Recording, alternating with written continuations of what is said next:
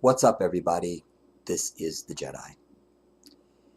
And I'm almost about to abort this stream because I need to do something on my other channel just so that it can still exist as a option.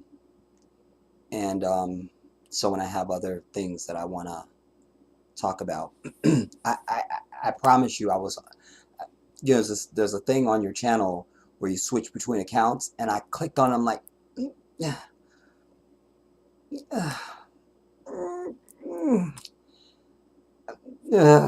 But then I thought, okay, just go live on this one, and then you can just tell the people, you know.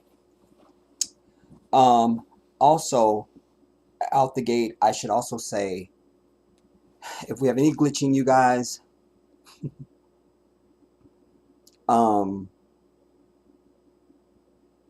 I don't know what to do. We'll just refresh, just refresh. Just know that I'll be working on this end to try and restore us, you know, and hopefully I get us there, you know. Yeah, but we're hoping that we won't have any issues today. I can also tell you that our blessed holy month of Ramadan sadly has come to an end. And it's bittersweet for me because I wish I was still in Gambia and that I had made it back before the holy month was out. But also because Ramadan here is very, at least for me, it's very lonely, you know, because there's no, I've told you guys over the years, there's no, we just don't have community. We just don't have it. And whatever there is, we as Black Muslims are not privy to that, you know. And we've not been able to establish anything of our own as far as, you know, I don't really even know a whole lot of Black Muslims where I live, you know. There's, yeah, I don't really know any, you know. And years ago, the one or two that I knew were dusty and just not good people. And, you know, I don't know, man. Anyways, so I mentioned that because certainly the end of Ramadan, which is supposed to be so fantastic and so celebratorial, it's a time of giving gifts and receiving gifts, and it's feast, and it's officially supposed to be 3 days of celebration, you know, and I just don't get any of that, you know. And I'm also in a country, I want to say, uh, because while I'm in America, I don't live here. But so I will say, I'm also in a country where most people don't even know Ramadan is going on. So there's not even the atmosphere of the specialness of it and all that stuff, you know. It's very nah. And then you know, my sister in New York and my nephew, I don't really consider them to be Muslims. That's my truth. And so there's not even that. I can't even really seek refuge in them. In fact, my nephew really isn't Muslim. We've had the conversation, you know, and then that's of course my sister's fault. And so I don't really feel connected to them, connected to them in an Islamic way, you know. And then all the drama that they bring, you know, or at least my sister anyway. So the holy month is over, and so in some ways I hate it's over, but there's a weird part of me that's like, well, I'm glad it's over, you know. Um, yeah. And I just will button that up by saying, you know, alas, it really is kind of a personal thing, even though it's kind of community. You know, even the last 10 days of Ramadan, you know, you as men, if you're able to, you're supposed to spend the last 10 days of the holy month in the mosque. We don't leave for anything at all. Like the women and people that aren't fasting will bring you in your food, you know, uh, before the fast starts in the morning, and they will come in the evening, you know, to bring food to break the fast and all that stuff.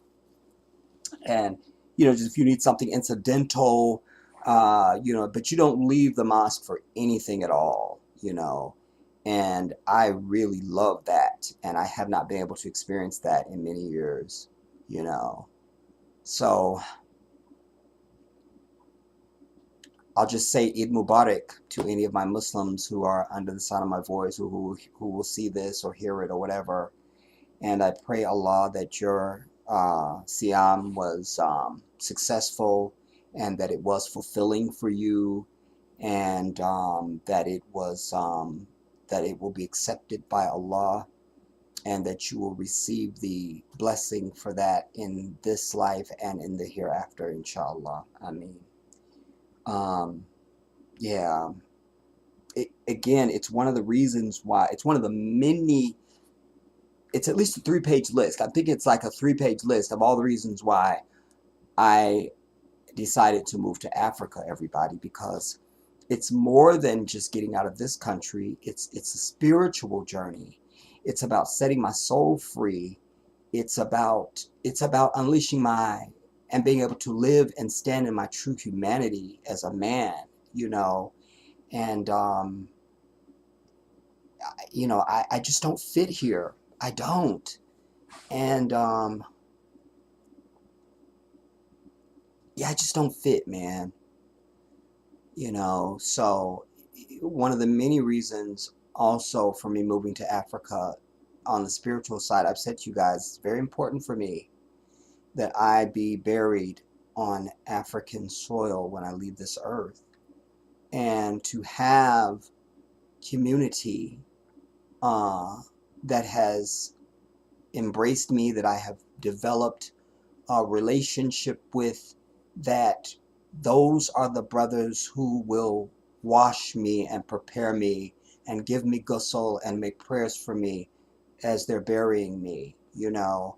I have this thing. I told you guys, I've said a million times, but I always say, yeah, I live so close to the universe, and I'm such a spiritual person, and I receive things that I don't think are special to me necessarily, but I'm just articulating my experience.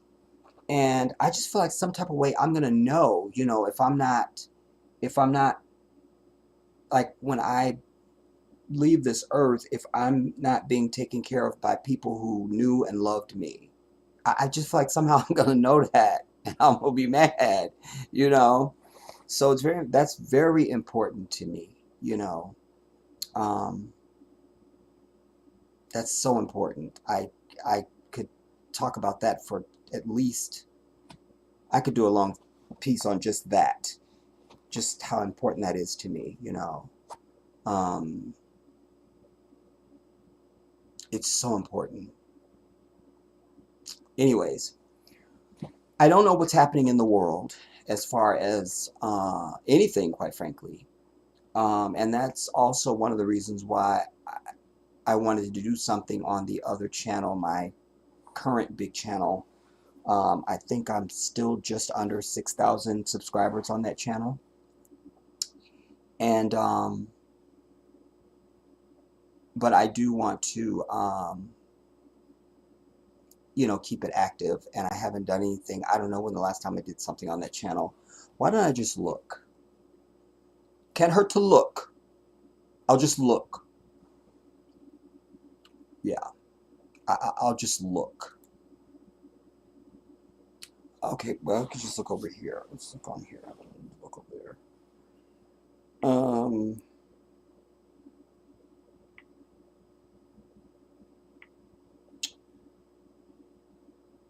Well, okay, just the easiest way to do this would just be this way, Jedi. I mean, like, come on, dude. Like, you tripping now. Well, you've already done that now, so now I can't. Alright, fine.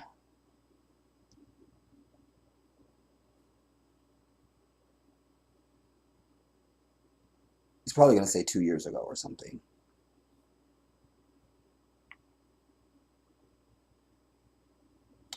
My last video on that channel,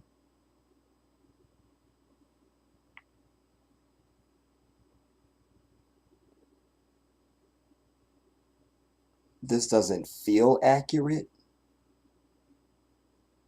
It says 4 months ago. I don't know if I believe that. Whatever. Even if that is accurate, that's a long time to be completely dormant for anything, quite frankly. But as I said to you guys, at some point, I'm gonna need to plug this in. That channel, I'm gonna keep it, but I don't know what purpose it will serve now. Hold up, y'all.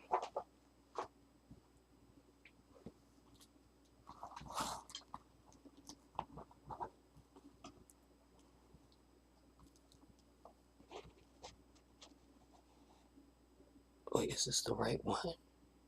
Oh, it's not even the right one. I'm over it. This is why I don't take meat anywhere.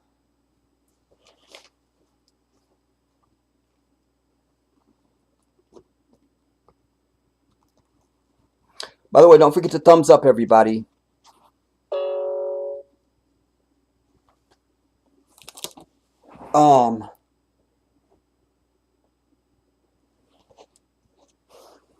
Yeah, so I just don't know what purpose it will serve now. Because remember, when I started out on YouTube, even back when I grew my other channel to 23,000 subscribers, and then I added a second channel, Jedi Revolution, and then I added a third channel, Jedi Kids. All of that was about you and us and the state of us and trying to get something going. I'm a fighter, everybody. I don't want to live my whole life. And I didn't do anything tangible to move the needle for us. But I can't do it by myself. I can't. If I could, I would have done it. It would be done. But I can't. And you cannot move a people who will not be moved. You won't be moved. You won't. You are so frustrating. On top of the task, it's the crew you're dealing with. You feel me? It's like you losing at both ends. The task is some bullshit, and so is the crew you got to work with. They're not worthy. They can't get it together. They're not inspired. You can't. I mean, it's just, So when I finally realized that, you all that follow and listen and pay attention and all of that, the emotional up and down that I went through, and then I didn't know what to do, because I just thought, well, I don't have any reason to be on YouTube. I don't have any reason to be here because I'm not here for me. I'm not. I'm not. I'm not. I'm not. I'm not. I'm not what most people on any social media are on social media for. It's a bunch of nonsense, uh, gossip, self-aggrandizement, money, popularity, bragging rights, foolishness, emptiness, feckless. It's just nothing. And I am a human being. I'm greater than that. I'm greater than that. And I want you to be greater than that. But so many of our people are frozen right where they are, literally and figuratively. I was watching, I always tell you something can be right in front of you and you won't see it. Right there and you won't see it. Well, I was watching some old episodes of that. I didn't shave. I didn't really try to gussy myself up today. Whatever. I was watching some. Oh, it's on Tubi. So they have seasons of It's Showtime at the Apollo. This was so perfect because, when something comes on once a week, then you see an episode this week and then you wait until next week and you see next, and it's a new episode and you just watch that. But when you can go episode by episode, season by season by season, you start to see things if you're the Jedi. And I've always tried to tell you and train you to be. I always tell you, when you watch television, watch television. I watch television. I watch it. It's not just the entertainment factor of whatever is being presented. It's everything for me. It's everything. And even down to the camera angles, how they shoot that, how they do that, whatever it is. But why I mention it now in the context of complaining about my people is because of the white glow. Consistently,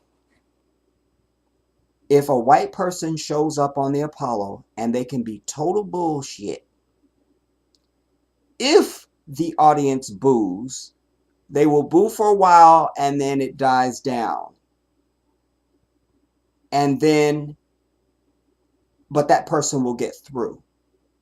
But if they come out and they're even halfway, even possibly could be considered it was a decent performance, they will win, and they do 100% of the time. I have the receipts. I have them. Because there was a couple of episodes and I thought the white person one, I just thought, okay, let me just go through the episodes now before I even watch everything. Let me just specifically use this to go through episodes and see if this is indeed the pattern that I suspect it is. And there it is. And I'm always, for all of my life, quite frankly, I'm always confused at why we get so excited when we see somebody white ass doing something that we produced. And I'm going to dare use a word that I don't like to use, created, just so that it really translates to you. I don't like that word for humanity because only Allah creates. But just for the sake of stamping my point across, I'll use it. Yeah, this is why Eminem has a career. There's nothing about him that is interesting at all. At all. And how many niggas I've had to listen to, oh Eminem, that's my joint right there. That's my dude. Really? What's he doing? And this is the same thing with the Apollo. Anybody that comes on there, they're coming there to give something to us. If you're Susie Lynn from South wherever, country redneck white devil, then come and give us country redneck white devil. Give us, Patsy Cline or, Loretta Lynn or some shit. Give us somebody white. Bring your stuff. Bring that. We don't need you coming. I don't need you coming into my house and fixing my recipe. I have my own kitchen and I have my recipe and I don't need you to fix it for me. I'm good. But that's what we do as a people. They come in, the white bitch comes in and she sings, Jennifer Holliday, which should be against the law anyway. Because when Jennifer Holliday sings, walls crack, paint peels, sections of buildings collapse. You understand? People leave out on stretchers and EMTs are on the scene and no one can go on. She murders a stage. Murders. Her voice is so powerful. And some little white bitch comes in and can't even hit the notes. And we're going crazy because they're doing what we do. You see, we're just losing at every turn, man. That's what's so frustrating. We're losing at every turn. Black people got to find our violent bone and we got to find our bone of hatred because that's what we're dealing with is violence and hatred and seduction, fakery, artificiality. That's what we're dealing with. So we got to be able to give that. And we're not. And that's so maddening to me because it's like we never gonna, especially someone who tries to live a righteous life. I never would, but there are times when you just go, I don't need to try to do none of this, man. Let me just fuck off like everybody else is doing and just live for this life. Righteousness never prevails. The good are always defeated. Like what's the point? All of those things begin to set up on you. And that challenges your whole constitution and your foundation. You understand? Like, I can't, but that's so illustrative of us. Because in my perfect world, nobody white would get into the Apollo. It's one of our legendary landmarks. It is sacred in the African community. And we should do unto others as they do unto us. So if you're allowed to come into the Apollo, you will pay a very high price and you will sit up in the balcony seats where we had to sit. Do you understand? You'll sit up there at a very high price and that's it. But you're not going to be on the stage. That won't happen because there's nothing that you can bring and offer to us. We're the arbiters of everything that is hot and entertaining and fly and worth viewing or experiencing. You don't have it. So there's no need for you to be on the stage. And if you're going to be up there, you're just doing something that we do. We don't need you. For what? We don't need you. Come do your white shit, which will fail, and you'll be booed in the first 2 seconds before you even get to the microphone, as it should be. And, and it would prove itself. But we allow this. We allow it. And for somebody like myself who pays attention, who is on alert at all times, I see how completely off guard we are as a people. I see it. I see it. I see it. I see it. I see it. I see it. And it is infuriating because you got to fight this demon and you got to fight your own damn people. And in my case, I had to fight my own family. You know, just you just can't get people to do what's right for themselves because it's the right thing to do, and that's it. You know, very upsetting. Um, even Nana Addo Dankwa Akufo-Addo, the president of the Republic of Ghana, who y'all know I've given high marks to. Like, that's my dude. Don't tell me nothing about Nana Addo Dankwa. That's my dude. That's the homie. We gonna hang out. We cousins. We boys. It's nothing. He's gonna have me up to the presidential palace. I'm gonna hang out. I already know it's nothing. But no, I don't feel that way because he, like so much of our community, does not know how to look white people in the eye and tell them, fuck you. And just give off even the aura, like, don't come right here. Don't. I'm nothing for you at all. Because do you think these fake people who call themselves Jews, these big nose ass white people, you think they would just be fawning all over Nazi soldiers? You think that would happen? You think this? Huh? You think that?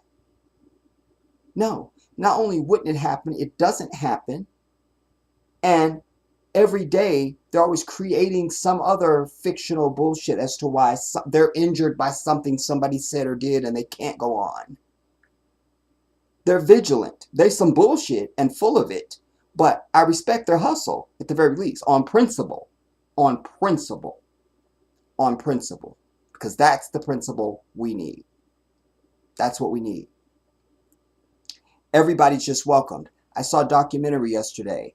It was about it was about St. Louis, and it was about it was like a class division type thing, because I was watching a bunch of stuff on homeless people, different parts of the country, and different documentary, and then I somehow landed on this one that wasn't really about homelessness, but it was in the thing, and it looked interesting. Let me click on that and see what's going on. And there it was. But you know, they were showing how all their schools in the black neighborhoods are just boarded up in states of collapse and everything else, just completely vacant and abandoned. And then they showed this one school that, I don't know if they had salvaged or saved it or something they did, but anyways, it's a military school for kids. You know, it's a school. I don't know. I don't know this middle school stuff because look, we had kindergarten, then you had grade school and junior high, and you had high school when I was coming along. So don't give me middle schools and charter schools and all. I don't know what that is. I don't get into it. But these look like what I'm gonna call junior high and high school kids. And but there they were. And you know, they have to wear uniforms and all that to school, that's fine. But everybody that was in the key positions was some white devil. And then they're all hugged up taking pictures and it's all fine. And I just thought, we just don't get it, man. Vigilance means at every level. You don't never quit. You don't never let your guard down. You stay on deck. You understand? And you stand guard. And, you know, it just, I mean, if that sounds like a small thing to you, you're the problem. You're exactly the thing that frustrates, that is hindering and holding back. You have work to do because you're not in the right mental coordinates. You're not there. You're not ready. You're not. You're not. You're not. You should understand why that's a big deal. You should understand why that's a big deal. You should understand that. You know, and the weakness of black males is a phenomenon that is worsening, you know, on this Apollo, by the way. I was looking at the audience. I was looking at how some of the contestants come out dressed. Some of the, the star performers that they have scheduled to be there and stuff like that. And there was what was it, Brownstone or Blackstreet, whatever it was, some sisters. I forget, was it Brownstone or Blackstreet? Can't remember. But just how our sisters used to look, with the dark lipstick, the I'm gonna call them the foxy brown dark sunglasses, the way the sisters used to wear their hair, even when they started wearing weaves, but it wasn't this Kool-Aid colored bullshit. Um, the clothing was sensual, but it wasn't overly sexual. It definitely wasn't a lot of skin tight stuff. It was a little bit more sophisticated. That was probably the best time, the best look of black women in this country, in my view. That was the era. That was it. SWV, Brownstone or Blackstreet, whoever I'm trying to call their name, Jade, people like that, like how them women look. That's a dime piece sister right there. You understand? And the brothers, and now, like, I come from a time when it's, I don't care if it's my time or now. Wearing pink for a man, you are a sissy ass faggot. You just are. You just are. There's no reason or any, and it's a deliberate act for a male to wear pink. It just is. There's nothing about pink that is masculine. You don't even have to be, you could be a kid and see that. It evokes something else from the very spirit. Pink. It don't say the same thing. You understand? And I think what we're understanding really now is that there's way more homosexuality and freak bullshit going on amongst black men and we're just now scratching the surface. The little girly hairstyles and shit, the little girly jewelry and the little tight clothes and the little suits, and everything's and now you can barely find, you know, uh, a man's zipper. It's on the right side. You understand? The buttons are on the right and you button it to the left. Like that's what it is. But now you don't know. And I think we have to start indicting and calling out as homosexual, call them gay when you see brothers expressing anything that is, if a female does it, then you're doing it, then you are gay, period, the end. That's it. Because there has to be a consequence. You have to feel bad about it. If they don't feel bad about it, then we're okay with that. But at least we're going to call you out on it.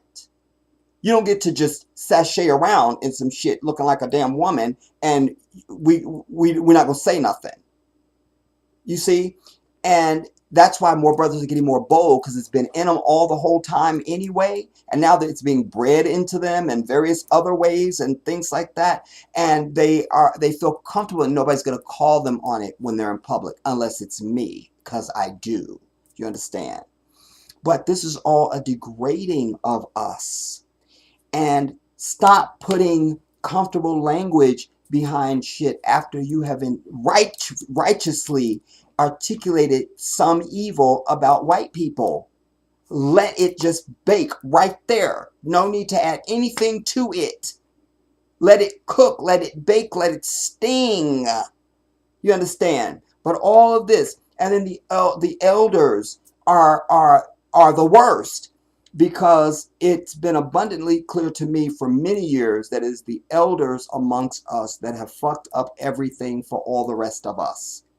They are the most chicken shit. They're the most afraid. They're the most to acquiesce. They're the most, they're worthless to us in this regard. Now, they have some wisdoms and some things, and there's some value there. But on this that I'm talking about, they are absolutely nothing.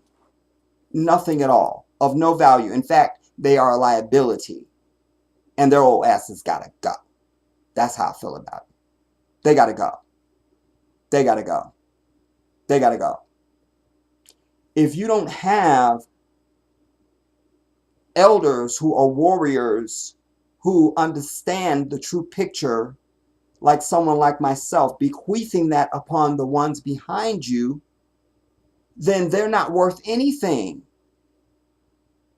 You have to have that. You have to have it. Otherwise, you don't have anything. And that's one of the ways that we're losing in the big picture of things.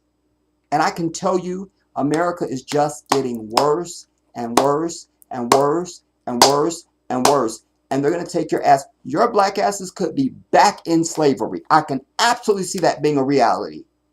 It's not something that is outrageous to me as a thought. I can literally, in an intellectual and practical way and realistic, I can look at and see, I could see how that would happen. I could see how it would happen. I could see how it would happen. At the same time, you think you free and you good and you got all these rights and shit, your ass is being marched right back to the fucking plantation. It's happening right in front of our eyes. It's happening. It's happening. It's happening because they're conquering you one individual at a fucking time.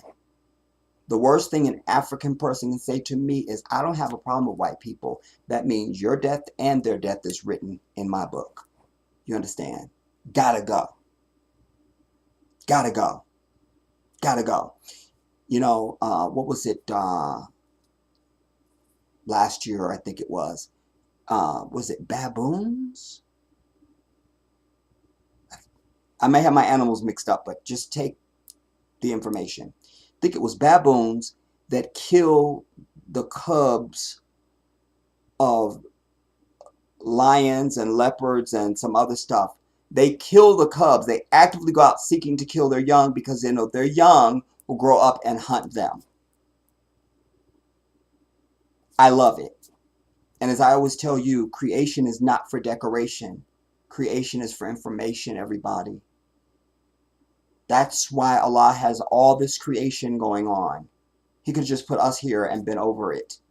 He has put everything from a blade of grass to a pebble of sand to a tree to a bird to anything. All of this is here for us to have understanding. That's what it's here for. And everything that occurs in nature is a sign and information for us, and so is this. So we should understand that the young of the same devils who had us in chains and in chattel slavery, who burned down our many thriving African communities across this nation, who have held up laws and rules and ways of being that oppressed and locked us out, and on and on and on. Those are the same demons. That's still the enemy. Still. We should handle them in 2023 the same as if it was 1862 or any 17 or 16 anything. It should be on right now, because right now is then. Then is now. Nothing has changed. Except you have been going deeper and deeper and deeper and deeper into some vanquished sleep, vexed by and seduced and tricked by what you think has improved and changed and shit. And none of that is true. None of it. It's the same shit. The same. In fact, in one of these, this is on topic. One of these documentaries, homeless documentaries I was watching, is a place somewhere in either San Francisco or the Bay Area or Fresno or just some Northern California-ish. Nice neighborhood, but a lot of people park their campers that are homeless and stuff like that. And one of the things they were describing about this community is that, oh, because it was, in this particular vein, it was about rent.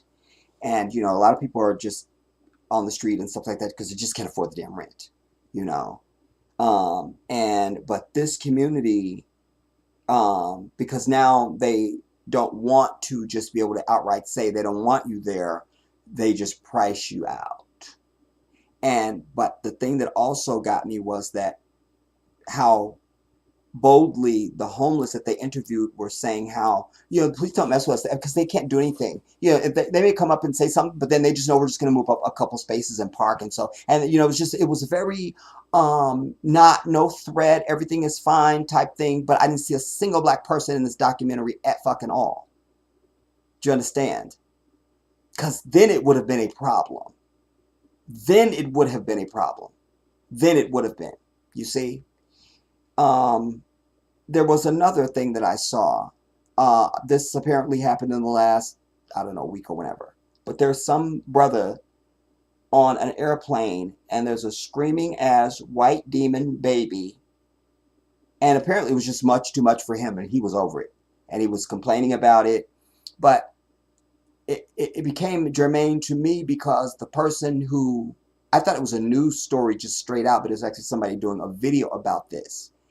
And of course, the devil that was doing the video, because white people can't comprehend or understand anything that they're not being victimized by. They don't understand it suddenly, And but I had to leave a comment saying that what I just said, and that why he was having a problem, because at some point he mentioned it being a white baby, and this bastard doing the video, of course, act like he doesn't understand why that even matters. Well, it does matter, because A, your children are demons, and you don't, they're more savage and more, you let them wreak more havoc from infancy to adulthood, quite frankly, and even as a screaming little child.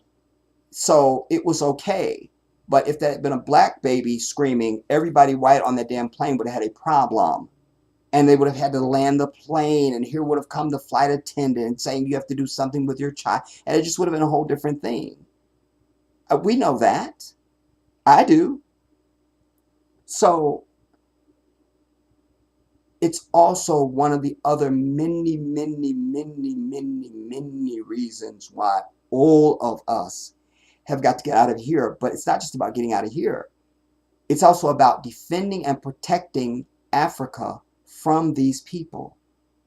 You understand? We need the type of leadership in African countries where they are bold enough and have the balls to say, no white people right here. Africa is for African people. That's what it is. Because what we know absolutely, and we have the receipts on of many generations, is they can't exist anywhere. They have to try and take over and influence and run everything. You understand? Not just to mention the inherent degradation of morality that they bring and express wherever they are.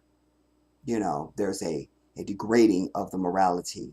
There was Kamala Harris's weed-smoking, blunt ass proclaiming in Ghana that she's so about human rights and this alphabet rainbow bullshit. You a black bitch, which you're not even black. I've proclaimed that since we knew who she was. I've been very consistent. I don't accept her as an African woman at all. She's not black, period. Not. But there she was. You would dare stand in an African nation and say this to African black people when there's way more issues that they got dealing with than this bullshit, and this is so not even significant on the the gauge of anything at all. That's a robotic bitch. She's a liability to African people because she masquerades and represents herself as an African person.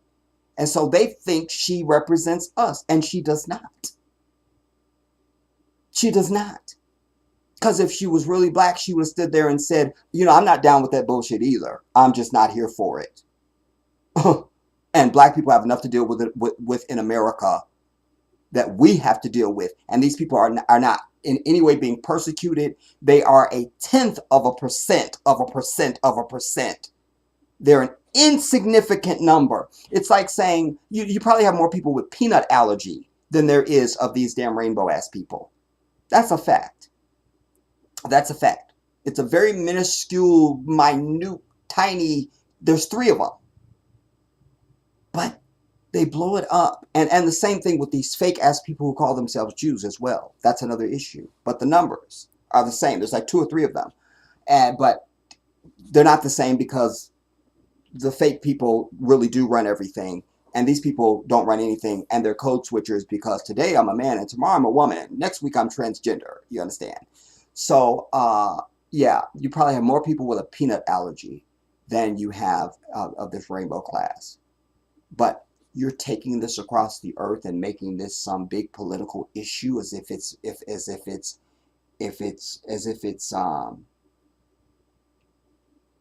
has any merit of importance at all. Like I'm over it. And yes, African nations do need to continue to be very, very, very harsh in their rules and laws against homosexual people. Period. Keep that shit to yourself. Period. Because one of the things that I appreciated about, I didn't need to be in Africa to know this. I knew this before I went. But still, it was refreshing to be there and to experience it and know that there was nobody I ever had to look at and wonder, is this ambiguous? I don't know. Heads or tails? Is that a woman or a man? I'm not sure. Never had to experience that. Men look like men and carry themselves as men, and women look like women and carry themselves as women. Period. It's very black and white. It's very clear. There's nothing to figure out. Do you understand? And, there's some aberrant, waywardly, very random, and a small number of stories that anyone could see from supposed gay Africans who may every once again appear in some piece, but there's never like, again, it's 2 of them, you feel me? So it's nothing. It's like we would be more concerned about the people with the peanut allergy, quite frankly. Do you understand? All of this is an assault, an attack, and an agenda upon our people. You're not angry, you're not pissed off, you don't have a chip on your shoulder, and you don't have an attitude anymore. And that's a problem. That's a problem. I always tell you, the happy Negro is the ignorant Negro. If you ain't furious, you're a problem, and I don't want to see you. I just don't. I'm pissed and angry, and I need other people that are pissed and angry. You understand? Because knowledge equals action. Information should dictate your state of being and your response to anything that you're doing in life. You go into a restaurant, you're sitting there, oh my God, this restaurant is so fantastic. It's amazing. The ambiance is great. And oh my God, the music is amazing. And oh my God. And you just think it's all fine. Until you find out that they've been cited no less than 10 times for roach infestation. It all changes. And if it doesn't, you have a problem. And I hope they put several dead roaches in whatever you ordered. Just because you're a dumb bitch. No other reason, just because you're a dumb bitch and you're not paying attention. This is that. This is that. This is that. We're losing at every turn. At every turn. At every turn. We're losing. We're losing. So for me, I have to just define and have defined for myself, once I realized, I don't know, a few years ago, your people are never going to move, Jedi. They're not, that I needed to pursue life for myself, fulfillment for myself, and stop giving a fuck about my people and people in general. Just live for you. Try that. Because you're wasting too much of your existence. And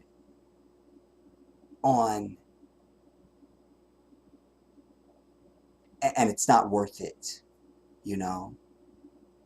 It's just not worth it. So go and try and find a slice of existence for yourself. Go do that, and just hope that somehow you can control the fire that's in you, or that maybe you can just forget about it, and you won't care about it over time, and that's been even more pronounced for me since I've been back here,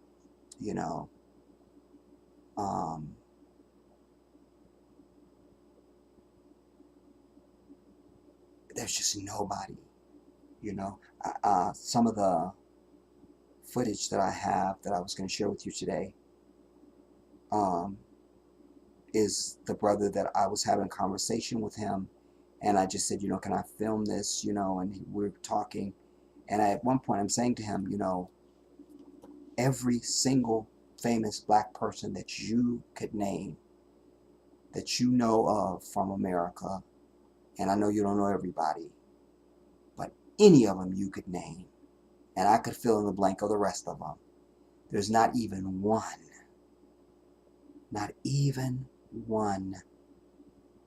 that is or has done a fucking thing for African people.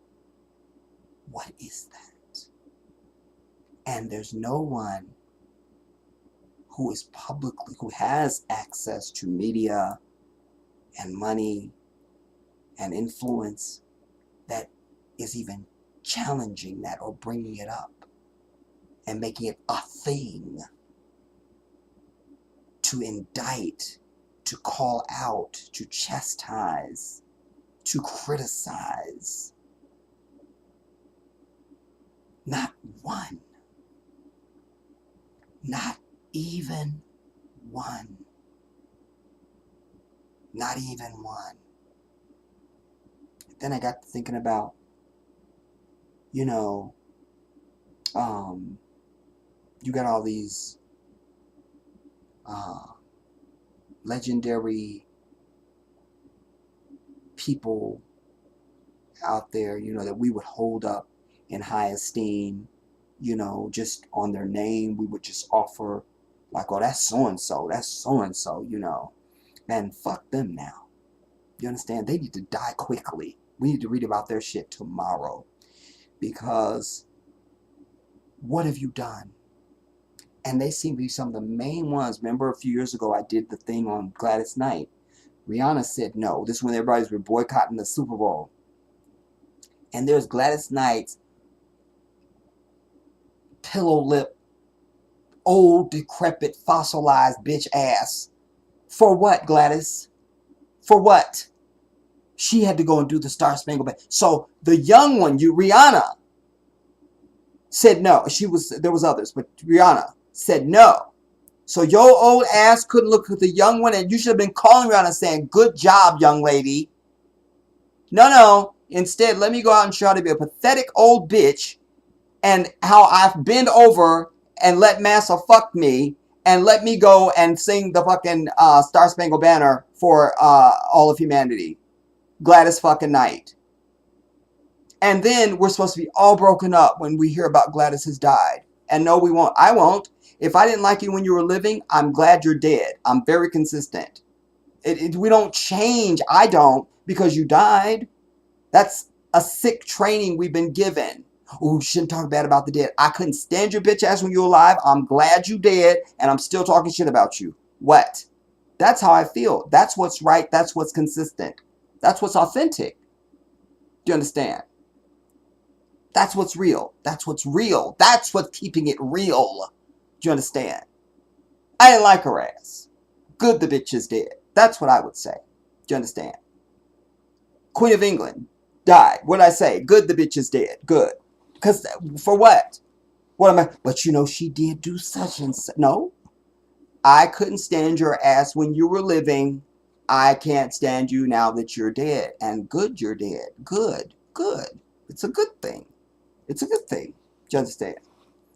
Speaking of, I'm going to let you hear this. I hope you could be able to hear it. Oh, I'm so off now. This is not what this video is about.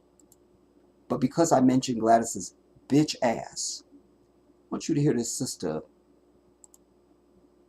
that was on the Apollo, and she did this poem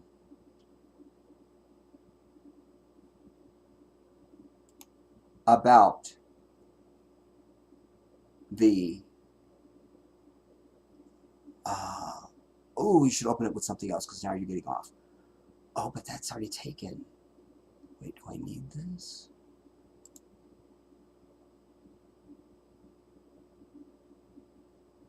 No. That is movie and TV. This is going to be... And she gave me my entire existence on Earth that I will ever need to survive and live. It was everything. Y'all show your love for Allison Horton. Boy, is this her. It can't be that easy. Things don't happen this easy for me in life. Wait, is this even her? Yep. Well, no. Yeah. Wait. This can't be her, because that happened too easy. That's not how my life goes. So let me play, because this won't be her. This will be something else. Let me get the mic off first. Who gives a damn about the stars that spangle? It is. Okay. Let me play it. You're going to tell. I got to see if anybody's here. Might be sitting talking to my damn self. All right, you're going to tell me if you could hear this audio on this.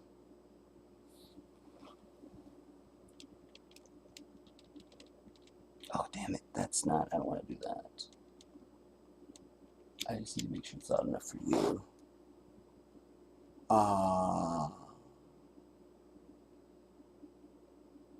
Okay. Wait now.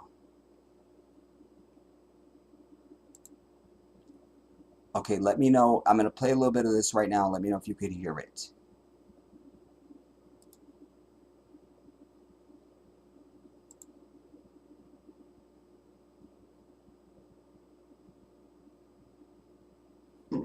Excuse me.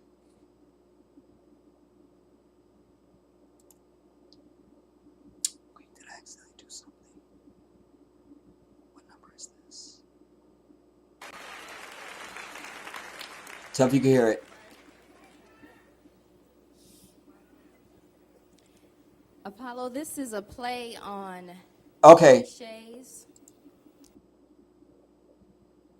Wait. To me. Y'all show your love for Allison Horton. Tell me if you hear that audio.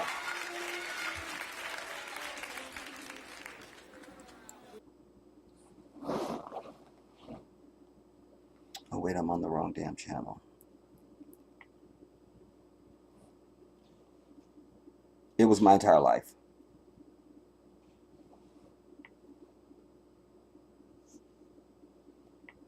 Wait, is this the stream? Shout out to everybody. I'm gonna get to y'all. But let me see. Can you tell me you can hear it? Shout out to you, son. Yes, I can hear it. Black Beauty, yes. Okay. Hear this now.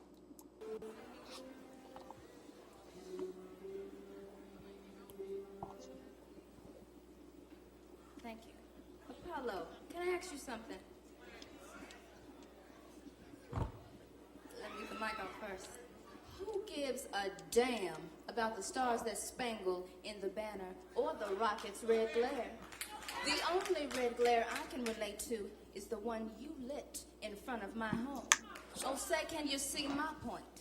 Had me singing, "We shall overcome," when we didn't even ask to come over.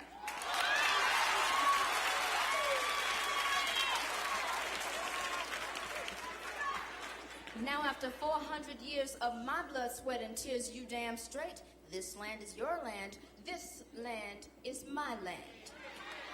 While we're on the subject, where is my freedom? Where is my respect? To hell with 40 acres and a mule. I think it's time you write me a check.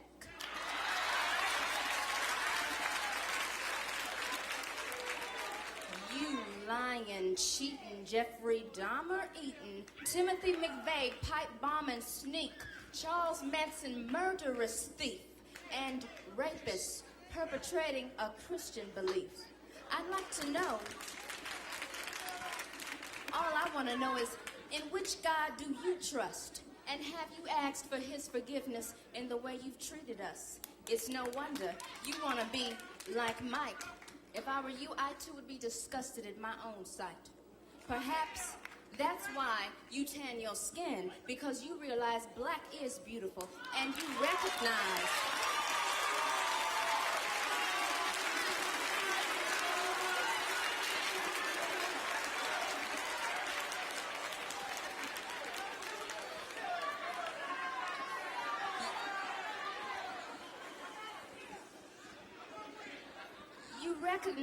black is in. As for your cloth of red, white, and blue, it stands for the red blood and the blue tears I shed, thanks to you know who. So the next time you're singing that verse, for the land of the free, you will know why the Star-Spangled Banner ain't nothing but a joke to me. This poem is real strong. She said it how it is, and I'm feeling it. Stay tuned for Apollo Kids and Salt and Pepper.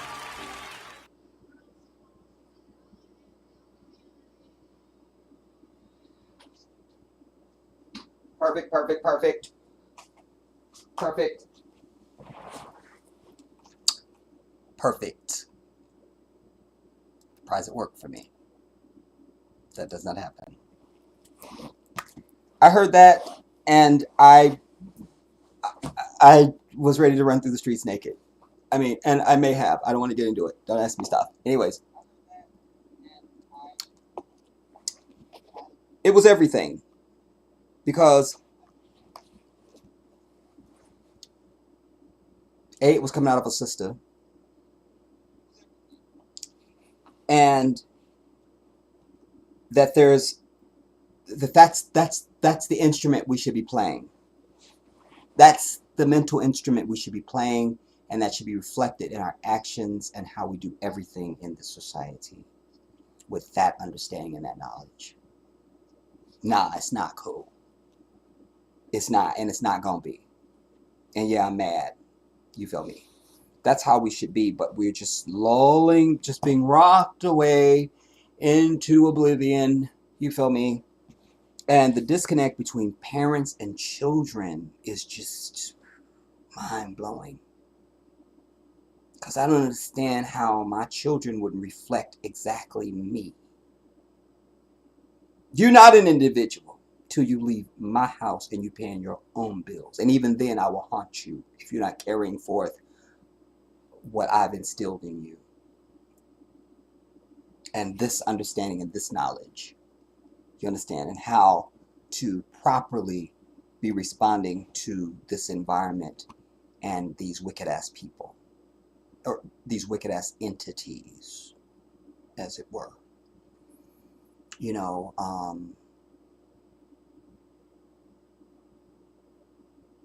yeah, man. Even in these documentaries, this homeless documentaries I was watching, you know, and you see how,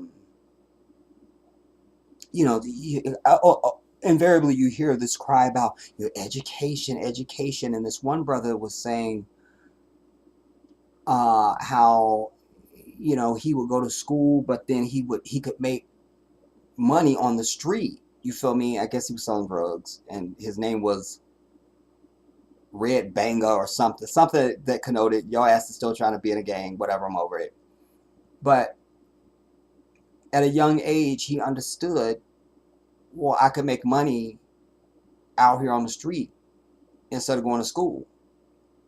Now, I 100% support that at every level because A, there's no difference in you and a pharmaceutical, just you don't got a building and an infrastructure. Feel me? It's still pharmaceuticals, so I'm mad. And why go?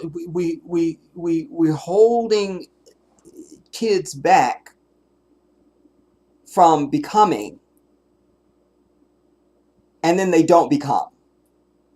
So from I don't know, preschool, kinder K or whatever the hell it is now, to through high school.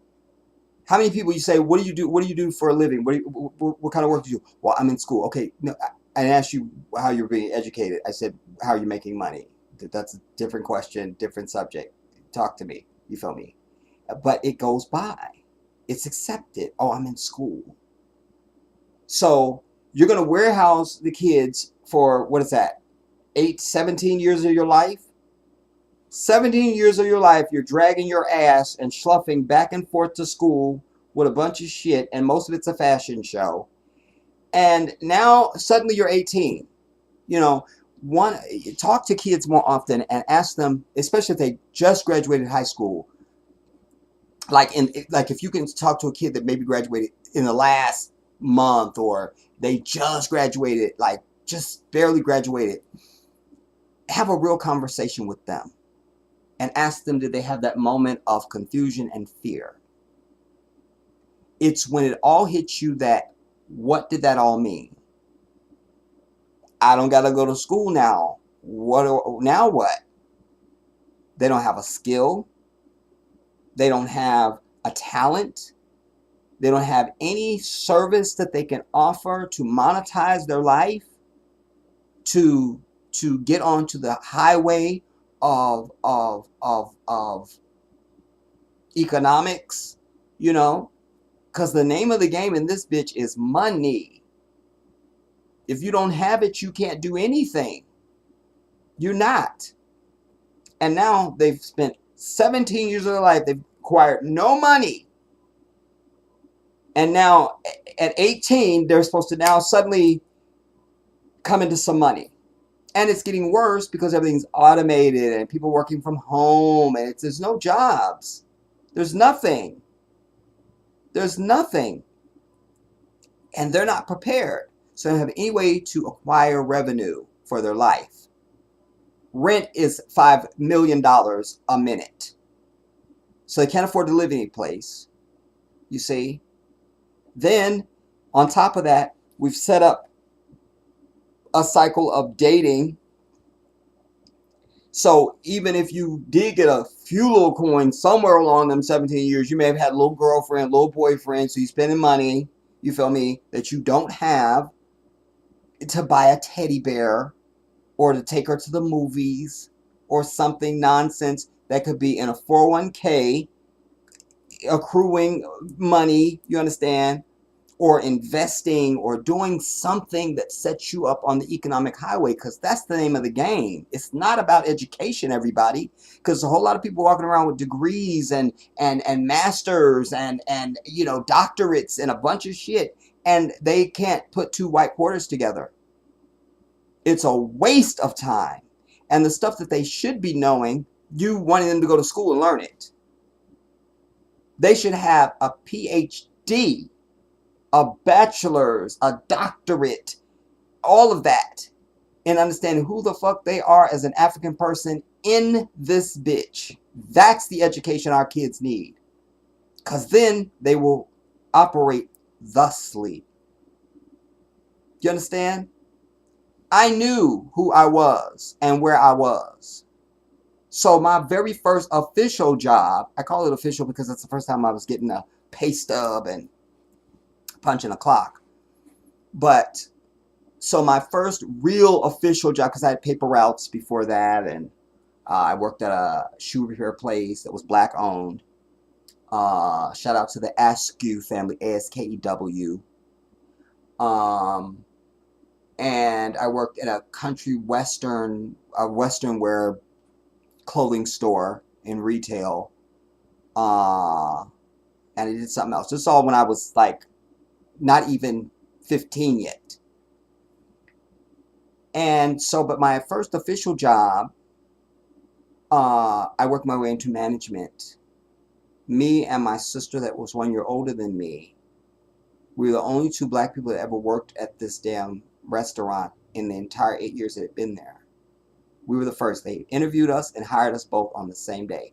She was a total disaster and a catastrophe, and she eventually lost her job. I stayed the course and got promoted to management. Then the store began to look like me, because that's what's natural to me. Not diversity and inclusion and shit. No. Black folks only. Do you understand? I mean, but if you don't raise that out of a child, then you put them out there. They're no threat to the white structure. So we got nobody pushing against this wall that's constantly leaning over on us. Just leaning over on us and eventually crushes us to fucking smithereens. That's what we got. That's what we've got. And it's sad, man. It's sad. It's just sad, sad, sad. It's sad. It's sad. It's sad. It's sad. I'm over it. Let me see who's here, y'all. I'm sorry. Black Beauty, shout out to you. I'll come back and read the comments. Simply Sandra, I simply love you.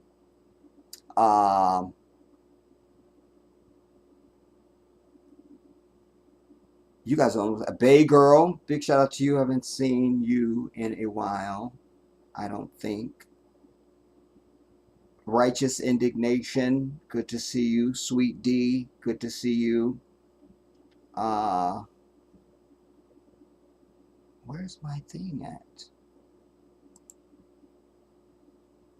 Because I show 52 views right now, but y'all folks just sitting out there, you can come into the chat room and have you say if you'd like to. Anyways, but anyways, Black Beauty, you say, hello Jedi, watching you live from Trinidad. When did you get to Trinidad? Let me find out. Wow. And is it carnival time or something? Like, what you doing in Trinidad, Black Beauty? Let me find out. Simply Sandra, another shout out to you. You, Black Beauty, say my internet mint. Don't know what that means. And you say today is a holiday in Trinidad. Okay. And then today is a holiday in Trinidad. Also, Eid is celebrated here. Oh, wow. Thanks for telling me that.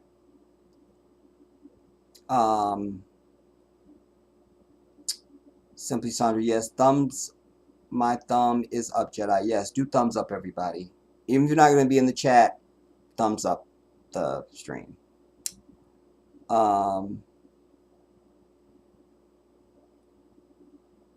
Sandra, Jedi, you are speaking truth to power. That's all I do. I don't know any other way, and I've done it since I've been alive. Black Beauty, Jedi, I'm sorry to say we are in crisis as a people. Look at what is going on in Australia with the original people. I'm not aware. I don't know anything that's happening across the earth, Black Beauty, because I don't. I'm not seeking out any headlines. I literally don't know. I don't even know what's happening in my own state. I don't know anything. Do tell. Do tell. You go on to say, you are right. Whites are all in key positions. And when they're not, we just get our black ass in there and do exactly like them. Instead of having 100% black agenda, unapologetically. Then we don't need you there. We don't need you. We don't need you. Because to be black in this nation is not skin color only. That should be an indicator, but sadly it's not. Bay Girl, you say Jedi. Hopefully you see my comment. I'm seeing you now. I'm seeing it. I see you. Unless there's another one, or just did I miss something? Let me go back. Black Beauty, Son, Black Beauty, Black Beauty, Black Beauty, Sandra, Black Beauty, Bay Girl. Oh no, Black Beauty, Bay Girl, yeah. Hopefully you see my comment. I see it. Black Beauty, Jedi, do you believe that the God of the Bible will like us to forgive our enemies 70 times 70? I do not believe it. Well, let's deal with the God of the Bible. You know, who is the God of the Bible? I think that's the question. You know, if we're talking about the Old Testament, then that would be the one God, because there's only one God. That's it. That's it. People can make up anything else they want. It doesn't matter. There's one creator. That's it. And what I need English speaking folks to get to is that long before there was English and any of this American bullshit, there was only Semitic languages. Do you understand? So you need to get on board with what everybody else is calling the divine and not this God shit. That's first. And so the Old Testament, no. What did you said? Forgive our enemies. No, because Allah is very clear. If you have an enemy, then you're supposed to do unto them as they do unto you. Period. You can choose not to, but there's no penalty if you strike on their ass as they've stricken on you. But the other thing is, it goes further, the Quran, to say that if your enemy inclines towards peace and goodness and all of that, but it's got to be real, not just because they say it, you understand, then you should incline that way as well. You understand? And again, that feels natural to the soul. What have I told you all the time? I said, if somebody wronged you and you knew they didn't mean it, I mean, we rush to apologize to them for apologizing to me. Like, no, don't, please, you don't got to apologize. I know, you rush to forgive that. Of course. But we're not dealing with that. We're dealing with a savage-ass demonic entity that is plotting on our black ass even as I sit. There'll be no forgiveness. Nah. And we should do unto them as they do unto us. Period. An eye for an eye. San, that's to Black Beauty. Black Beauty. Jedi, Christianity has a huge role to play in our downfall. I've done full expose, like full lectures, especially on my big channel. I've done full pieces, 3-4 hour lectures on just the character of African people and how Christianity has influenced and is influencing that. I'm very clear about the ingredients to this. And Christianity is a major ingredient. It is a sage ingredient in my observation and in my understanding. Major. Because one of the other things that Christianity does is installs fear. Do you understand? Those of us who really know the creator of the heavens and the earth, that's the only entity that we fear. Period. Everybody else can kick rocks. But the Christian doesn't understand this, especially black Christians. And in many cases, they're looking for a reason to bitch out. You know, I told you guys about after the white demon child, Dylan Roof, went into the church in South Carolina and shot up the people. And the very first images that I saw when I began to go and try and see what the story was big, strong, mandingo looking black men out doing what? A fucking prayer circle. Not let's go get in somebody's pickup truck and let's go find this motherfucker and do away with him. No, no. A prayer circle, bitch. A prayer circle. I'm over it. So yes, Christianity is an anthrax, a poison upon the souls of African people in this nation. You say, I wish more black people will realize that. Well, sadly, we're seeing a trend. We're seeing two things. A, the prophecy is coming true. I know, as a Muslim and the 1.9 billion Muslims on earth, we know that Christianity will be a thing, a relic. We know that. And we see this happening because we're buying up all your churches in this country and across the earth. And the church, the houses of death, I call them, are going empty because people just aren't showing up. And more importantly, more and more people are finding Islam.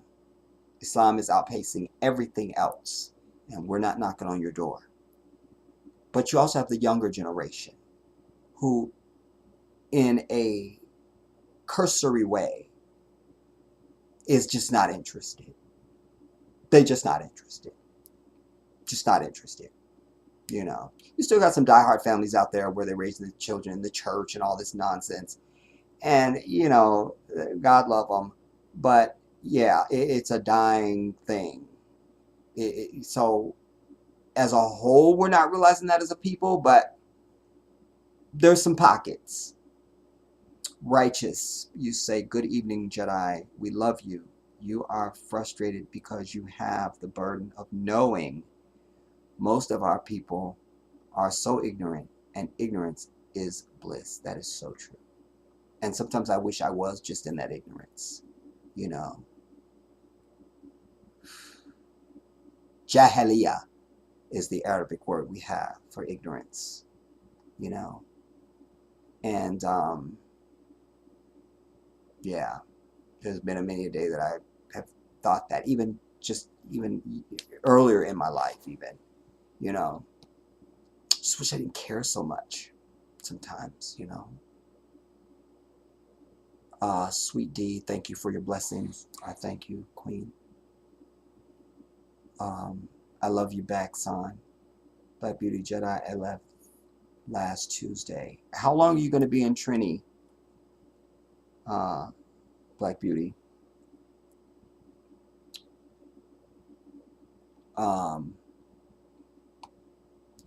Yeah, man, it's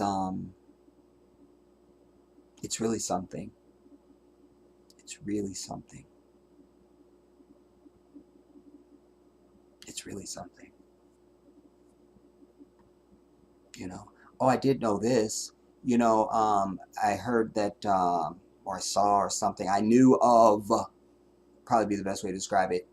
Like Angela Bassett didn't get the Oscar. So what? So what, Angela? What has your bitch ass done for the black community, bitch? What have you done? What? Name anything, Angela. What have you done? Oh, nothing? Okay, then we don't care. So you don't get the Oscar, and nobody cares. I don't. You feel me? That's what we need to get to. That should be the litmus test for any Africans that we're, whether athletes or singers or actors, it doesn't matter. If we can't point to something very tangible and visible that you've done for the African community, then we just don't support you. We just don't. We just don't. You see? But, oh my God, that requires discipline, you see, and our people just don't have that. So there went that strategy, Jedi. Damn those weak-ass people following. Arr. You see. D, you say it might be the weather. It's storming here. Where are you at? D, that it's storming. Oh, because D, you say is anyone else buffering? Yeah, I like to know that. Because I might be here yakking and we might be having some technical difficulty.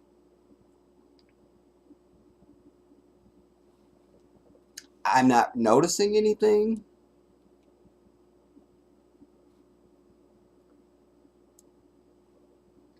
Yeah, I don't know.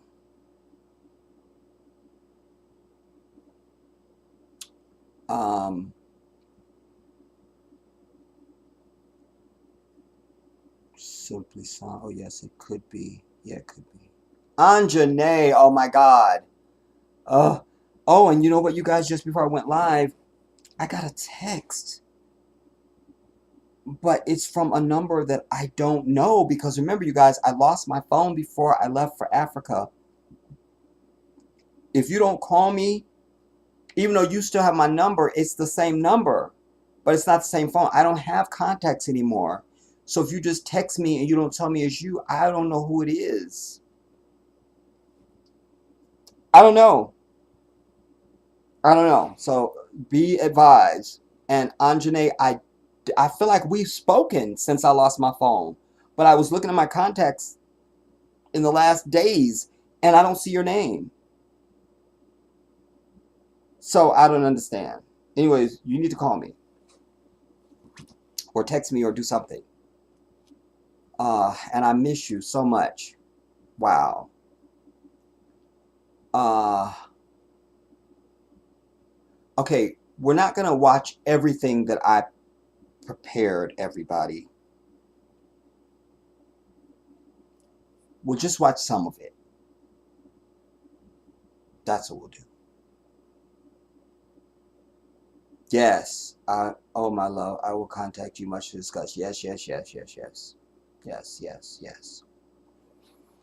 Um, to everybody, any of you guys that has my phone number, you need to call me or text me or do something to reestablish that because I don't have all of my contacts. Everybody has not. You understand? Like, so just be advised. Okay, let's see some of this.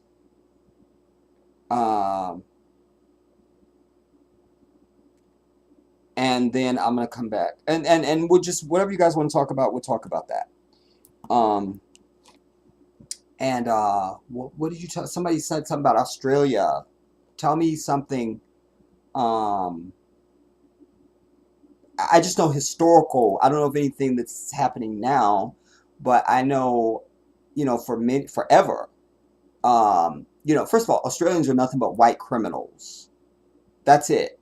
I mean, if you understand how Australia came to be, you would just want to massacre their bitch asses off with everybody else. You understand what I'm telling you? And yes, the Aborigine that are there, as with anywhere there are white people, I give a fuck what they call themselves. If they have that pig skin, they are the same devil that we know anyplace else. And wherever they are and we exist, we always know the stench of their existence by what is happening to our people. And that is no different in Australia. No different. No different. And shame on Oprah's fat ass when you're going to Australia! You are going to Australia! And she chartered jetliners and took her entire audience to Australia. Good, Oprah. Okay, now do an expose on the bullshit with the Aborigines. But you were doing koala bears and shit. And swooning over Hugh Jackman and, I can't. I mean, we're just so inappropriate at every level, dude. We just inappropriate. All right, let's see a little bit of this, y'all. Give me an opportunity to cool down. All right, let me see if it switched over.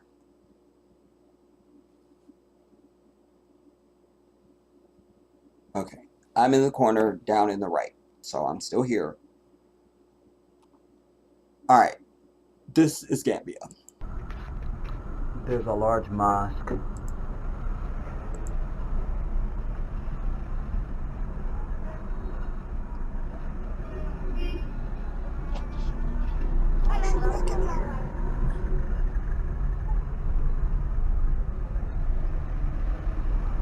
And I love how the modern is mixed with the old.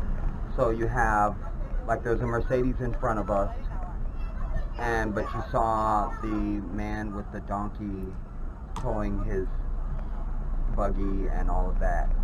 And you'll see livestock, run across the road or on the side of the road. And they're just part of the community or the, you know,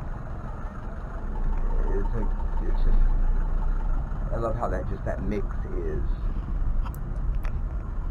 By the way, you guys, that's not gray hair. That is dust that apparently blew in and stuck to the lotion or something in my beard. So that happened.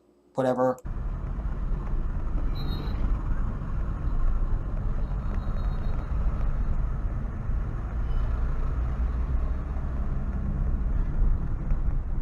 So you have this man in a garment and then a brother in just like some Bermuda shorts.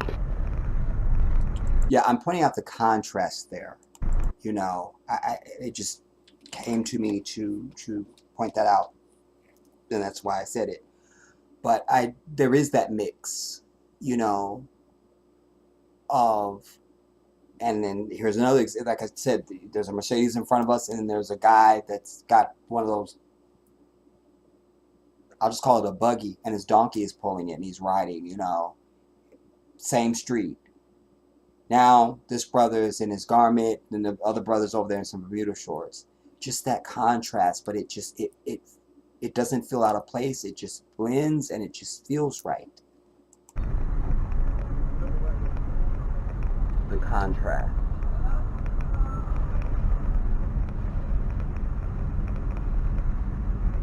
That is my brother Samba that is driving me. And interestingly, I don't think I've seen a single woman with I don't think I've even seen a pair of high heels since I've been on the continent.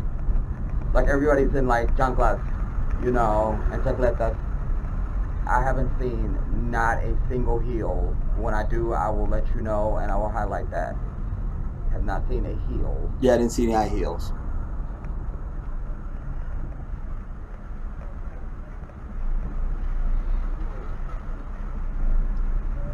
I know they exist.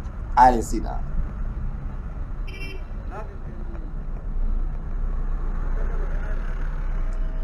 You see? Now that would be a ticket. You see Samba is on his phone and all of that in traffic. But it's no issue. You feel me? Nobody's going to be like, oh my God, he's texting and driving. It just is so like, again, you realize how policed your life is here. You can't just do just simple shit. Just be. Just be. Just be. You know?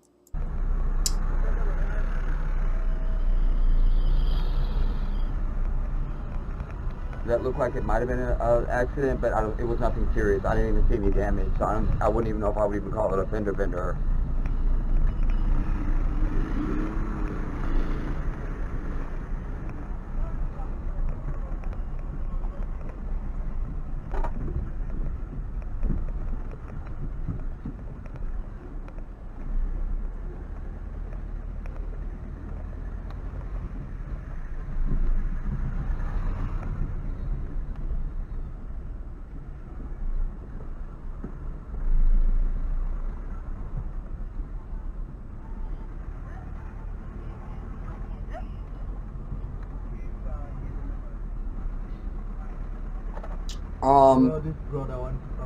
I don't know where all we were going on this particular one. I do know eventually we end up at Brother Usman's compound, but I don't know exactly.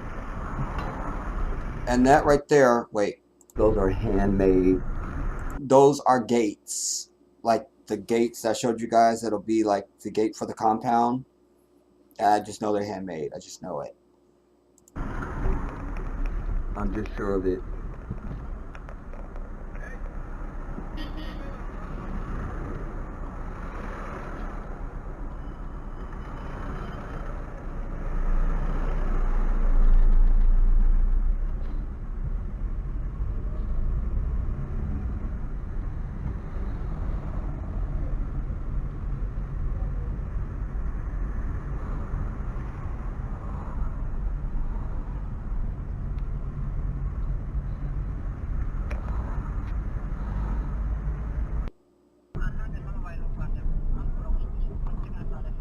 Bari biitala dow fool sama ɗum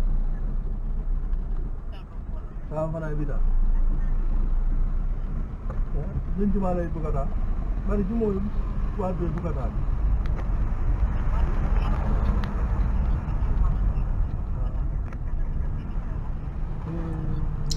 Yeah. Because there was this, I don't know which day this is, y'all, but I know there was one day that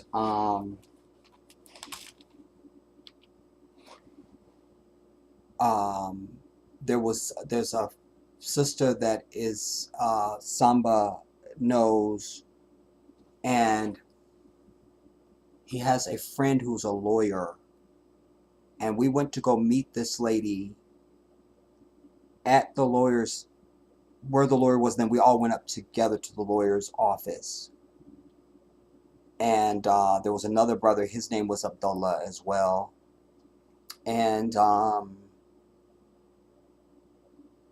I didn't film that. I don't know why. If I wasn't filming, it's either because all I could think is I didn't have space, or my GoPro must have been dead or something like that. You know, that's the only time I didn't film. And that was also beautiful because I just don't know if this is the same day. Because also, Pasamba wanted me to meet this brother, and so after they were done with the lady and all her stuff, then I went into his office and we sat down. He was very, it was so wonderful, y'all. It was just, you know, I've worked for a lot of attorneys here in America, and I've known a lot of attorneys, you know, and just their way and all of that. And this brother just, there was none of that air, you know. And he was telling me about his schooling and how he came to be a lawyer and all that stuff. And I love his practice and his whole reason why he wants to be a lawyer now and all. It was really something. But I just don't know if this is the same day or not. He gave me his card. And I'm like, yeah, if I need a lawyer, I'll be giving you a call. You feel me? So let us continue.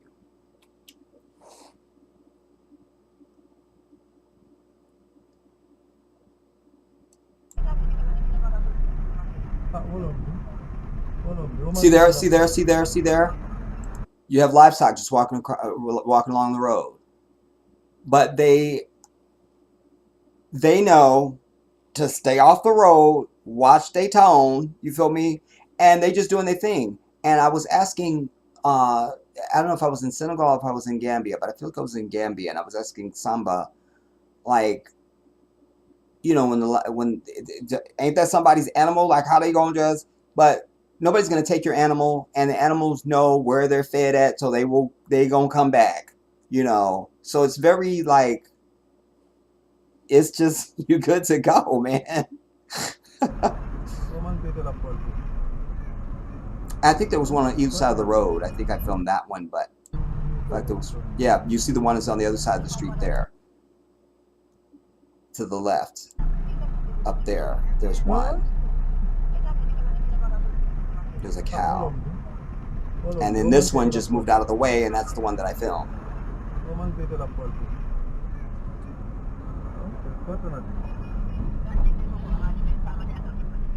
Anything problem. Yeah, bye. Sama on Friday.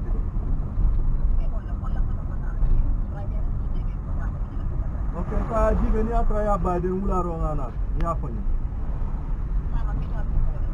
Sama on Friday tiko.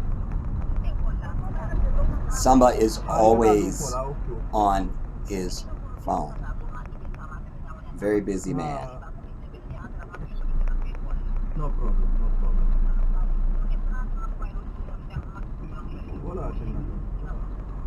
Okay. Alright, then anything for Sama.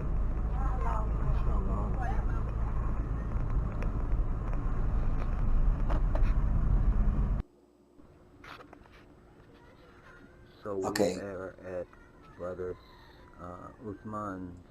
Right. So we were at Brother Usman's house, and I came outside to film this because the brother had offered us a tie, and so we had a tie, and then soccer was on. So I decided to go outside, give me town some fresh today. air. We left the house kind of early, and we came over. We had a tie, and yeah, I kind of wanted to stay and finish transferring my files. I could be a lot more productive today. Anyway, just down the street there's a mosque, and they just had, I think they had Salat al-Asr, and there was some little boy's voice over the loudspeaker, so I think it was a little kid that was leading the prayer, Allahu Akbar. Anyways, we're supposed to go down to the beach area after this for like organic fruit drinks.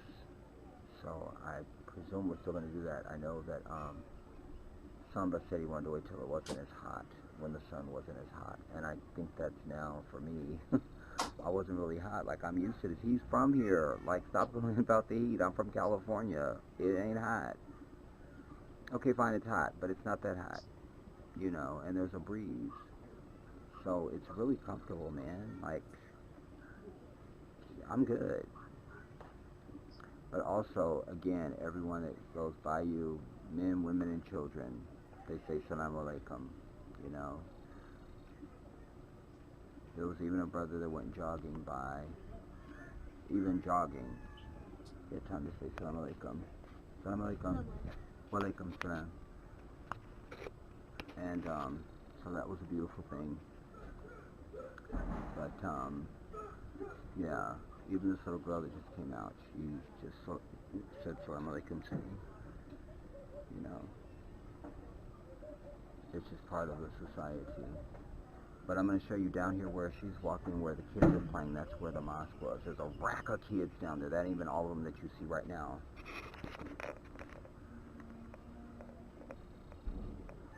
That's not even all of them at all. There was like 50 kids down there, at least, just playing and having joy, man.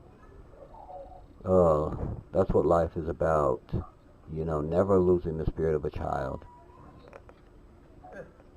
It's so special. And there is Mr.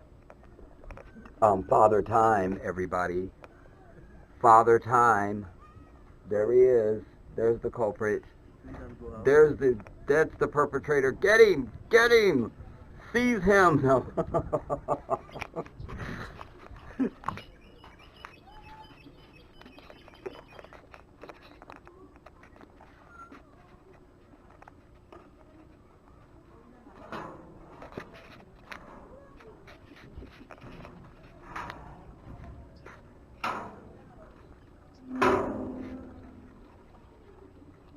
And again, over here at this compound, there's chickens running around. I missed the little lambs and goats that went out of the gate. They out running around, terrorizing.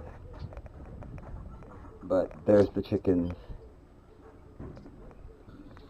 You can see.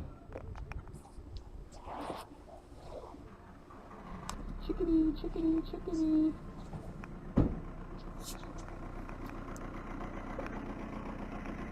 And there's a cat.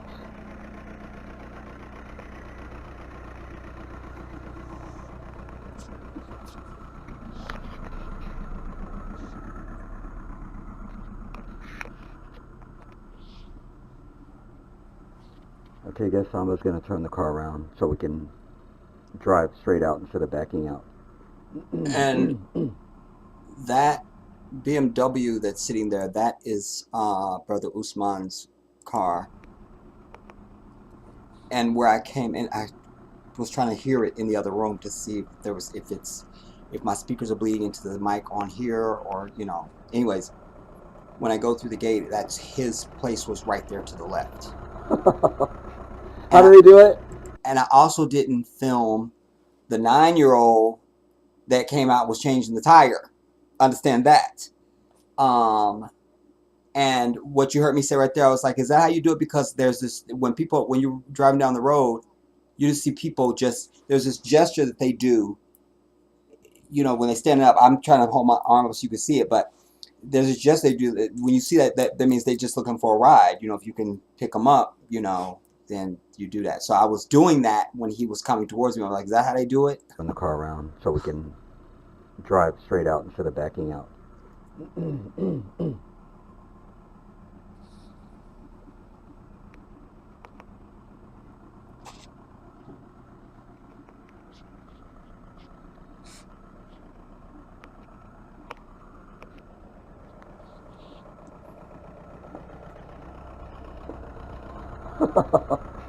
How do they do it? How do y'all do it?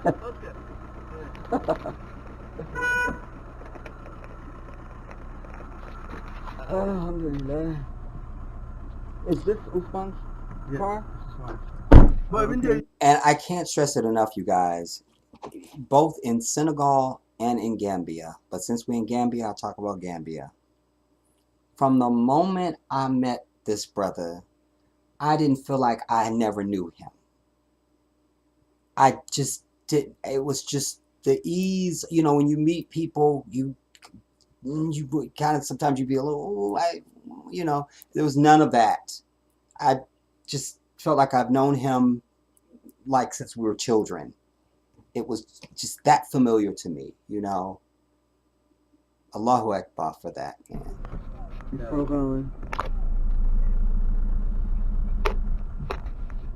So I didn't get Brother Usman or the kid. Ya Allah, Ya Allah, Ya Allah.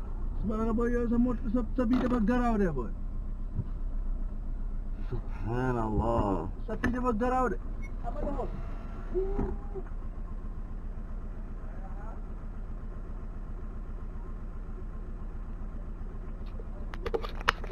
We hit that driveway kind of hard.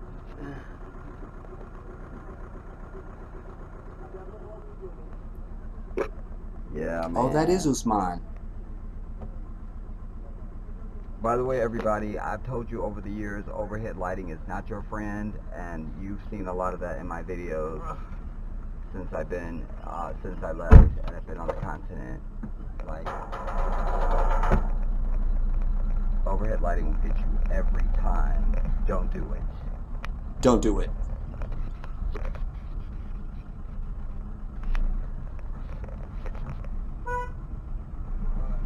So,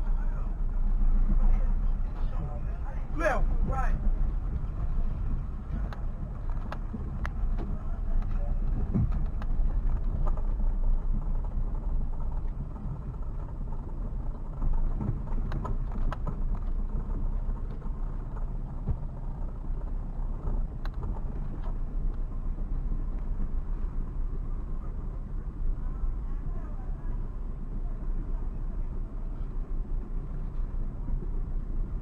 And that, at the brother's house we were just coming from, oh, because, you know, different people will do different things to the atay. So one, he added, he had fresh mint that he added to it. Then he made another batch and he added, like it had like clove in it. It was so good, y'all. Just, atay will give you your life. Every time I talk to somebody now, I'm like, are you guys having a tie? Did you have a tie? And I told him, anytime you guys have a tie, you have to have some for me. Like, that's a standing rule. It has to happen. It's so good. It's just, oh man.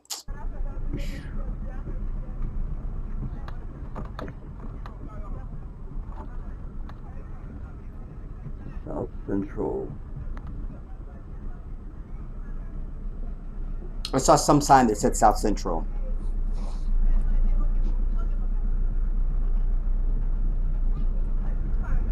I have to be right in the air right now.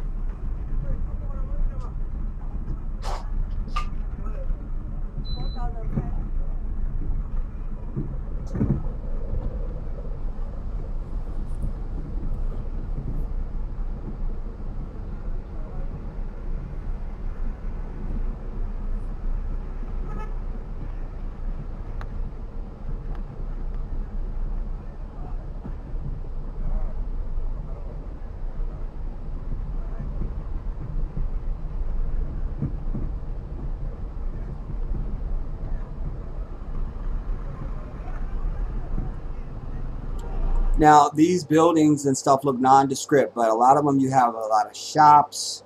You have, I mean, just because it doesn't, look like a strip mall or something like that. I mean, there's a lot of commerce going on, It's important for me to point that out.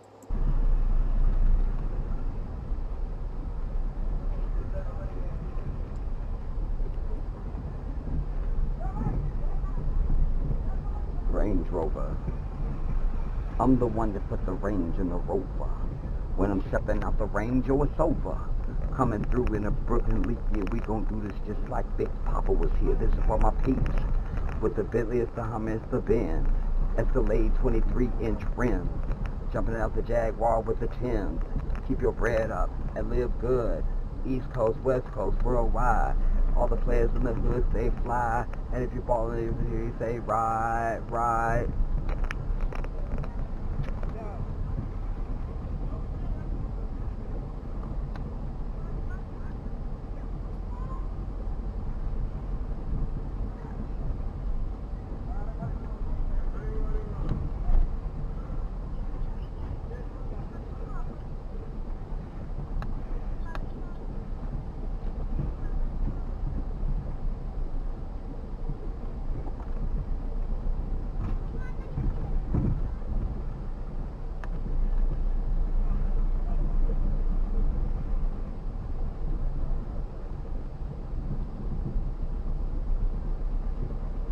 I was trying to see if I was going to see somebody trying to get a ride.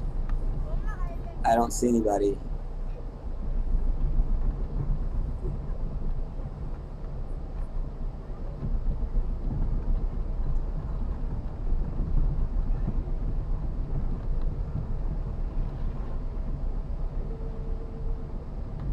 And I should also point out that some of this driving wouldn't be necessary. They're doing a lot of road work and it's done, but you can't drive on it. They let some motorcycles ride on it, but you can't ride on it. So a lot of the congestion that goes on around the city, a lot of the side streets and stuff like that, you wouldn't need that if you could just be on the main road. And the travel time would be a lot quicker, than what is being expressed.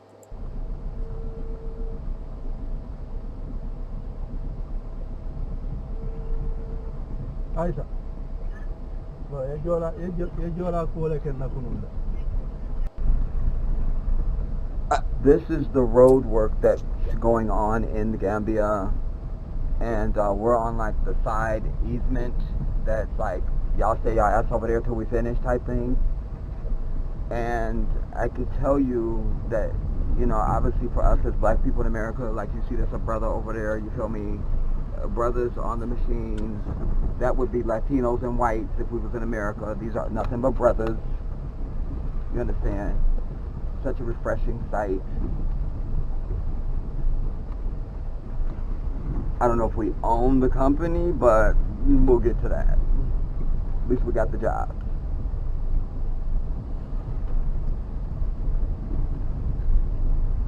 And that looks like a hotel for some reason. I don't know if that's really a hotel, but it's giving hotel at the very least. Infinities and things. Yeah, it may not be finished. It might be something that's under construction. Yeah, it looks like it's under construction, maybe.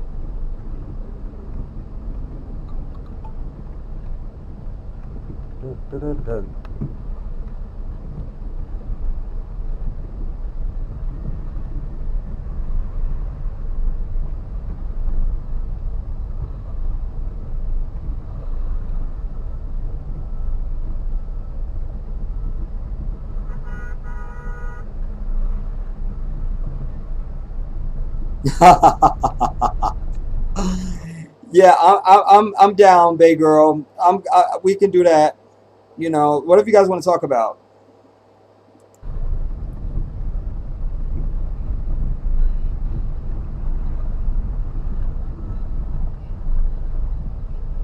Oh, I have real thoughts on that. We'll talk. We'll talk. I forgot that I knew that.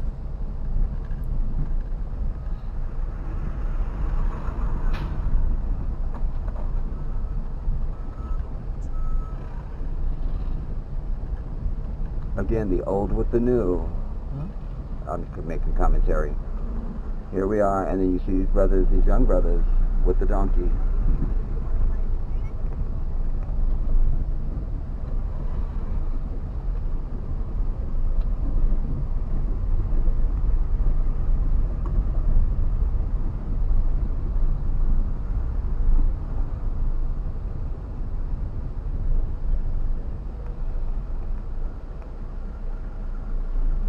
This drive would have taken maybe 5 minutes, if not for all this drama.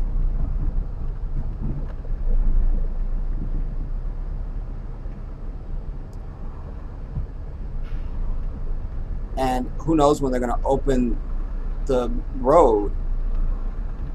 And the businesses along this is coastal road, everybody. It's a major highway.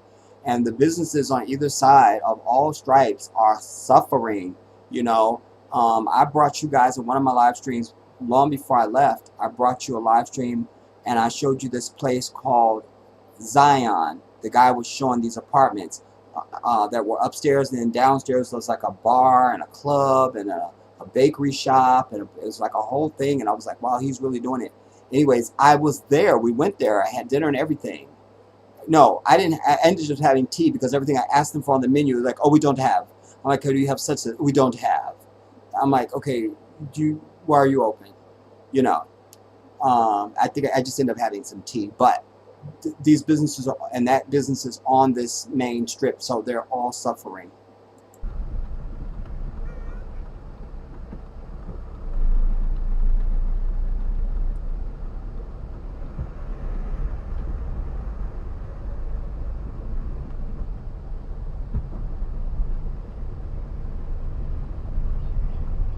See here, everybody says Salam Alaikum. Here's us in America.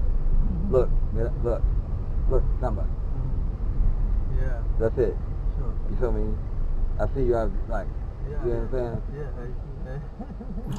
Yeah. Oh, I'm telling them there how we just do the, you feel me? Like, that's it. We have people say Salam Alaikum. Just say it, you know. Yeah, they don't say Salam Alaikum because most people aren't Muslim. So black people, we just, like brothers, we just, that's it. That's how we greet.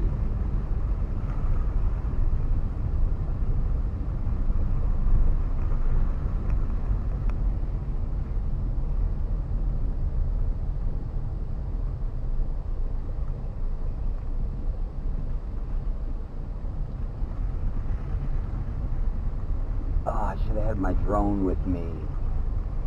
Damn it. It's your fault, Samba. It's your fault.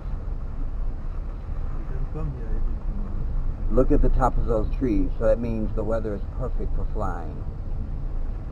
The trees are not blowing outrageous. This would be perfect. MashaAllah.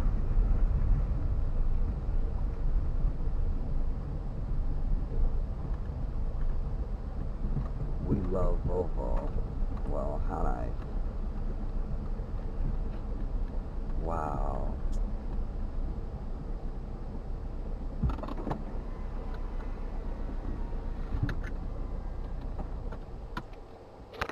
Do you guys' beaches have names? Like, is this a particular beach?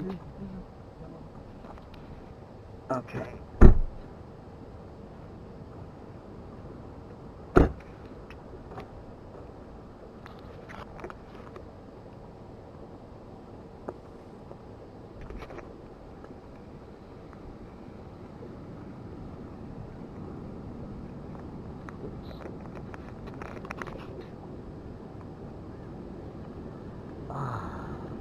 It's been a long time since I smelled the ocean, man.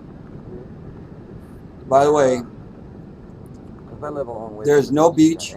There's no beach here in California where you would have been able to pull up like that to the beach and just get out and go down to the beach. It would have been some big ass parking lot. You got to pay, and just go to the beach, man. Just go to the beach and live life. You feel me? I mean, this is the way it should be. In California.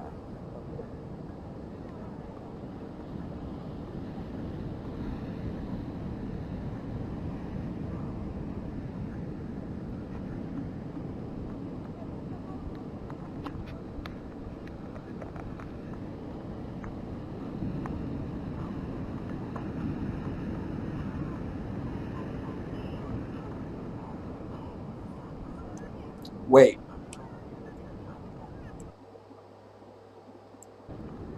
It's been a long time since I smelled the ocean, man. Yeah. Because I live a long way from the beach in California. I want to point something out.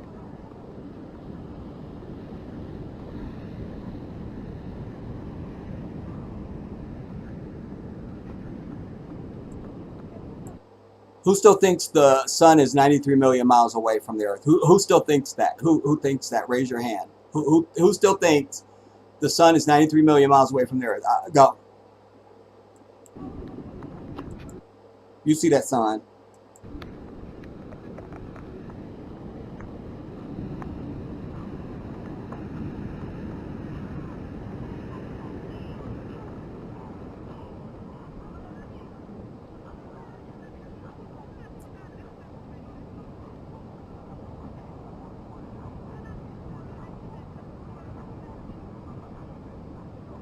Boy, bro.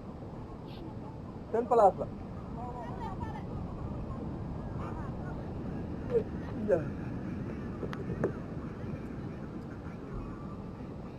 So here, just flat beaches of This is so perfect. I could have just and went all the way down the coast. We'll do it next time, inshallah. Yeah, I was mad I didn't have my drone with me, y'all. I didn't know we was going to the beach that day. Salam. Alhamdulillah, how are you, sister? Very good. And I didn't film her because I'm not used to this, y'all. So I'll get there. Very good. Yes.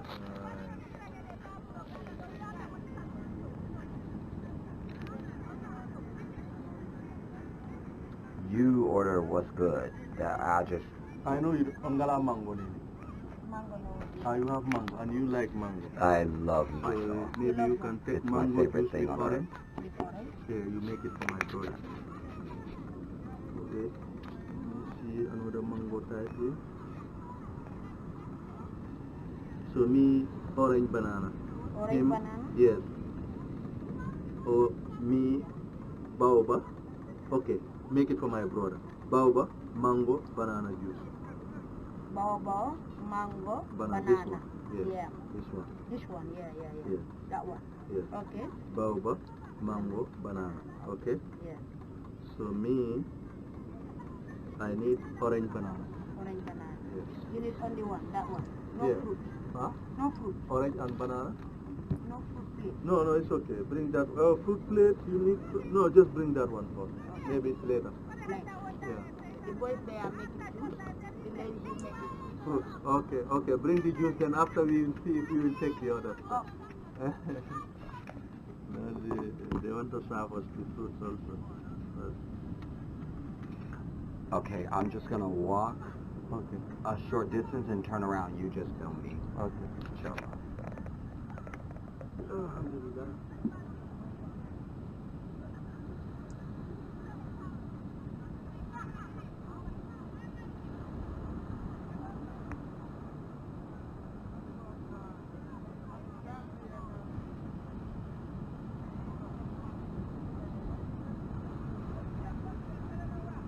I could have stayed out there the rest of my life, dude. And I hadn't been to the beach in so many years anyway. Banana, baobab with mango. That one. What about you? Orange banana. Orange with banana. That's when it dawned on me, why are you wearing sandals in the sand? because I'm so used to not walking barefooted on surfaces because of my feet.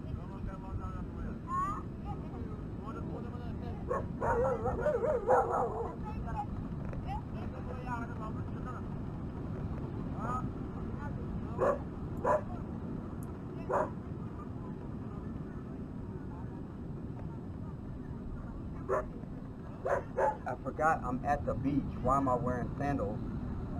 It's the sand of the, what are you doing? I immediately abandoned that. And what were you dogs barking about?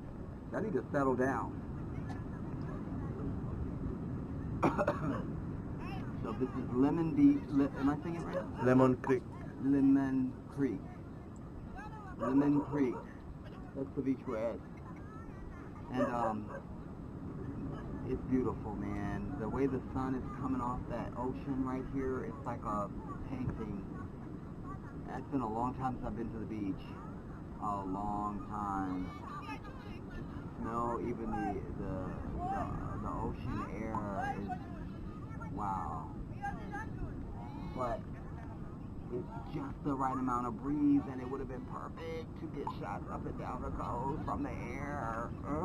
Plus, you know, the drone has a follow me feature, so you just walk, it'll follow me, you know. And get those shots, man. That would have been something, but it wasn't the will of Allah. So, inshallah next time. Yeah. So we're just waiting on our juice, and I can't wait to try this juice. And then I will pick it up from there. Jedi out. Okay, I have to use the restroom, so we're going up to some hotel that's right off the beach to use the restroom. This is their trees. How the trees line the archway. I think that's very cool.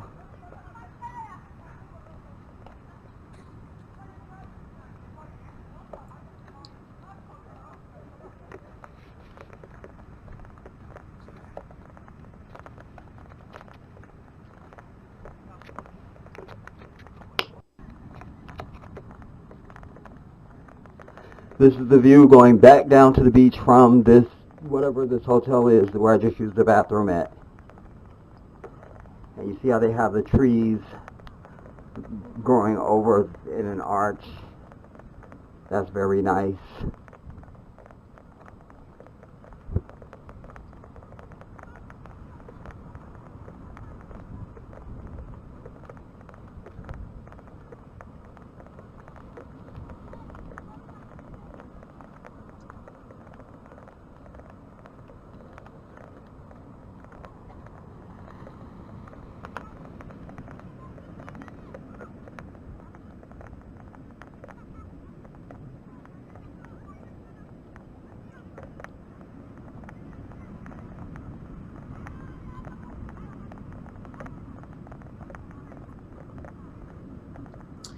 Sadly, my camera doesn't have a zoom on it, but I love the festivity that was going on. I think that was like a family that's over there. And at one point, I'm filming the kids because they're so cute, but I couldn't zoom in from where we sitting, so you don't really get the benefit. But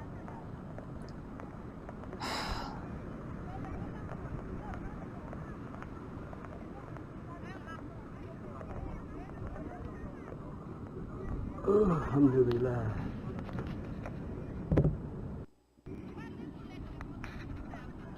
These are our drinks. My brother is enjoying his. What did you get, Samba? Orange and banana. And then I got Orange, banana, boba, and orange. Yeah. okay. What he said. Anyways, it is delicious, everybody. This is all organic, real fruit juice. This is what Allah has given to us. It's not preservatives and all that junk you get in this frozen food aisle at the supermarket. That is not it. because they have pretty much every fruit, you just tell them what you want and they make that. But they also have a menu of, I guess, common combinations or something. So you can order from the menu if you want, or you can just whatever you want. This is it.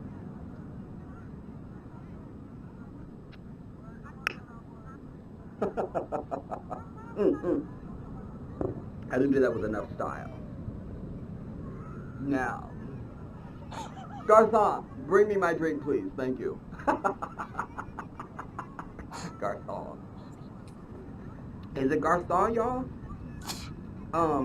Is that the one? I don't know. Anyways, I'm saying Garçon. It sounds French and bougie. Garçon. I didn't film it, but there was a young brother that just came up to us with some toenail clippers, offering to cut our toenails. He's just getting his hustle on, trying to make a few dollars. He didn't speak any English, and he walked away too fast.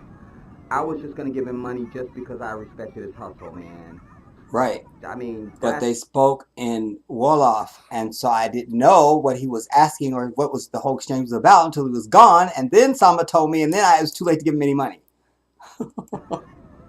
Young dude, you know, like that. We need more entrepreneurship like that from youngsters in America instead of all the slacking that goes on. That's what needs to happen. So I appreciated it.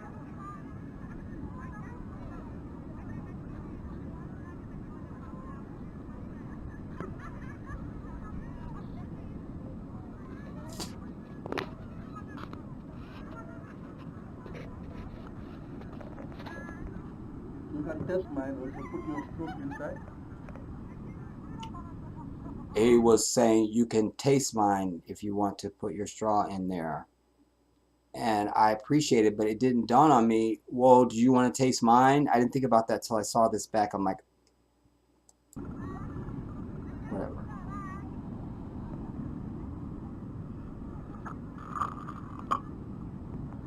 So this is the banana and Very good.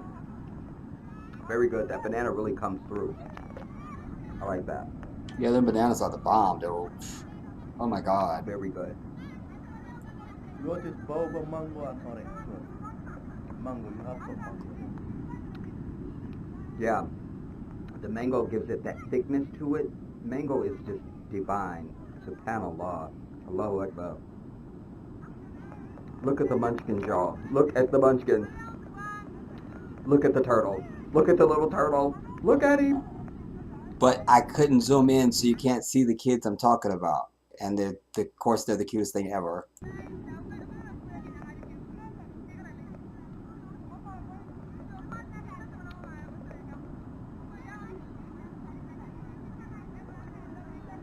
Also, you all are more in shape, Samba, because from the youngest to the oldest, because you all are more physical. We're so fat and lazy in America, dude. We're just fat and lazy. We don't do anything.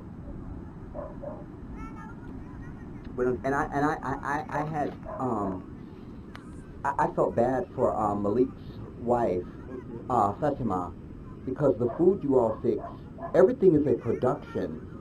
You know, in America, a lot of people get pre-made meals, or they throw something in the microwave for 2 minutes and it's ready. Meals here in Africa, across Africa, are a production. And I just thought, how is she making 3 meals a day for us? She's got breakfast, some big production. Then she's got lunch, another big production. Dinner, another big. I just thought she never gets out of the kitchen. How? And it was a rack of us, too, that she's feeding every day. I felt tired for her. You know, I just felt like I need to lay down for her because I'm tired. You know, I have great respect for that. You know? By the way, y'all, And I really appreciate it. I ditched those. I didn't ditch them. I still have those sunglasses, but I was just like, it just screams America too much. These are the ones I bought while I was there.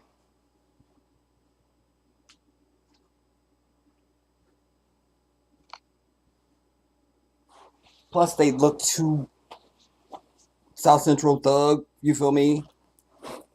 The ones that I'm wearing there in the video. So this is what I'm giving.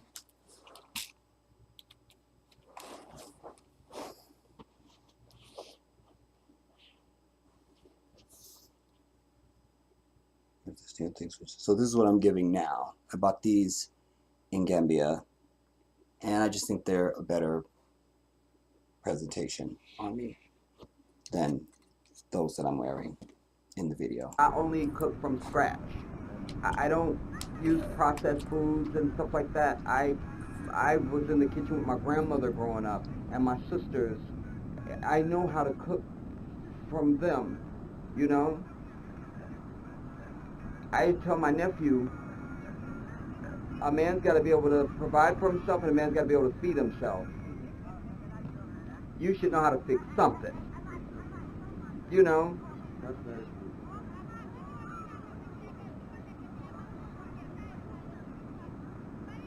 Oh, this is so peaceful, you guys.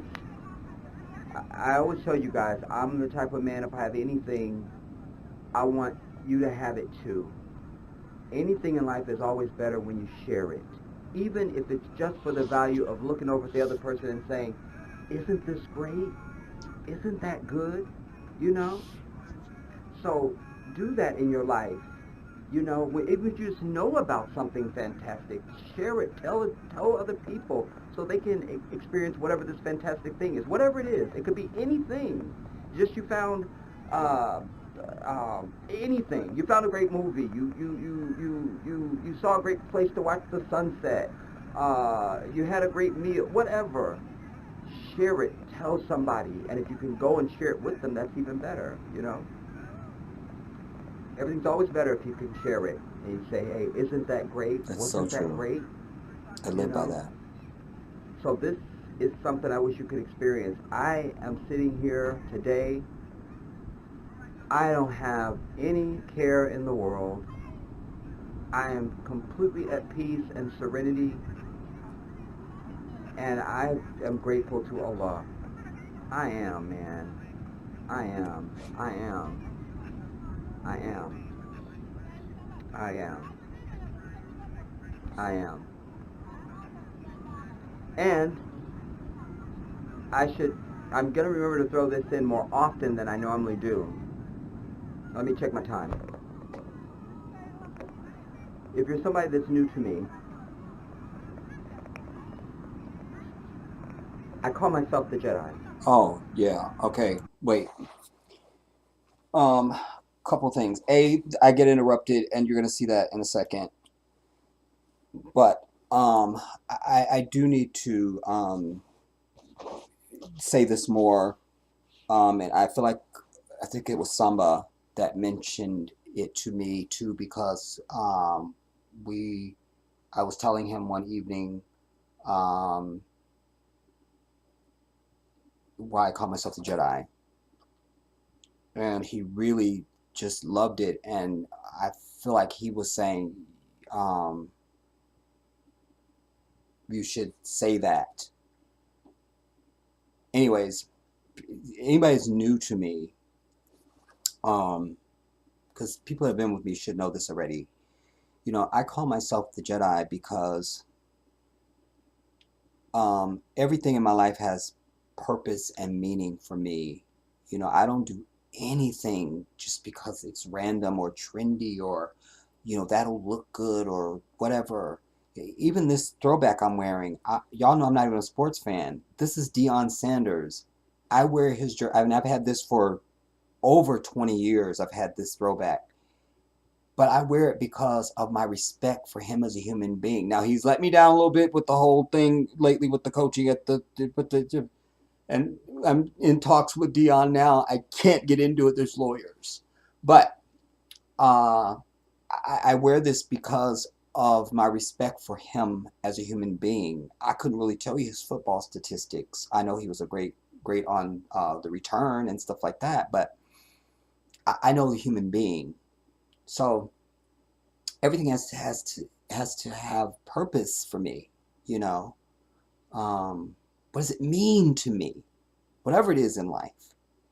And so I call myself the Jedi because when I know who I am, I know how I feel, and I know I'm possessed by the ancestors that came before me, those who have given their lives and and have gone on and, you know, that paid a higher price and were jailed and they were murdered or they just got old and died, whatever. I've always known I'm cut from a different cloth than most people that I knew at any time that I'm existing on the earth. You know, even when I was a young boy, I was different from my little young friends. My thinking is just different. It's elevated and it's different, and what I'm thinking about is way more important than what you got going on right here, you know. And so whenever I started doing YouTube videos and I realized you have to have, I wasn't going to put my name Abdullah because it just didn't say it really. And I'm glad I made that decision as time went on, because once I got big, then, you know, security wise, it was better that I didn't have my whole name just out there every day. But I appreciated the first 3 Star Wars movies, not any of this other shit. I'm talking about A New Hope, Empire Strikes Back, Return of the Jedi. That's it. Those are the only Star Wars movies that exist. There is nothing else. All right. And but it was the perfect metaphor, because in the Star Wars movies, Luke Skywalker is the last of and the only hope for the Alliance to overcome the evil empire and to thrive and to get that off their back. Somebody's got to confront Vader. Somebody's got to have that fearlessness, has got to have the skill set, the will and the understanding and the desire to hand the empire their ass. And so for me, all the people that I'm possessed by, they were willing to do that to white people and their society, you know.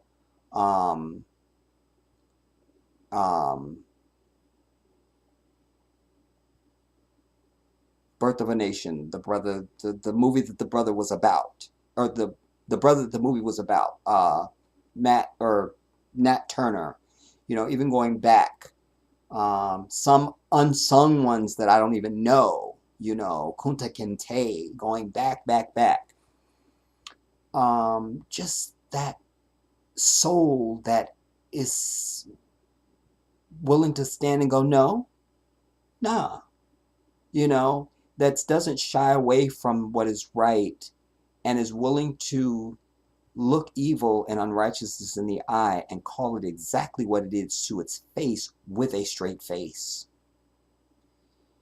And I don't know people like that, you know, and I certainly don't have people like that in my life around me, you know. And I just felt like, as someone who, and certainly on the internet, I don't hear people that speak like me. You know, there's some firebrands, but they only go to a point. There's not a total commitment, you know. And usually, if you listen long enough, there's some compromise going on, and I don't like that. And so, because I just felt like there's no other voice like myself, all my life I never hear me. You know, I'm never in a room where I shut up and the other person, I can just sit there and testify, go, tell it, yep, tell it. I always have to be the one, you know. And, but I also have that spirit of fight and martyrdom and fearless and let me come hand you your ass. And if I'm not the last one, I feel like I'm among a very small fraternity of Black African people in this nation who carry this spirit. And that because of that, and my love and concern and obsession with the advancement of our people, I feel like I'm the last hope, man. And it's for that reason that I call myself the Jedi. You know, it's not random, but it also is catchy because people will identify, even if they don't know the story behind it, it's catchy. But I'm also a king. And so the Jedi represents me as an individual, the Jedi, but it's also plural. The Jedi can be many. So what I seek is to carbon copy myself. When I was telling you guys about during the years that I was trying to start the Black Independence Liberation League, I was very consistent to say that I'm not interested in being its leader, I'm its founder. My job is to source and find and recruit people who I can make into leaders. We're all leaders. We're all operating at the same level of determination, sacrifice, and vibration, because then you can't come along and pick one of us off, because it's a whole nother army of us that think just like that. What? You feel me? And so the Jedi is you, but it's also me. Represents me as a man who has earned and continues to earn my throne as a king, the Jedi. And it also connotes you, the Jedi. So it's plural and it's singular. So it's the perfect metaphor to wrap myself in and have it express who I am and what I'm about. So that's what I was about to say here, but you'll see I got distracted, and roll it. We'll see a little bit more of this. I'm going to come to you guys.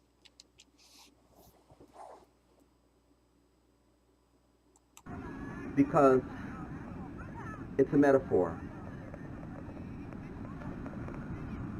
It really doesn't have anything to do with Star Wars, but it does, but only as a metaphor. Hear me. I used to walk around the earth saying I was born at the wrong time. I was born at the wrong time. I'm born at the wrong time. The more I learn about history, I would have been the guy, you would have never met me because I would have been a martyr. You would have read about me in the history books as somebody who martyred themselves, I'm passionate about the things that I believe in and the advancement of African people across the earth. I'm passionate about injustice, unfairness, racism, hatred. And when I read about those who went before me, Muhammad Ali, Harriet Tubman, oh wait, the brother is selling stuff, I might get weak here.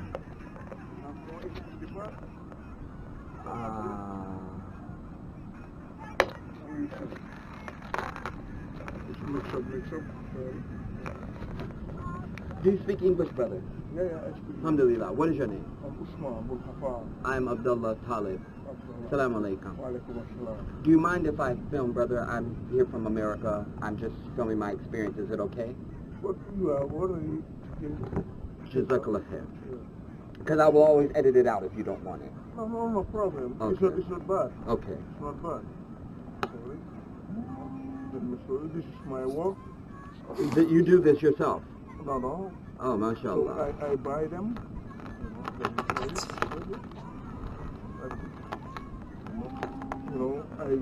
I'm a Muslim, but I sell cross. Now, I understand. Yeah. I understand. Okay, so you didn't hear that. He's saying, because he knows I'm Muslim, so he's explaining to me, because he doesn't want me to judge him for having some Christian crucifix, cross, Jesus something up in there. I never saw any of it that I remember now as I'm saying it to you, but that was our exchange. And I was just letting him know, yeah, I know, because it is Islamic law that because Gambia is a Muslim nation, but it's Islamic law. If you have Christians among you, you give them their place you let them build their churches and you let them practice their way of worship and all that stuff. You just let them do their thing, So I was just letting him know, yeah, I know that. It's the Sunnah, it's the Sharia, it's all fine, yeah.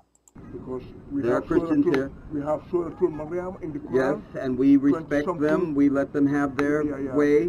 Okay. And he was saying to me, and we have Surah Al-Maryam in the Quran. I told you guys there's a whole chapter of the Quran, Surah Al-Maryam, which is Maryam, the mother of Isa alayhi salam, the one you wrongly call Jesus, grammatically, historically, and religiously, that's just not his name. Anyways, but he was just saying, we have Surah Maryam in the Quran. I'm like, yeah, I know. So he was just making his case of why he would have some Christian paraphernalia. I understand. Okay. Because we There are have Christians here. We have Surah Maryam in the Yes, Quran. and we respect them. We let them have their way. Okay. This is the Sunnah. This is what Allah says in the Quran. If you don't believe Maryam, it's Right. But many people, understand. They misunderstand. Right. This is Gambia. This is Africa. This is South Africa. I will take it out. Okay, mashallah.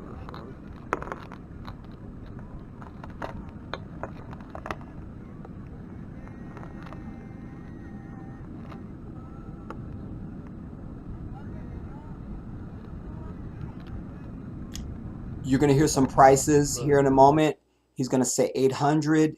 That translates to about $13. And I was asking Samba, and he was like, nah. And so then I got him down. Then the bracelets that I did end up buying, in fact, one of them I'm wearing. Well, I'll show you when I switch back over. Well, since we're at this point, this one here, wait, let me put the crossover.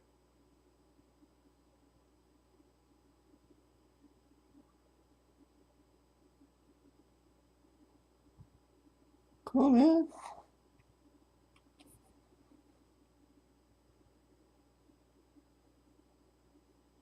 I don't know why it's not switching over. Anyways, oh, there it goes. This one, if you could see it. And then on one side it says friend. And it's just like it's very well made too. Like, I've bought these here in America, and this always breaks because it feels flimsy, and you'll see me wear them for a little while and then I don't have them anymore. This one is very strong, and you can feel the quality is just there, you feel me? So that one, and there's a black one that I bought, but I already gave it away. Somebody was like, I love that bracelet. I said, then you should have it. So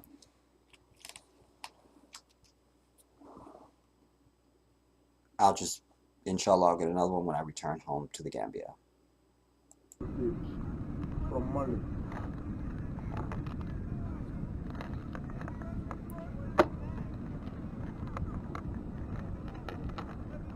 These are the Hamatite stone. I can burn it, but I can with them. And when I got them down to 150, that's like almost $3. 150 Dalasi is like less than $3 American. That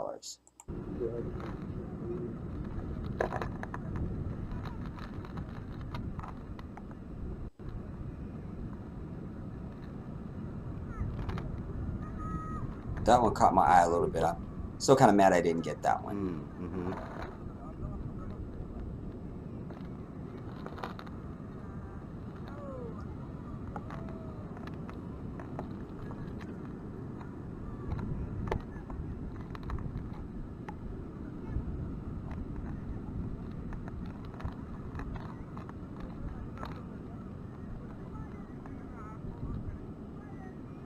Everybody has his work. It's better than sitting down, doing nothing. Yeah. Yeah, through this, I feed my kids and try to educate them. That one I also liked. When I pass away, Didn't get it. It's really for both a poor man, but he has done that for us. Right. For us to educate. Right. Now it is in the world, when I don't educate, it's going to be something, it's going to be hard. What do you want for this? No, choose the ones you like. How many Dalasi? I think it's only 2 left or 3.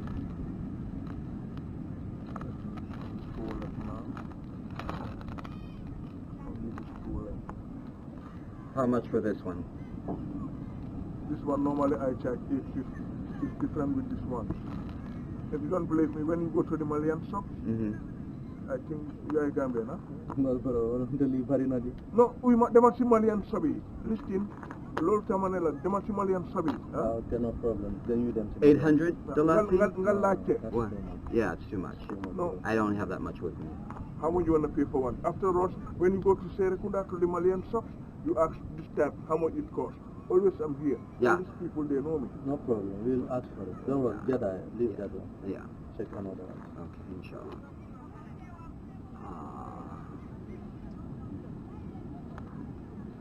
Lii doo demee si Malian shop yi dafa amee loolu billah du ma lay du ma la wax seen mag la. That one that I'm picking at. Not this one. I put that in. Yeah, not that one.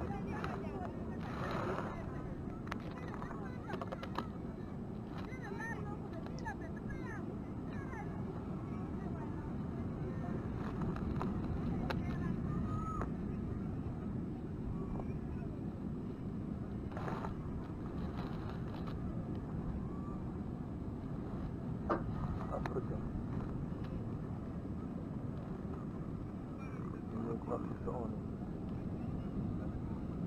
Yeah, I see. Mm-hmm. Someone's got a crack in it. The black one. How much That for one. this one? I got that black one you see me holding. That's one I gave away. What do you think, Samba? Yeah, it's 150 is good? It's good. I will not give you tourist price, brother. I don't. I'm just. It's okay, brother. It's your guide. I- I know. Okay, let me have this one. And Let me put them out. yeah, that one, a black one.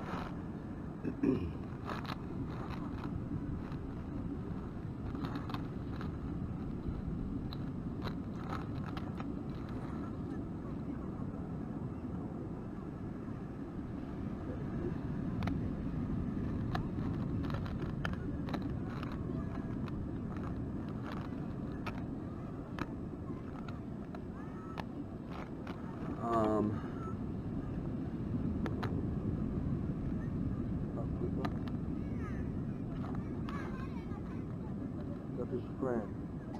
Yeah. This also is friend.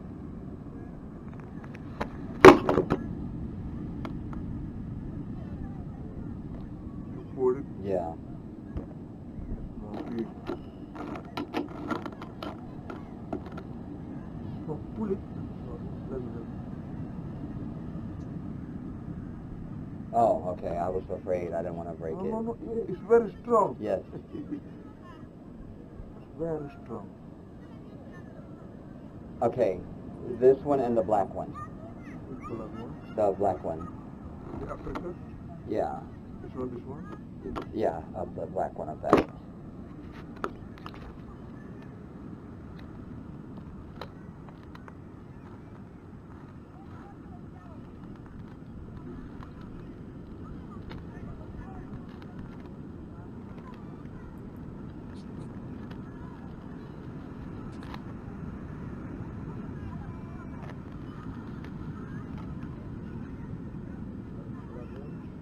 No, the black one that was like, it was like this, but it was black.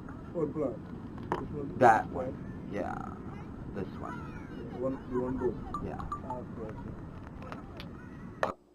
When it's time for siesta, you can watch them go by. Beautiful. Okay, I don't know. This is at the house. Don't know what day this is. So we are now. I didn't get actually leaving the house. We just left the house like 2 seconds ago. Oh yeah, Allah. And we are going to, inshallah. I'll be able to look at a couple places today. Okay, yeah. And, This is one of the days I was out looking for a place. So, what time is it? Maybe this is a good place to hold it here, and I'll come to you guys and we can pick back up on this in our next one or something. I'm a little torn. Yeah. Figure out if I have to burn the Gambia because they don't have my medication. Anyways, it's another beautiful day in the Gambia, of course. Oh, I think I have a pair of your jeans too, Samba. Hello? Mom, don't know why. So we're being out to the Okay, main man. highway.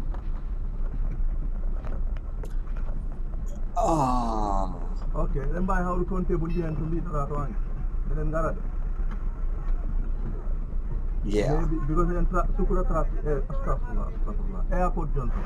Yeah, because we're about halfway through this. Hey. A little bit more than half. Alibaba.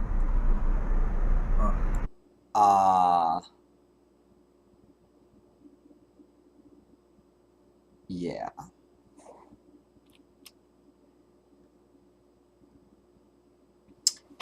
That way we can get a little bit of your stuff out of the way, and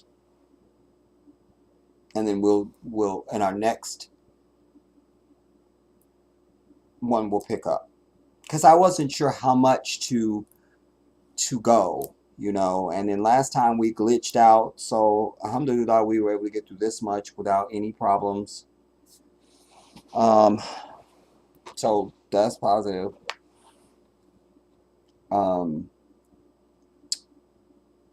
Okay, I guess I'll read them on here, and then stuff that you're telling me I will look up on my tablet there.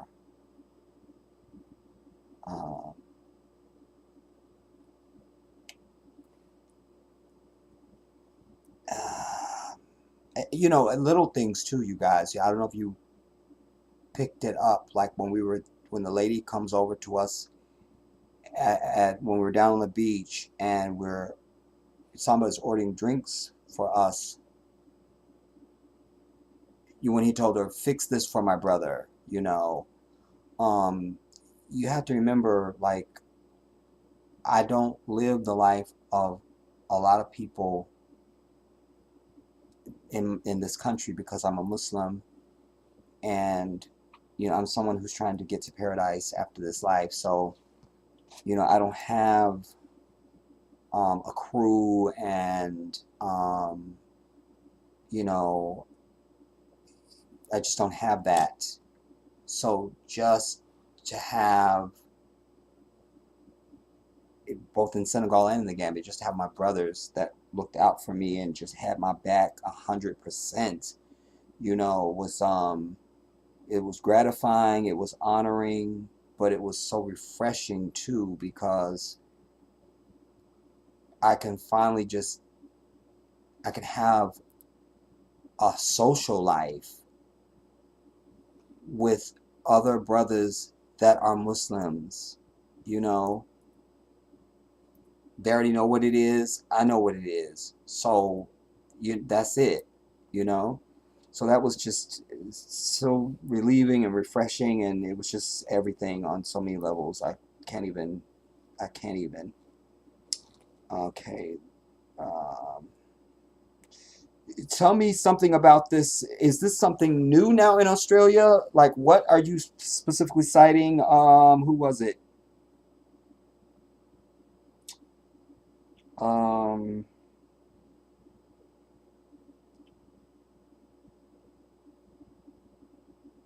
Who was it?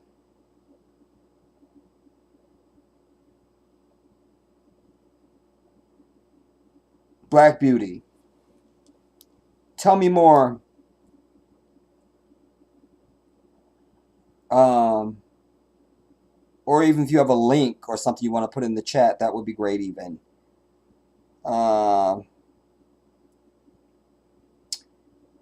Let's see now.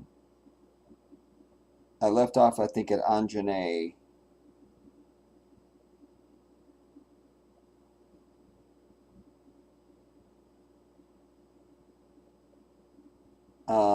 Sweet D, I think that's where I left off. Oh no, Sweet D says Christianity has our people in a chokehold. That's so true. It even understates it, really. Bay Girl, I'm asking in advance, Are you in the mood to talk about politics? If not, I understand. Oh, the John F. Kennedy Jr. thing. Yeah, I just found out about that in the last days, and but immediately as soon as I learned it, of course I saw some other white devils that are already uh, baking up the narrative. You know, he's a vaccine denier, and this isn't going to go well with, you know, and he was photographed with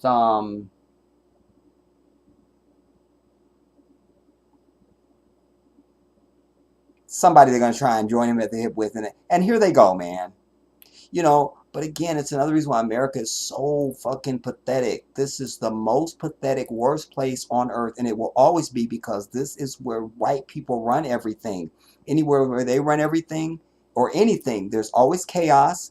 As Malcolm was saying when he was alive, they can't agree on anything. White people don't agree on anything. Malcolm was saying this, and here I sit, I'm still saying it. I know it to be true, and then I later found out that Malcolm had said it. That possession I'm telling you about. But this is the worst place, man. Because in our lifetime, the singular greatest person that's ever run for president of this bitch is Bernard Sanders. Period. The end. That's it. That's it. Because you need someone who is not just talk. They mean the shit they say. Bernie has been doing the same things since he's been in politics, going back to Vermont. And you look at how he votes in Congress, it's always on what's right. That's because that's an Orthodox Jew. That's not one of these fake big nose ass stinking ass Zionists that are screaming anti-Semitism every 5 minutes. That look like the slime and puke of humanity. It's not them. He's a real Orthodox Jew. He is what the Muslim calls our cousin. You understand? So that's why he won't ever say a bad word about anybody. He wouldn't go against anybody. He won't go negative. We're like, Bernie, for the love of God, you got to fight. But that's why. It was me, you'll recall, who said to you in 2016, when it was all sniper fire, and it's all about sniper fire, and Michigan was a question mark, and I did a whole video laying out to you why Bernie was going to win. I said because he's an Orthodox Jew, and Dearborn, Michigan has the highest population of Muslims in the United States. Muslims don't vote for bullshit. We vote about what's right. What's right. And we definitely support the Orthodox Jew. Their faith is like ours. Our faiths are so close, it's like they need to just become Muslim. And many of them are calling the Quran the purified Torah, because it's not in conflict with the law. It clarifies Torah, just as it does that fake ass Bible, and on and on.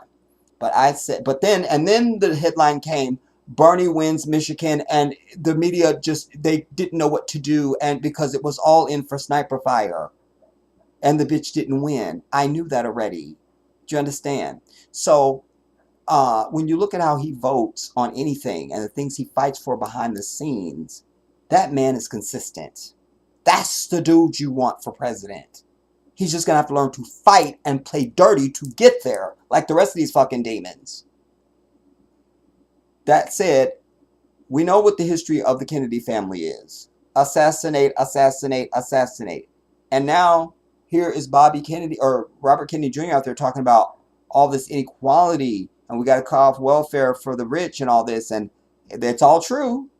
But white people are inherently evil, and they don't respond to truth and what is right and good. They're not really interested in that. You know, that's why when you go to a white church, it's more like a funeral home. Not that the jumping around like a bunch of animals at a black church is any better, but at least there's some emotion there, even if it is manufactured for the most part. But alas, we are a people who we've always had to turn to the divine. And before us, we've always recognized that there was one greater. We just knew already. We knew. But you also remember, there's more prophets than just Jesus, Moses, and Muhammad. There are thousands of prophets sent over thousands of years. Do you understand? Bringing one message, all, but thousands. So there's many names of prophets that you will never even be able to call. So we've known before there was even before there was a single fucking Latino in this bitch, before there was an Indian, before there was an Arab, and certainly a white devil. We were on the earth, conservative number, some 75,000 years before any of these other fucking people came out of where the fuck they came out of. We were here. Let's be very clear. So they're not interested in what's right. So it'll be interesting. I know that Robert Kennedy Jr. has the money. You know, he's got it's the Kennedys, for God's sake. You know, but what will be interesting to see is, will Obama come out and return the favor that Ted Kennedy did when Ted Kennedy came and practically knighted him with Camelot when he really needed that endorsement. Ted Kennedy, rest his soul in his grave now, stood, shocked the entire world. They were like, is he going to endorse sniper fire? Is it going to be sniper? Who's he? And boom, he didn't just shyly do it. He came, it was a rally, and he stood up, and I feel change in the air, and he had a whole speech, and if he never does anything else, that resurrected him for me. You understand? And so I think Obama will show his true colors now. If when Robert Kennedy gets out on the trail, will you now go and stand with him? Will you do that, Obama? But I know Obama won't, because Obama is a corporate Democrat. He's corporate. Because you and I, once he was elected, walked away and didn't do shit else. We should have been writing, we should have been calling, we should have been putting pressure. Because remember, white people didn't elect Obama. We did that. He didn't get the white vote. We elected Obama. So he was our fucking president. And it was us he would have had to fucking listen to. But we wanted to tiptoe around white folks. Yet again, that's why I say you got to steamroll over their fucking white asses. Piss them off at all costs anytime you get a chance. And let them know you don't give a fuck and they don't matter in any way at all on the earth, period. That's the only way we're ever going to get anywhere. Period. Period. Period. That's what's real. So, you know, they're going to do him. They're going to try and come up with something to do him like they did Bernie. You know, it'll be harder not to cover him because he has the name Kennedy, you know, because they could just ignore Bernie, just ignore him. They would just have an hour of just an empty podium waiting for Trump to come speak if he was going to speak. But don't show Bernie yet another caucus or primary they didn't want. Don't show that. So fuck the Democrats. And I'm out of the political process here. I'm not a citizen here anymore. Fuck this. I'm over America, so I don't care. But those are my thoughts.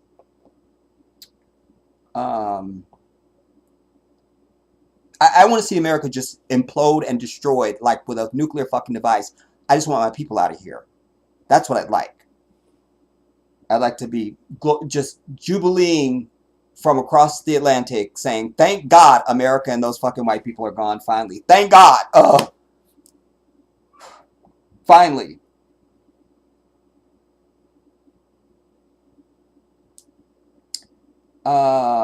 You go on, Beta. So if you are in the mood to talk, okay, so Robert Kennedy. Righteous, you say, Jedi, were you raised in a Muslim household? Yes, I was. As a child, or did you convert later? And if so, what was your defining moment? Yes, I was raised Muslim. And, you know, I never had any problem being a Muslim. It, like I said, always felt natural to my soul.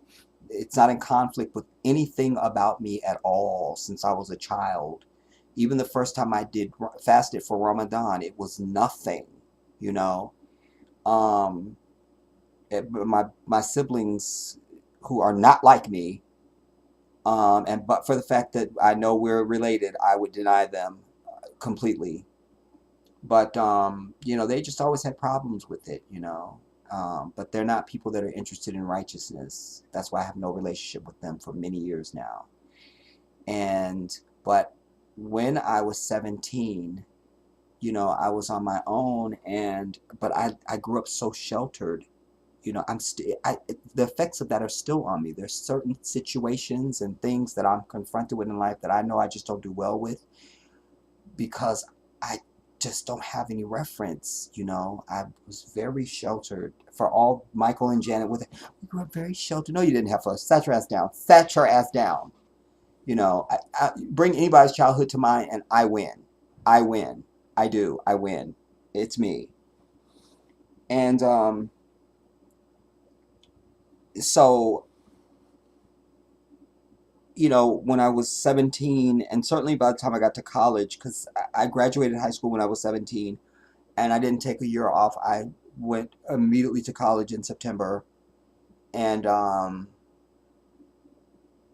you know, that's the first time I even began to imagine, because you know, when you go to college, you don't have to have a note to get out of class and shit. You can just like, I'm out. I'm going to the beach, you know, and I did. But it also was like I was starting to claim my own independence, you know, like I'm going to do what I want to do. And I knew that I had a deficit, that there was things I didn't know and I needed to experience. And, you know, I wanted to experience girls and know how do girls respond to me. And because I was starting to get some attention, you know, like all growing up and through school and stuff like that. I was just a bookworm, a nerd. I don't no need for me to make friends or anything like that because I live behind the Iron Curtain, essentially. So when I now at 17, I graduate high school. I'm starting to do my own thing. I've been working since I'm 15. I've saved a little bit of money, and I needed to experience the world for myself, you know, and I did that, you know, and I found out I was talented, and that's when I, you know, started really exploring my talents as a singer, as a choreographer, a dancer. I realized I could sing and all that stuff. Um, and but then there was also a bell that rang in me because I've always had that taqwa, that fear of God, you know, and knowing that God knows everything that I do, you know. So I never would get out of hand, but that's the first time I could experience parties and see that and what all that meant. And it's just a lot of things that were revelation to me because I didn't know anything about anything, you know. That's why I talk so highly even about the sister that I lost my virginity to, because she was an angel. She was more worldly than me, but that's not saying a lot because everybody was more worldly than me, even if they were a nun. But she, I guess God just gave her something, you know, and she made it a beautiful thing for me, you know, because she was patient and she understood what I didn't know I didn't understand. And that's why I was able to look back later and go, wow, she really did something for me, you know.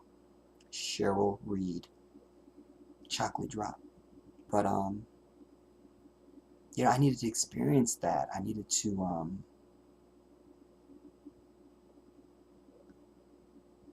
and I also needed to take the time to study other religions, because I've never been the type of person that because I believe something, I can't know anything about what you do because that infringes on my shit. I don't give a fuck. I'm a fortress of solitude and you will not be breaking my will. I can go to a crack house. I don't do crack. I could be in a crack house. It don't matter. I don't do crack. This is nothing. So it's the same thing. I can expose myself to other religions and it's no threat to me at all. But I am there with an open mind because maybe something happens. Maybe, you know. And that's how you attain wisdom and knowledge, and you can sit more seated in what you know, is when you're happy to challenge and change whatever it is, you know. So my bulletproof field just becomes stronger. And so I need to experience and study other religions, because even though Islam was the truth to me, well, maybe it's not. Maybe, and my grandmother was a Christian, you know. She acknowledged Islam, but she just couldn't get past Jesus not being the Son of God. Just couldn't get there. Just could not get there. But yeah, man, I needed to go and do some dirt, In college, me and my friend Donna, we robbed a Domino's Pizza, you know. Um, there's some other stuff we did. That'll be in the book. But, I needed to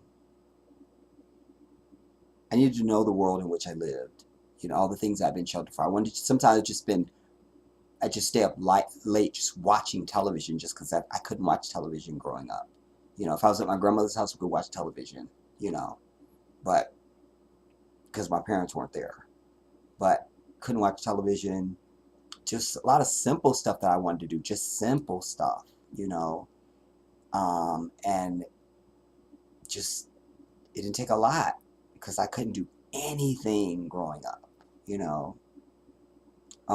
so that's one half of it. Yes, I grew up Muslim. I'm Muslim today because Islam is the truth. It's not even up for question. It's just up for learning for anyone who doesn't accept or know that.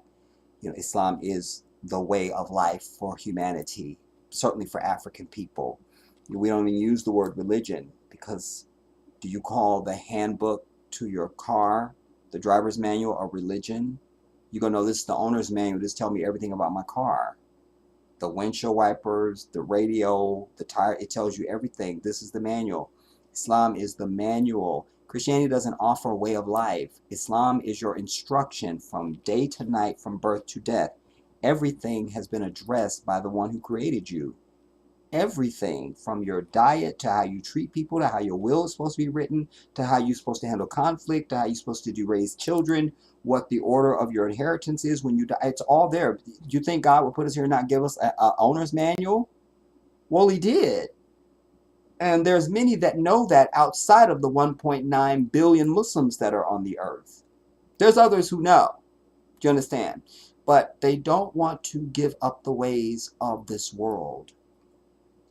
I'm a regular human being. You can have a lot of fun around me, and you can still be a Muslim. It's not in conflict. Do you understand? I won't be drugging. I won't be drinking. I won't be sexing. If you ain't my woman, I can't smash you out. You feel me? Although there has been some moments of weakness that I can't get into. Those of you in the book. Anyways. Not many, but just in all transparency. But it's just a lot of things I can't do. I can't get over on you. I can't swindle you. I can't lie to you. I'm just not a bad person, man. Even my venom and my hatred for white people is because they are hate worthy. That's it. Don't start none, won't be none. So that comes from a place of righteous indignation and anger and frustration and wishing all things bad upon them, etc. But I'm one of the kindest people that I know. And the last part of it was you said what was the defining moment. Even though I've been exposed to Islam since I was a child, I can tell you a defining moment was when I began looking at other religions. That's why I speak so firmly against Christianity for our people now, because I can put my hand on my King James Bible right now.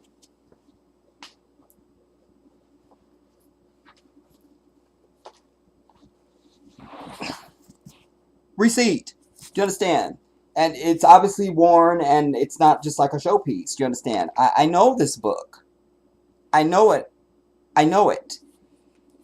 Now, can I quote Ephesians and all that just on sight for you? No, but I have a working understanding of the key points of Christianity and where to cite things here in this thing. And this is the one that's held up by all of Christendom, and this guy was a faggot. Do you understand? And then we tell Christians that, well, it's inspired. Really, bitch? Because if I owe you $20, I'm just going to give you a copper penny. So, well, it's inspired by a $20 bill. It's inspired. You're never going to accept that. You would never accept that. Never. Or anything else. But this is okay. Your very salvation, the question mark of where you're going after this life, and it's inspired. That's enough for you. You're a cheap whore. You're that cheap. That wasn't good enough for me. That wasn't good enough for me. And keeping with the defining moment, when I ask questions, nobody can give me a firm, unequivocal answer. And there are things you just can't get around with Christianity. You just cannot. Even if you don't want to be religious, you want to be an atheist, that's fine. You're better off, actually. Because at least you're saying not that, and then you're at least open to something else. You understand? But, one of them, I got a million of them. And I've done videos. They're here on the channel, or they're on my other channel, The Jedi. But, yeah, man. I mean, first of all, the whole New Testament is out. Because once Jesus comes and says, think not that I've come to change a single striking on a letter of the law. I come to confirm that which was before me. Remember, there's thousands of prophets before him, all with the same message. He's coming to put the Israelites back on track. He was sent only to us by his own words. I was sent only to the lost tribes of the house of Israel. That's every Christian scholar agrees. Those are the words of this man. I didn't make it up. They say that. So you can't have that and then have a New Testament. Either this is a lie or he lied. Which one? Because you don't want to say, well, Christ lied. You're never going to say that. But then you don't get you clean to this bullshit and say this is the truth. There's a clear lie. Either this is a lie or Jesus lied. Which one you got to pick a lie. Which one you want. You see, you can't get around that. You can't. Then when they claim that when it's talking clear about a prophet, but again, you have it in English. If you even read the Aramaic, you would understand more about this thing than you understand in English. You're never going to understand. You don't understand anything in English. It's the worst language to try and translate something holy in. And this isn't even a translation. A translation is I said, come here, ven aquí. Spanish, ven aquí, come here. That's a direct translation. Version is ven aquí, and you say, what's your mama doing? That's not the same thing, but that's what they're passing off. And Christians are too fucked up and ignorant to even understand the basis of linguistics and etymology. So it becomes just even a question of just basic ignorance for me, for even get to philosophy and divinity and all that. It's just you're a dumb bitch, like most people, So there's that, and then anytime that it's clearly talking about a prophet, even when it says the word prophet, they change it into Holy Spirit. I just don't have time for people that don't have time for the truth. It's not about a team for me. If this was the truth, I'd be sitting up here singing the praise of Christianity. Because I'm not interested in me. I'm interested in what is the damn truth. And there's no doubt from a sane mind, Islam is the truth. Period. And not only that, there are things, nothing about this is coming true. Nothing. Nothing. Nothing, nothing, nothing. But yet I could sit here for the next hour and story for you things uttered in the Quran and by the Prophet in the 6th century that are still coming to this day. Do you understand that I sit here in 2023? We've known for nearly 5,000 years now, or nearly 400 years now, or 1,500 years, I'm sorry, that the Sahara is going to be green and lush with rivers and all that. We know that as Muslims. The Prophet uttered it in the 6th century. But he's also in here in John 16 and in John 14 and 15 and Deuteronomy 18:18. And I shall raise up from among them a prophet like unto you, Moses, from their brethren. When the divine speaks, it's not some pastor's interpretation. It's Christians that make it say some shit that's not even on their very own page. When God speaks, he means exactly what he said. There's nothing, it's not, but what he really means. That's the first thing to a dumbass Christian's mouth. What he really saying. No, if you have to say that, then that's not the word of God. It's just not. Because when your mama speak, you know that's what she meant. You don't ever, your mama won't say nothing. You go, what she really meant. No, you know your mama meant exactly what she said, and you need to get it together. So why do you not put the same premium on the divine? Why? Why? I mean, the disrespect of God that goes on in this damn thing is just beyond. So when he says, I'll raise up a prophet from among them like unto you, Moses, from their brethren, he means that. From their brethren, just like you. When you put the resume of Moses and Muhammad next to each other, you cannot tell who's who unless I tell you the name. Period. Their lives are almost identical. Like unto you, Moses, and I will put my words in his mouth, and anyone who does not heed the words that I put in his mouth, I shall deal with them harshly. That's Deuteronomy 18:18. John 16. And he will speak only that, he will not speak of himself. He will speak only that which he has heard. Muhammad does not speak of himself. And we only say Bismillah ar-Rahman ar-Rahim when we say anything about the Prophet, or certainly the Quran, because that's what the Prophet did. He always said, in the name of God, the Beneficent, the Merciful. He will speak in the name he will speak in my name. John 16, he will speak in the name of the Father. Bismillah, in the name of Allah. Not listen to me, Muhammad, or Pastor Dusty. It's right there.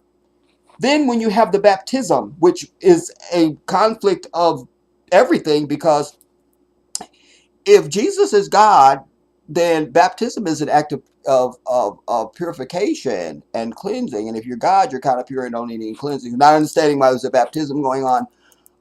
And then also in that moment, in the story that's told in this piece of crap, is that the dove, which is the Holy Spirit, is right there. Jesus is there being baptized. And then we hear the Father saying, this is my Son with whom I am pleased. So we got all three of them in the same place at the same time. Ah, got you. Where's Jessica Fletcher when you need her? So that's three, not one. One is a bird, one is a man, one is the divine. Huh? So when you come to these places in the scripture where it's clearly talking about the prophet, a man, even in John 16 when Jesus says, I must go, verily there are things that I want to say to you, but ye cannot bear them now. I must go so that he can, not it. It just makes me sick. Christians are a riddle, dude. A riddle. And it tells you something about your intellectual growth and development if you've not even questioned it. It's one thing to be a Christian because you don't know and you just innocently believe it because you don't have the intellectual property to challenge it. That's one thing. That's vastly different from the person who is just not even questioning it at all. And then is now going to try to defend what they don't even understand. Like, I can't with that. That's just intellectually lazy. Whatever you're going to be in life, I always say this, whatever it is, you should know that. Whatever that is, know that. I was up here, I don't know, the other week bitching because in Senegal, you go to any place that's public and they only speak this fucking French. Know your business. Know your demographic. You are at an international airport. That means international. That means not just French ass people. You understand? Whatever. Like, it makes me sick, dude. So the defining moment for me was challenging Christianity. I got a million of them. But challenging it, it can't stand up to basic. Even if I was a Christian, I know nothing about Islam or anything else. I'm a questioning person. I'm intellectually curious. So if I just question that, it does not stand up to scrutiny. It don't. It don't. Then before you even get to all of the contradictions that are in it. But its foundation is Christ has to die for your pathetic ass. If I gave birth to you, I'm your mama. I tell you what to do. I don't need to throw myself in traffic and I told you what you need to be doing. I'm going to beat your ass when you get home. You understand? But God gives you life every day, puts a heart in your chest that's beating right now and you're breathing. And you want me to believe that that's not good enough for your bitch ass? I gave you life, but now I got to come and die for you some type of way, make myself a whole man and come down from my throne and sequester myself in a lowly man and shit and defecate and have morning erections and have desire and anger and all this other shit for your bitch ass? I doubt it. When Allah decrees anything, he says to it only be, and it is. And he's told us his message from the beginning of time to me is do what I tell you. And if you don't, it's going to be a problem at the end. Not I need to come down and play these riddle games and, ooh, who do you say I am? And who do you say? And, ooh, buy a vow. Nah, it does not stand up. This is a bunch of crap. I have more respect for a Christian who just goes with the Old Testament. At least that's the law. It's still some bullshit, but at least you tried. But you can't have a New Testament because Jesus said he didn't come to change anything. So you can't have him. And then when he says to the disciples, I must go and you will see me no more. Because he's saying Muhammad has to come. That's why you don't know the book of St. Barnabas and the Gospel of St. Thomas, because they read like the Quran and what I'm telling you right now. So we can't have that. Quick, take those books out. All right. So he's telling you it ain't shit else. Then would have believed that on a vision, no less. So I can just show up at Oprah's house tomorrow and go, I had a vision. You gave me your ATM PIN number. So let me have it. Tell Gail to come give it to me because I had a vision. They're going to have me in county jail within 10 minutes. But we're to believe that a man who killed people of faith, this Paul sissy, that Jesus appeared to him. He wasn't even one of his disciples or followers. Paul never ate with him, never met him, never slept with him, never ate with him, never prayed with him, never talked to him, never, nothing. But most Christians don't study their history of their religion and therefore their book. So you can just tell them anything and go, that's the Bible. And they believe it. And all of them reads different. So there's that too. Because none of them are any original language at all. So you just make shit up as you go. I'm over it. So he appears to this murderer of people of faith and gives him a whole new gospel that, by the way, voids the law. When the first quotes that the Christians have from him is, think not that I come to change even a striking on a letter of the law. Think not. Like, don't, like, make no mistake type thing. So he's a liar. Because see, in the Old Testament, women can't wear the same shit as men. And vice versa. And you can't even touch the flesh of pork. So you're not having no ham sandwiches, no more bacon anymore. That's out. You understand? But the whole New Testament throws all of that out, and you can just live a godless fucking life and wreck all of humanity for everybody else. Because you have no relationship with God at all. And you think you got to go to somebody else instead of going directly to the one that created you and saying, my Lord, tell me, give me, do whatever. There are no intercessors. None. Jesus himself never claims divinity at all. There's not a place in the Bible. The word Trinity doesn't appear in any one of the 534 versions of the Bible. That's a fact. I got a whole video on my other channel, The Jedi, about the Trinity. The word doesn't appear in any single Bible on planet Earth. There is no Trinity. There is none. But that's a major claim of Christianity. Why isn't the word Trinity in the book then? Why isn't it? Why? That's like you're going to go to a function, a red tie event, and Oprah's going to be there, but we don't see her name anywhere on the fucking program. But the whole thing is for Oprah, but I don't see her name here. And it's $5,000 a plate at this bitch. So I'm going to need Oprah's name before I pay my $5,000. I'm just going to need that. You understand what I'm telling you? I mean, don't get me started. So the moment for me was nothing else could stand up to the scrutiny. And while not standing up to it, it couldn't even defend its own shit. So Christianity is not an option. Not an option. Not an option. It's also a business. Do you understand? Because everybody's just trying to, every church you go into, you got to give money the whole damn time you're there. I mean, it gets into an area, man. Christianity is a dead end. But last thing I'll say on it is that real Christians, but not real Christians, real people of faith who are really seeking the truth. There are many videos of them, and I brought you some in mashups on my other channel, of Christians who tell their own story of how they became Muslim. Somebody who's Christian, if it's the difference between a Christian and a person of faith. If you're a person of faith and seeking the truth, it doesn't matter what somebody comes up and tells you. If you hear the truth, you're going to acknowledge that. If you're just a fucking Christian, then you're just there to contest and to try to deny anything that's being told. When in your own scripture, it's telling you about the very false prophets that Christianity is infested with now. Jesus didn't say that he wasn't talking about, he wasn't just talking about false prophets. He was saying people that just weren't a prophet at all, period.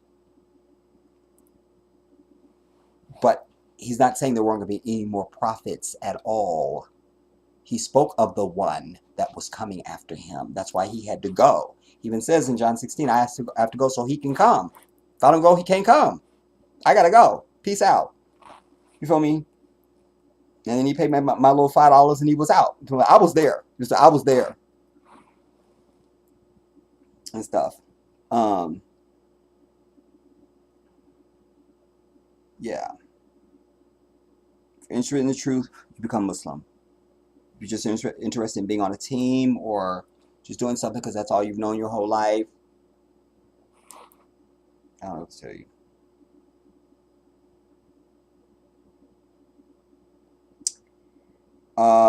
Where am I now?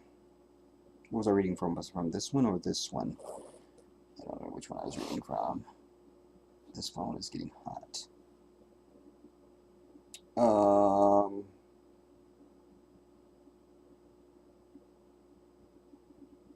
here we are. Simply Sandri said, "Beautiful beach." Yeah, it was beautiful, and I don't think the video really captured it. Anjane, they lie about everything. I always tell you, if they're breathing, they're lying. That's my motto with white people. If they have a pulse, it's a lie. Start with that, and it will serve you. Sun, I don't. The sun is right there. I know. The sun is local, everybody. It's not 93 million miles away. I'm over it. Khalifa of the Most High. Assalamu alaikum, brother. How are you? And I'm going to need you to come to Gambia and build my house for me. Just going to need you to do that. At least oversee the project. We'll have to arrange that.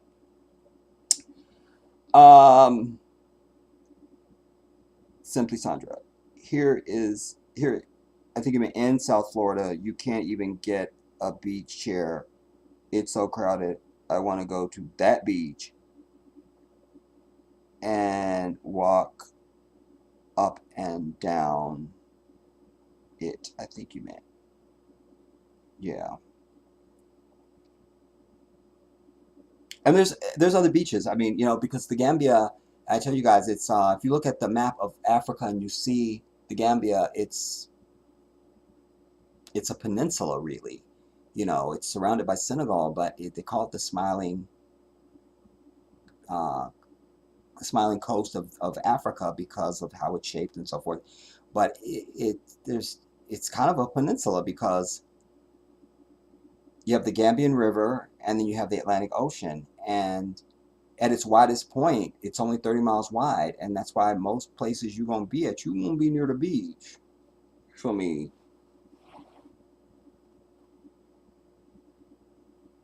If we didn't have to do that struggle drive in the video that I just showed you guys, coming from Usman's compound, we probably would have been at the beach in probably 5 or 10 minutes. But it was all the drama of the side streets, and then because they're doing the damn road.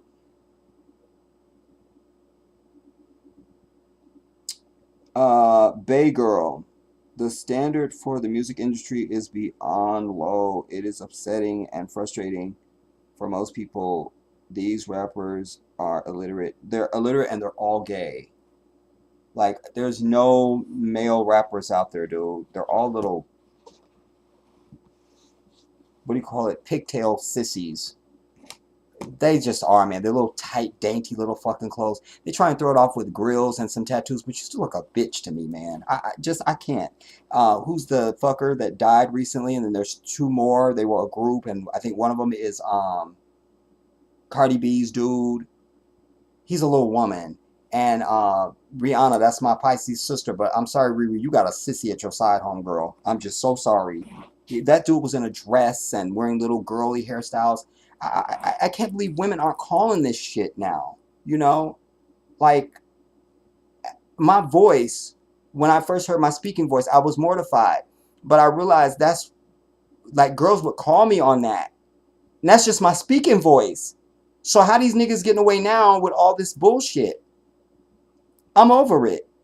Nah, I just can't believe women aren't calling it. Like, you're not demanding masculinity. No dude should be able to get no woman if he's not up to par on everything, quite frankly. But y'all just allowing it. I can't. Niggas with stage names and shit. You want a man, you need a man that's got a first, a middle, and a fucking last name with a legacy behind it. I'm over it.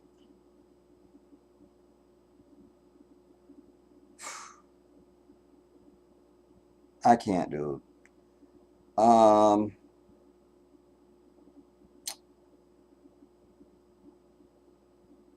No South Central, not South Central Thug Jedi. Yes. I mean, they're just not the ones. You feel me? You going, don't start none. It won't be none. That part. That's my motto. You understand? Because that's what the divine has said to us. That's what why he's established equity and fairness. He's told the Muslim, don't you start no shit. Don't do that. Don't you start none. But he's saying to all humanity. You see, there's those of us who acknowledge this truth. We call ourselves Muslims. But God has said to humanity, don't start none. That means don't nobody start none with nobody. Then there'll be peace. He's already made room for that right there, just in that. Don't start none. But now, when somebody strike you, you strike on their ass. An eye for an eye. That means I show you, don't strike on me, because I will strike on your shit. You feel? I mean, it's not complicated, man. Like, I can't. And I'm a very vengeful person. You know, I heard somebody was highlighting something I was watching, and they were playing a clip of Donald Trump. And I tell you, we accept truth no matter what the source, everybody, even if it's Donald Trump. Oh my God, I think I just lost a tooth. But there was the interviewer was saying, you know, you're known to take revenge. He goes, and he didn't back away from it. I like that. He was like, I firmly believe, you know, if somebody deliberately goes after you and, you know, does something, you know, I think you should do everything in your power to strike back on them. You know, I'm like, I live by that, because I have a long memory and I'm very conniving when it comes to somebody wronging me or betraying me. You can make a mistake all day long. It's nothing. But I'm talking about you deliberately, it was your intention to somehow go against me. I plot on your shit until I get my revenge. That's the truth. It's my only mission in life is to get your ass. I live for that. Son, you going to say Jedi? The beach in the Gambia is beautiful. Here in South Florida, you can't walk and get a chair unless it's 4 or 5 a.m. After that, it's extremely crowded and loud, not quiet. Wow. I know, because, you know, well, I can't really say, I mean, even in California, even though it's been many years I've been to the beach. In fact, last time I was at the beach I took my nephew. So I have to figure out what year that was, but yeah, I don't know. I can't remember. Righteous, hot, fiery anger like the devil. Yes. Righteous. Khalifa, thumbs up. Yes. What's my time looking like? 8, 9, 10, 11, 30. We'll do another, so it'll be midnight on the East Coast. We'll do another half hour. Yeah, it's 11:30 on the East Coast. Yeah, and that's where Dr. King comes in, and Gandhi and everybody else that speaks that bullshit, and Nelson Mandela, all these people. Anybody that's ever told you need to forgive and forget, they need to be killed off. Like, that's just what it is. You feel me? Because a true leader doesn't start from a place of defeat and concession. We have to level the playing field first. You understand? That's why we should always have a grudge against this white society, because they want us to start 5,000 years and miles back with nothing at all, and then get here and claim we should just get over it, it's all the same and we're all equal and shit. Bitch, you have hundreds of years of a fucking head start over me. I can't. That's no different than Oprah showing up at my house, which she did last night. I don't want to get into it. And she may have just been wearing a negligee. It's a whole thing. Anyways, and just showing up and saying, Abdullah, you need to just, you can have everything that I have. You just need to pull yourself up. Bitch, I didn't go to journalism school. I didn't have the breaks you have. I don't have my own show. I don't have my own studio. I don't have a private. I mean, what? Like, we're not the same. We're not. So you slough off some of that bank account to me, and then we can get to talking. You feel me? Like and maybe one of them private jets, just because she got more than one. She can't be on 2 private jets at the same time. She can't. So I'm over it. Yeah, it's why if we don't, and my concern now is for Africa, because if there isn't a concerted effort to begin to, I need to show you this interview of this brother that I did. That we will see. And then the other stuff we'll come back and see it on the next one. But we were at Brother Dowda's compound, of course, having a Thai. Actually, it fixed food for me and Samba. But of course, you have to have a Thai. So we were having a Thai, and this brother was there. These other 2 brothers were there. In fact, this brother said to me he thought that I was Fulani when he first saw me before I spoke. He hadn't met me. And sadly, something's wrong with this damn phone that I had to replace my other phone with, y'all. This is a Galaxy something. And when I'm recording just video, it'll record the video, and then all of a sudden, no more sound for you. And I'm really upset because in this clip, I start off talking to him and just filming him. And then Dowda has something to say. And I just really love Dowda, man. And anything he's going to say, I want to hear that. And of course, as soon as Dowda begins to speak, and it might have been just before it, then we lose the sound. So it's just like, I can't. But it's worth it for you to hear this brother, because just what he was aware of. We were just sitting there having a conversation and relaxing. The brothers are just spending time.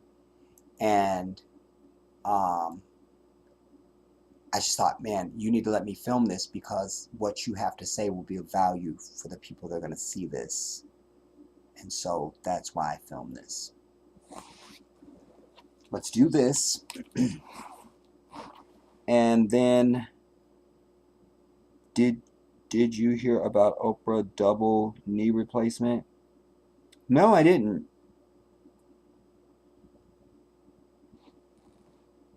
But not surprised, because again, I've taught dance for 1,000 years, and to this day, I watch movement. I watch people. I've just always been that way. Like, how do you move?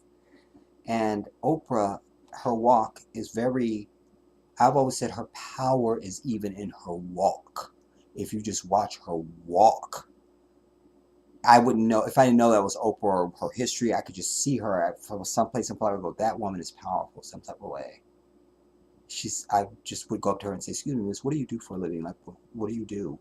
Her power is in her walk. It's just powerful. She's just authoritative with her walk even. It's really something. And so I'm not surprised, because she's knock-kneed Oprah Winfrey, and then she was overweight for many years. And there she was running marathons and all of it.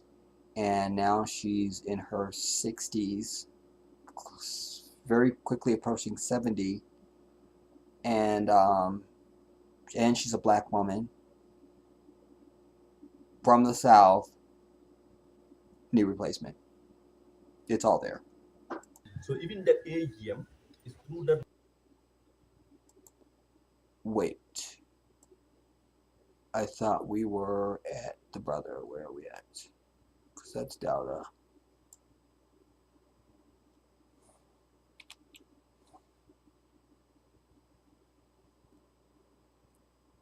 Sandra, I'm getting sleepy. Sorry about the typos, Jedi. She had the surgery October 2022. Oh, so it's something old. Yeah, it's government because it's government's money. So even the AGM is through that. You know what? I'm gonna hold this because I just said it 30 minutes. And I think this is longer than that. But if you guys have something else, then I'll talk about that. If you don't, then I'll play this. So I'm trying to strike a balance. Help me out. What do you want to do? All right, I'm just gonna play this. I'll forward. That will be online. Try to tell African Americans. Yes. Just a personal note before I play this. One thing that irritates the fuck out of me. Like, I don't care what language you speak or what culture you're from. If I'm communicating with another human being and they start to speak, I know, or if you're communicating, you're saying something, and I start to speak, I know I just cut you off. But Arabs and Africans, they will just steamroll you over like you did not fucking say a word. I know it's a cultural thing, so I'm not really throwing shade, but it can be both. It's no shade, and it pisses me the fuck off. It's both and. It's not either or. You'll see an example of that. It's not perfect. Not as much here, but it happens. Like you're right in the middle of saying something. You picked a moment when nobody was saying anything. You start talking, and they just start talking about, and not even on your same topic.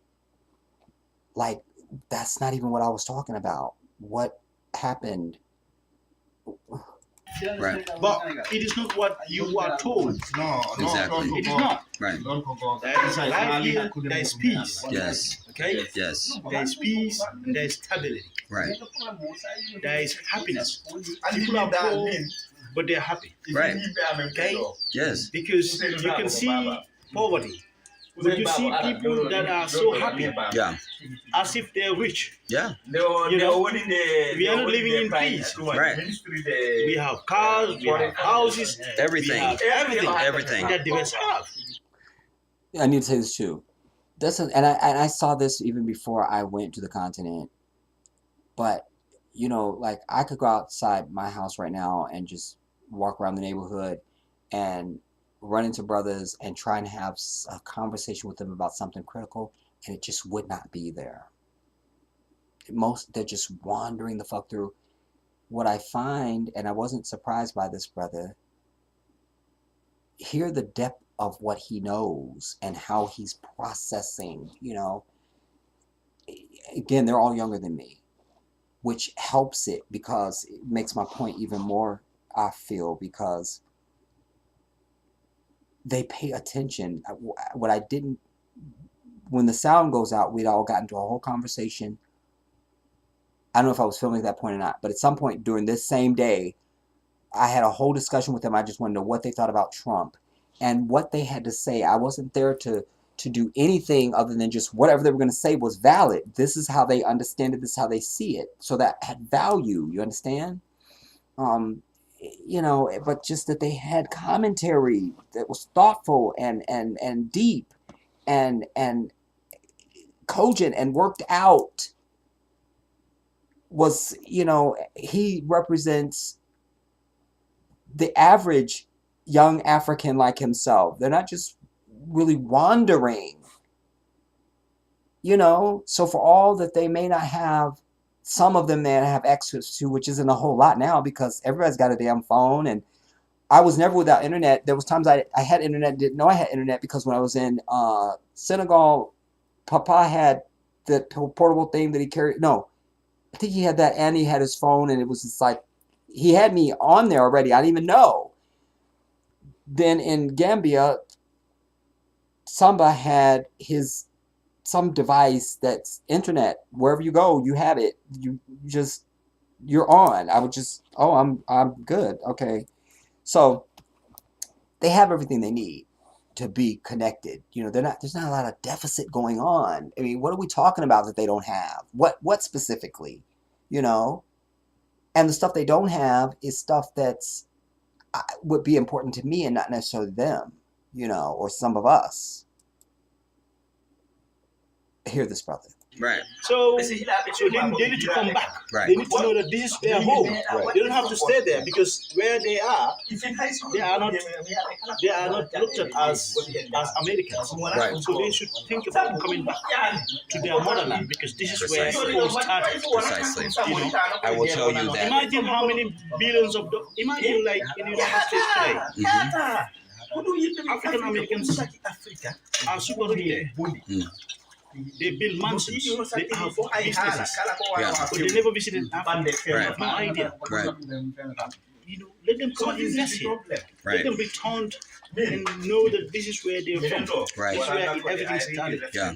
The grandparents were taken from here and transported to the United States. Yes. So they should come back and help rebuild the African heritage. That's why I'm here, and I will tell you that I started a separate YouTube channel dedicated to my journey to Africa. Years ago, I did a video called "The Africa the White Media Never Shows You," and I picked several countries across the continent to show the cities, to show technology, roads, transportation, all those things.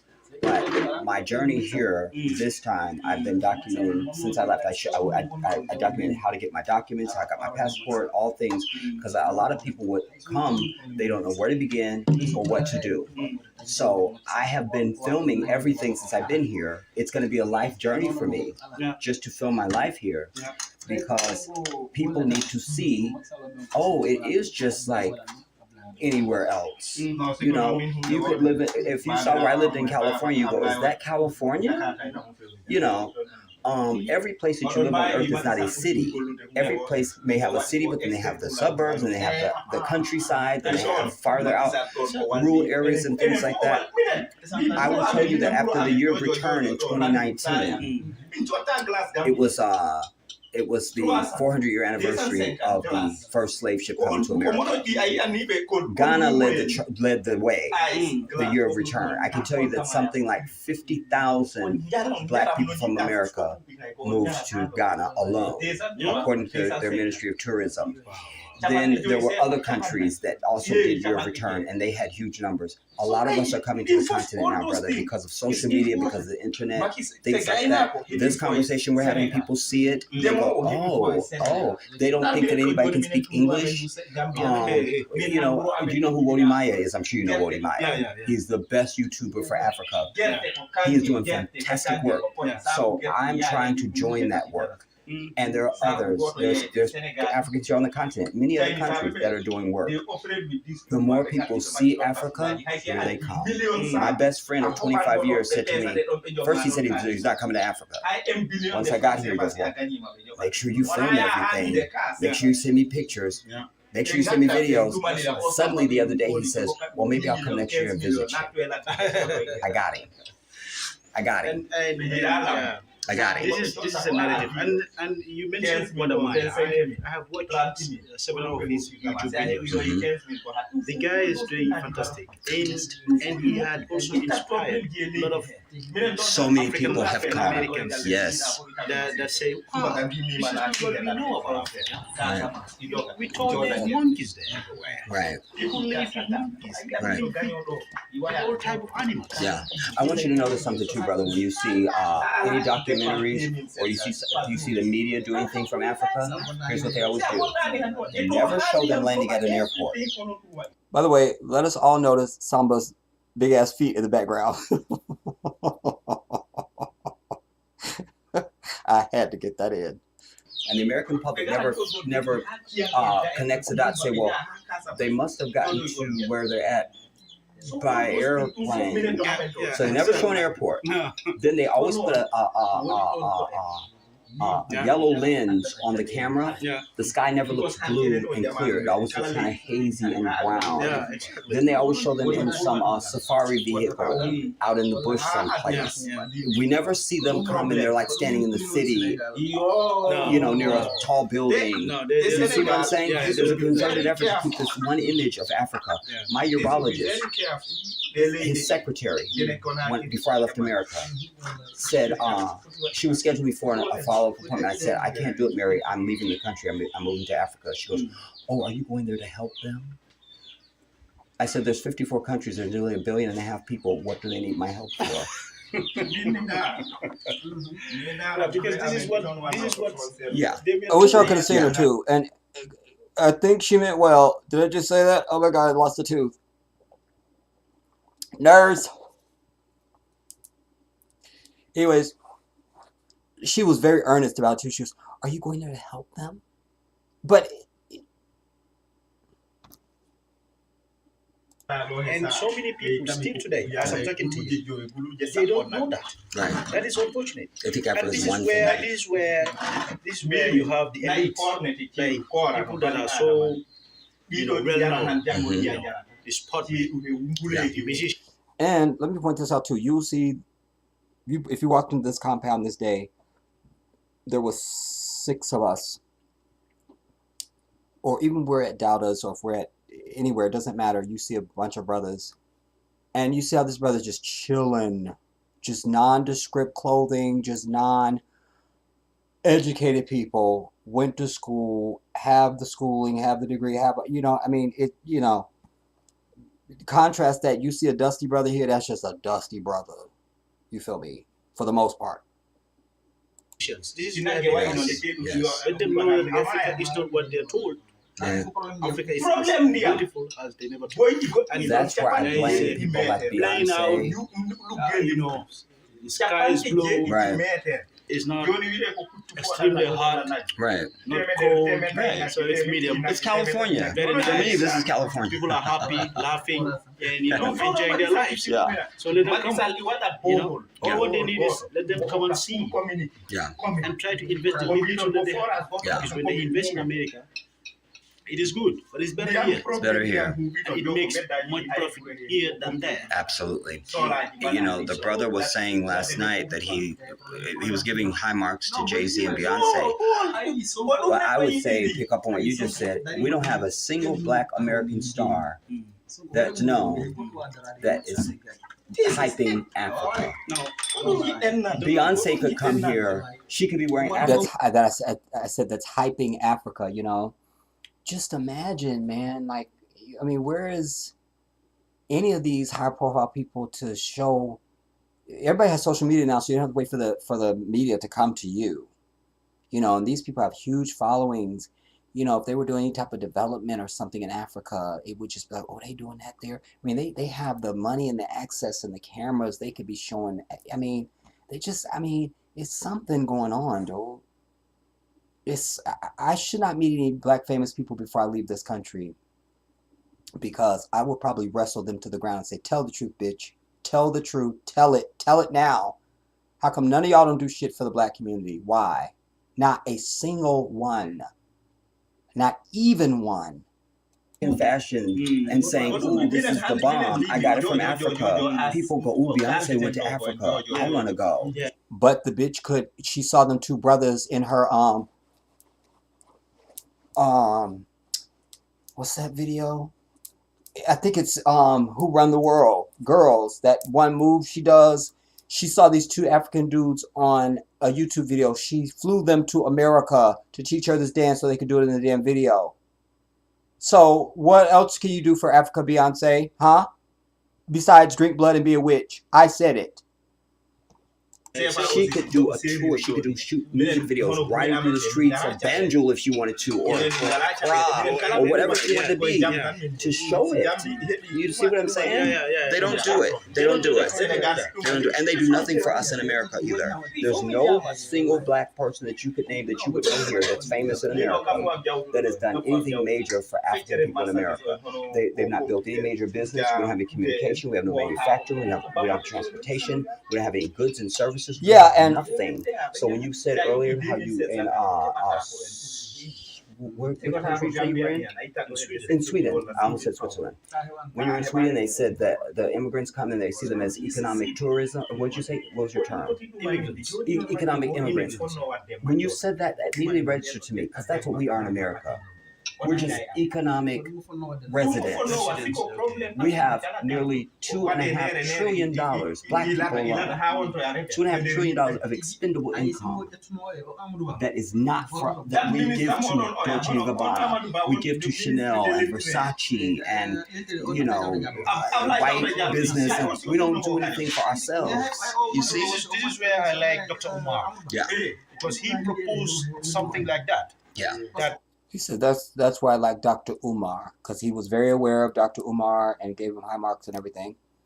African Americans should have their own banks. Right. They should have their own chains of supermarkets. Yes. Where major supermarkets, Americans will buy from them. Right. You know, they should have their own schools. 100%. You know, they should be independent. We have it. We have the money to do it. Nobody does it. Yeah, exactly. And you know, Dr. Umar, I really admire him. I don't like his stance on Islam, but other than that, yeah. I mean, he's not perfect. Yeah, but at least he's in the forefront. He's got the right mind. Yeah, he's doing something. Yeah. You know, his heart is in the right place. I wish there are a lot of people also that are also doing something similar. Yeah. Trying to fight for the African heritage. Yeah. I'm also very I'm here to also say that we have to be very, very protective of Africa. Because what we know that you all don't know here is the true nature of white people. When you see them, you're not under their system of control, per se. We live under laws that are meant to suppress and oppress us. When you encounter them, they're grinning, they're very friendly, they're helpful, and all of that. But you have to be very careful because they don't go. Righteous. I saw, remember I don't have television. And I don't have any of that streaming stuff that you got to pay for. But I remember seeing promos for this Black is King thing. And I wanted to see it because I wanted to know what was it. Because, they can make a promo look like something and then you see the actual body of work and it's not the promo. So I'll take your evaluation on that. And, if she did that, then I give her a mark for that. That while still holding my overall indictment on her. Because that would be something good and we take good wherever it comes from. But I should have known that. Where was the follow-up campaign that would have just been known, When they really want to get something out as a big message, like this is a thing, they do it. When she did the thing in New Orleans where the police car was underwater, didn't understand it at all. I didn't get it. It was all witchery and I feel like there was roots and hexes and voodoo on some stuff. I love the hat she was wearing, and that was about it. The rest of it, I didn't understand it. I didn't get it. Anywhere and just blend. Anywhere they go, they take over. If Africa is not careful, you will be a guest in your own country. Wallahi. I believe so. Wallahi. We have to be very careful. This is what happens. When you have your land, and you don't value it. Yeah. You don't know the value of your land. Somebody else outside may come and take it from you. You don't know. Right. Okay. Yeah. And that is the problem. He's giving the metaphor because that's the thing. Many of the conversations I had there, I'm trying to let them know. In fact, there's this one brother that Papa introduced me to in Senegal. He said, brother, this is brother so-and-so, and he wants to go to America because Papa knows I'm going to pounce on him, and tell him, no, you don't. No, you don't, but that's what he's saying there. Sometimes you can have land and you don't know the value of the land, but somebody else can come in and see the value of the land, etc., etc. It's the metaphor that he's giving. And that's what I was trying to preach to many of the brothers that I came into contact with, let them know you're already wealthy here. You have it. You have everything. You have it. And ultimately what I want to do when I go back is to be able to set up a way that is lucrative, that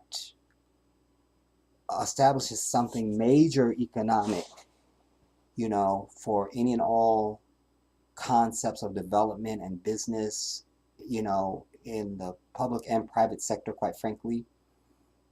So when we think about, um, I wouldn't even be down for even a chain of grocery stores in Africa so much, because the impact it would have on small business owners and smaller markets.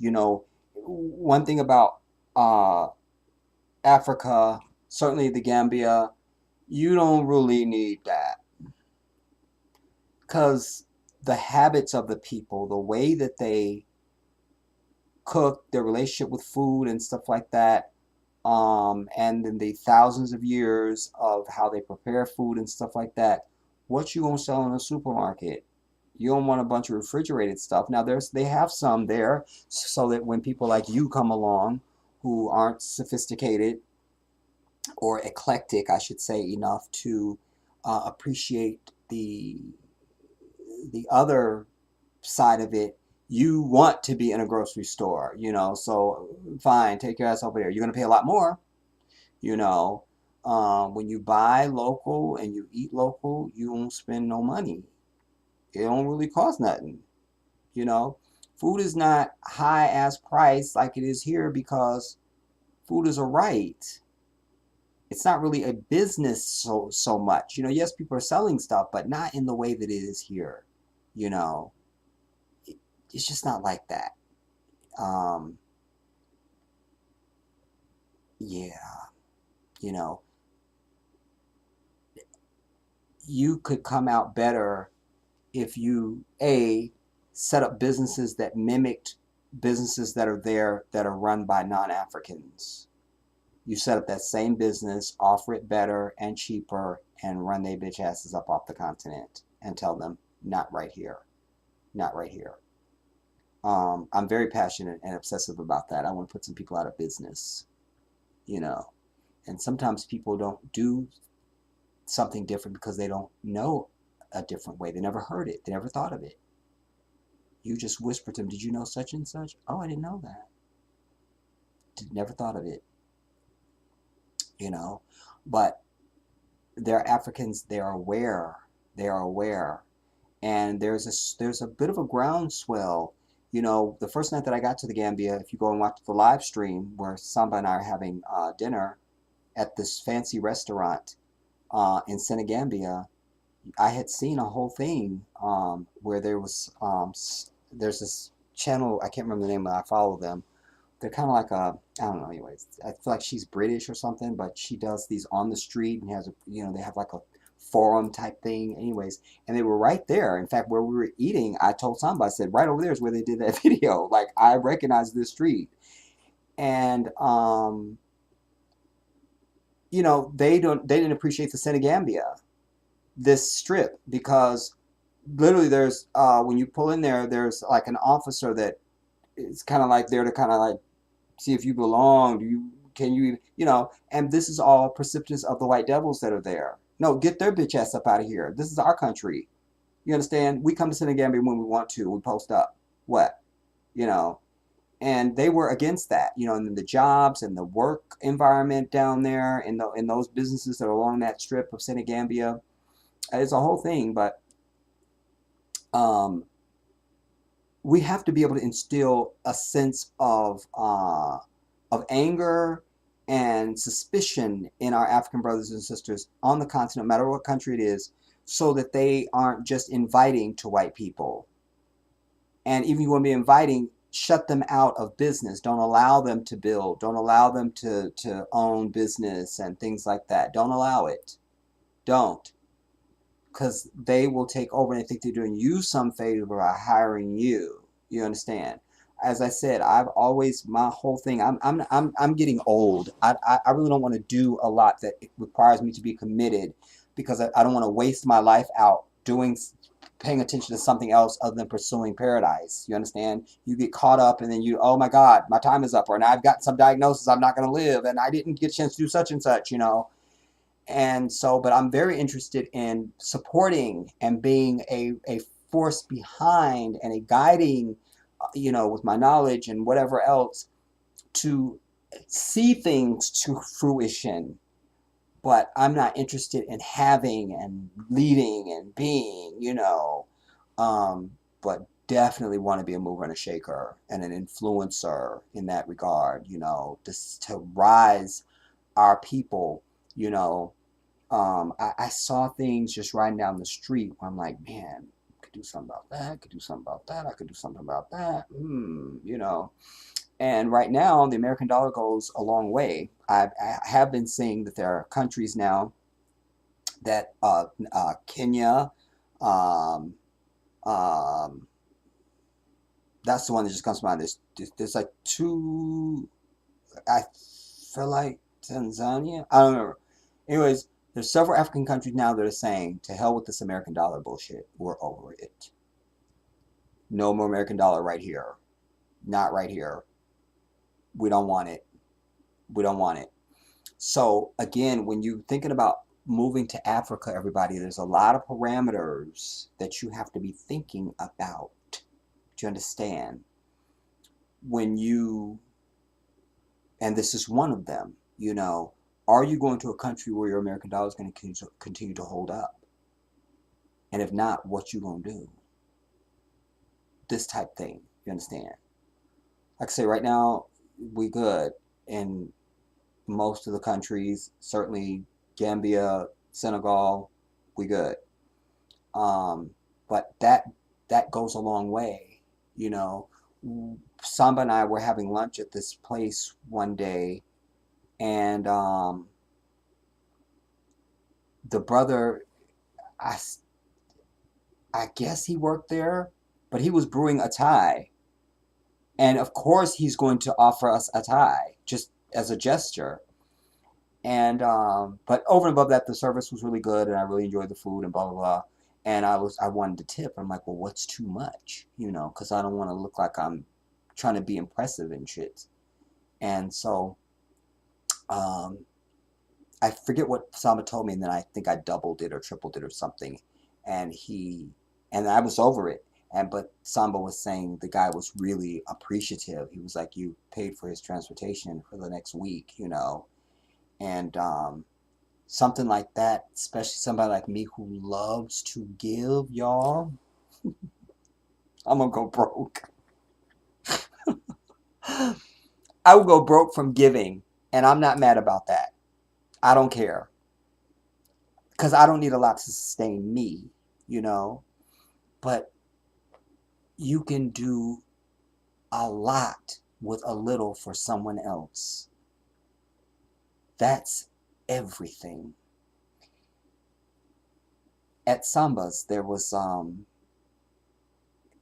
the food that we would have at Samba's, because his kitchen is still being finished and all of that, but food would appear, and we had meal. And so it turns out there was a lady in the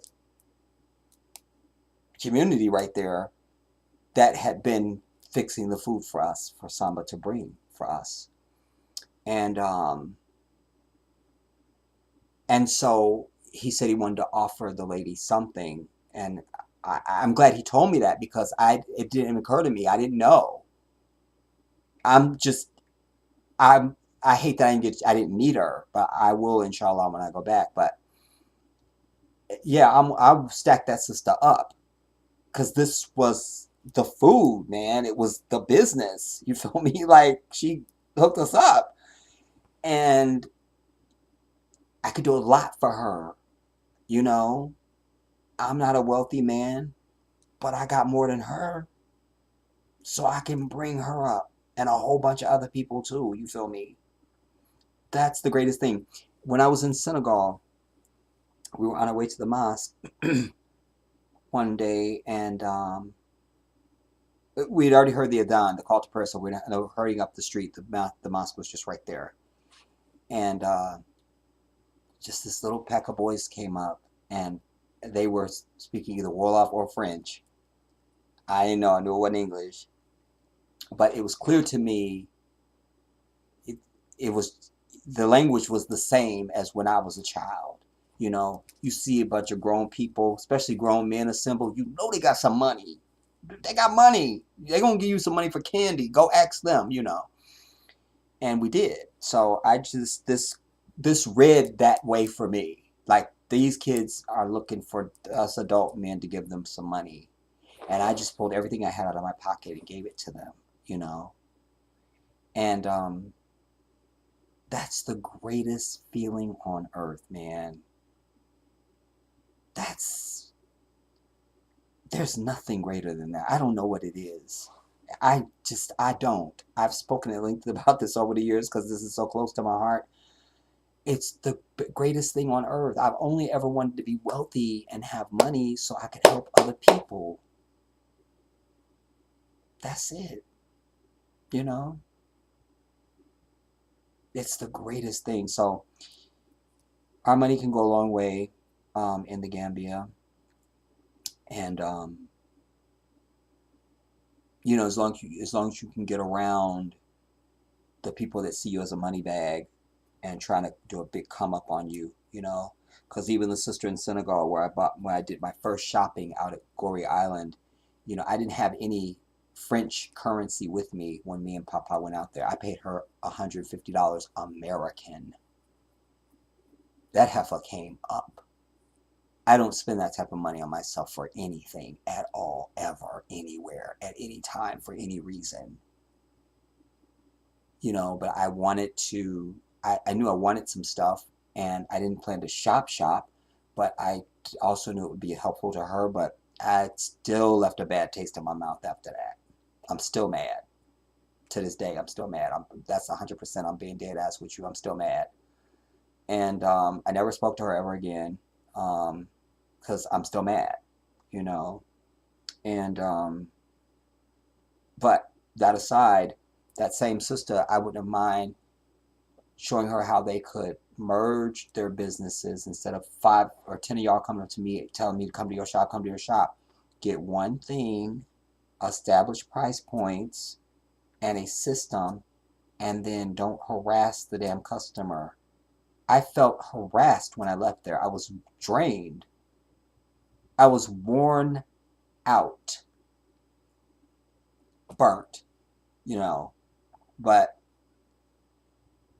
the heart that I go with in life that I have, you know, is something, you know, like, you know, if somebody has a great idea, then I'm willing to do what I can to try and help to fund that, you know, or fundraise for it or whatever I need to do to make that happen. You know, that's the joy. That's the joy, man. That's the joy. Like, last thing I'll say about it, and I think I'm gonna land because I think we're past midnight on the East Coast now. And I'll read a couple more comments, but I saw Oprah. You know, after she first ended her show, which I knew she was a giver. You know, it's ironic and maddening that she has pissed me off because I get a lot of her spirit because I share it. And especially that day that I woke up and heard her speaking about the whisper, and I was the only person I knew on the earth that spoke that way. And I was like, I know why she's worth $7 billion. I know why now. It's all clear now. It's all clear. But after she ended her show and she had this Oprah 25 something, it was like a reality behind the scenes of the show type thing. And she also had masterclass where she talked about how much fun it was to give. She just loved that. You know, when she do her favorite things, or she's like, cause she knows something good is coming for the audience, and it's not just what you're giving them. It's the memory of it. It's the energy of it. I understood everything she was saying. That's why I know it's sincere. Cause if she was lying, I would know. Cause I am that. So if you lying, I'm genuine, and I'm gonna know that's some bullshit right there. But she's genuine. Like, she is one of these people on earth like myself, and there are others that we understand the absolute joy of giving. You're just looking for the right target. Because it's one thing to give, but you want it to really mean something for that person and to really impact them and the feeling of that, you know, because that's what people remember is the energy of it, not so much even what you gave them, but the energy of it. You know, when my friends used to come out here to visit me after I moved out here from the East Coast,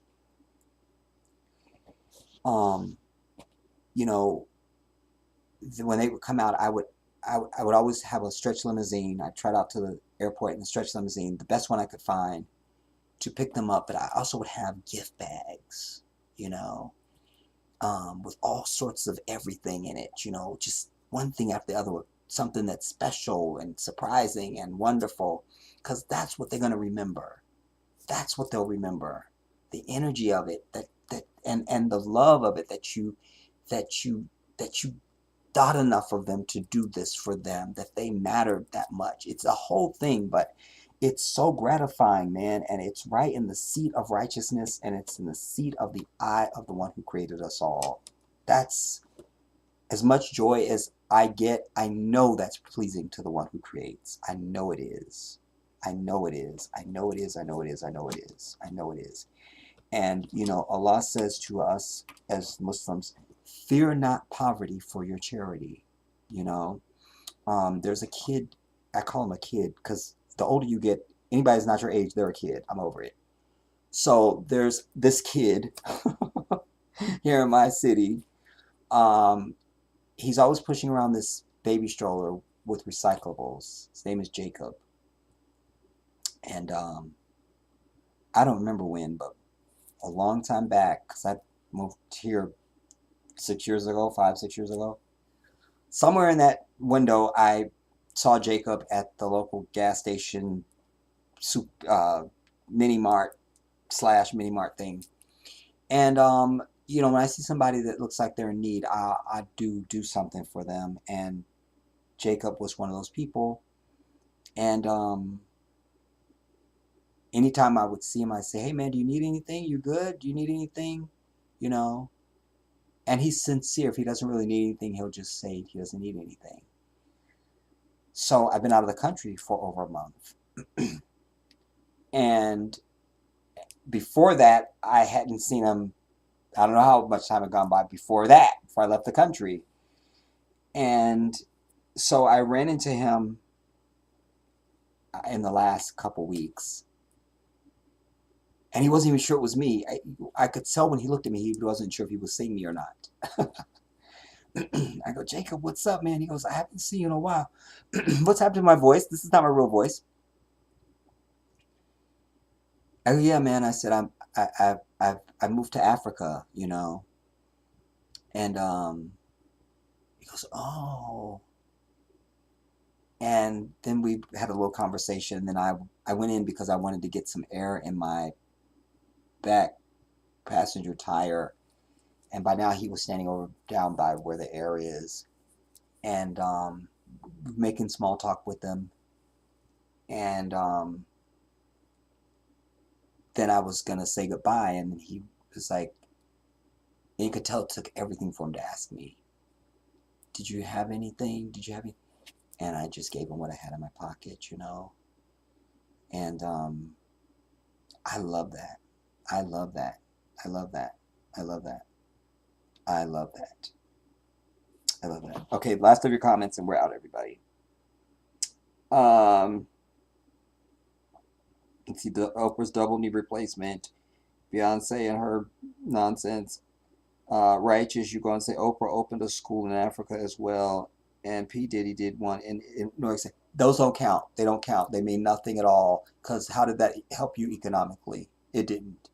You know, what did it do for anything? And how many people, how does that serve us in any way? It doesn't. It's a cop-out. It's right up there. It's right up there with like NBA players showing up at turkey give-outs during the holidays. To stand and hand out a turkey. That doesn't do anything. Those people are going to eat one meal that day and it's over. Where's the checkbook at? You feel me? Why aren't you in your Hummer driving to various one's houses and sitting down with them, doing full vetting interviews and finding out, are they in need and what do they really need, and then writing a check. You feel me? I mean, I can't. And P. Diddy is just, don't get me started on him. I have so many indictments, it would take me at least 3 days to go through them all. And that's just the indictments, you know, if I could get to the charges. And a school is a cop-out. And a lot of this stuff is just a tax write-off. And for all the school that Oprah built in Africa, in South Africa, again, the transfer rate of the money, and she's Oprah, so I'm sure they gave her discounts on some of everything and probably donated a bunch of labor and materials. So it was nothing. You understand? What was the final cost American of her building that school? I'd like to know. And alhamdulillah, she built a school in South Africa for black girls. I love that, because I understand the value of girls. I believe that motto. They say you educate a girl, you educate a humanity or the village. It's just like, it's different than you educate a boy. It don't really mean nothing. You feel me? I agree with that. But you could have done both, and because you have 2 private jets and a house on every continent. And so you have the money you could build your little school in Africa. That's cute and everything. We see the little school and stuff. Okay, we see the little school, like the little school. But now what are you doing here? Because we don't need any schools. We don't need any t-shirts. We don't need turkeys. We don't need school. We don't need none of that shit. We need hard cash. You understand? People need their rent paid. People need to be brought out of debt. People need stuff that's tangible, that helps you survive in this economic ring washer. You understand? That's why I'm over education. Forget telling your kids they need to get the education. Tell them why they need an education. Forget that. Because you're going to run yourself into a hole. You tell them, you need a coin is what you're going to need. You're going to need a coin. Because look at how educated you are. If you don't got a coin, it won't mean anything. They won't care if you have a master's or a doctorate in anything when you're sitting on Skid Row. That won't matter. You understand? So you need a coin. That's what's important. And we need to start pushing that narrative for our children. So these schools mean nothing to me. I don't even see them. They mean nothing. Righteous, you go on to say, Beyonce is part Creole. So there's that. And she's referencing Hurricane Katrina with the water and how black people were abandoned. And she was addressing police killings in that video. Yeah, but she got more credit than the work. I also was criticized her Super Bowl thing when she did the black beret and tried to do the Michael Jackson thing. The bitch is copying everybody. She's not come up with a single original idea. I could take, if you came to my house and you had a weekend, I could take you through her work and show you exactly who she got everything she's done from everything she's done, where she got it from. She's not original. Not original. And so everybody's like, oh, Beyonce, remember I tamped my people back with that. Like, she didn't do anything. It was because we're over symbolism. We need hard, cold results is what we need now. And that should be the standard for when we just declare that we're going to reap praise upon you because you've done something. You know, you're Beyonce. You sang at the inauguration of President Barack Obama. The bitch Kim Kardashian was standing in the Oval Office next to Trump getting justice reform or some shit. Bitch, where is the picture of you standing next to Obama getting something done? I'm sorry? You were doing Who Run the World, or you were doing Single Ladies. You see? Again, you can't have the credit without the work. These are little symbolic little things. She's not stepped out and been bold. She's not even risked her career for anything. And for all of her Creole, because the bitch has never been seen. I've not seen her in black hair. Has anybody seen her in black hair? Maybe for a video or something, but for 5 minutes. You feel me? Like, even her father said Beyonce wouldn't be as popular as she wouldn't have been as successful as she is if she was dark skinned. Remember, he got into a lot of dust up for that. Beyonce is a clawing, blood drinking, money grubbing, selfish bitch. And to her credit, because you wouldn't know her if she wasn't that. Just even on this, going through these seasons of Showtime at the Apollo, I had to sit through 2 performances that they did on the Apollo when she was with Destiny's Child. And she's a hateful bitch. They've got LaToya whatever the beautiful girl after Kelly, the one that does a lot of hosting now, did her own album. The beautiful one. She's funny. She's got personality. She's a real person. Latoya or something. Latoya Luckett or something Latoya. And they got her in a hat so that she don't outshine Beyonce. Then they have Kelly's hair real short so that don't outshine Beyonce's hair. She's the only bitch showing her legs and her waist. Everybody else is in long pants. She's got on platform shoes and they were in something. I mean, it's very deliberate. And then she's the only one that can be out front with all of her ad-libbing, and she's got an ad-lib, so she when it's not the main verse, then she just ad-libs the fuck over the backup singer so you don't know they're there. With her, ladies, where my fellas? Ladies, where my fellas at, bitch? Where they at? You feel me? I'm getting worked up, but I cannot stand Beyonce. I cannot stand her. Cannot stand her. Wanted to like her. Can't stand her. Because I see it. And even when I don't want to see it, there it is. She did a thing, it might have been in Senegal when I seen this. I was on my phone or my tablet or something. And there she was in Dubai. And it was a whole mysterious thing. And it was all this big production. And she's coming out in this. I mean, just I can't stand her, dude. Like, I'm still back at Freakum Dress and Dangerously in Love and Upgrade You. And where's that at? Where's that chick at?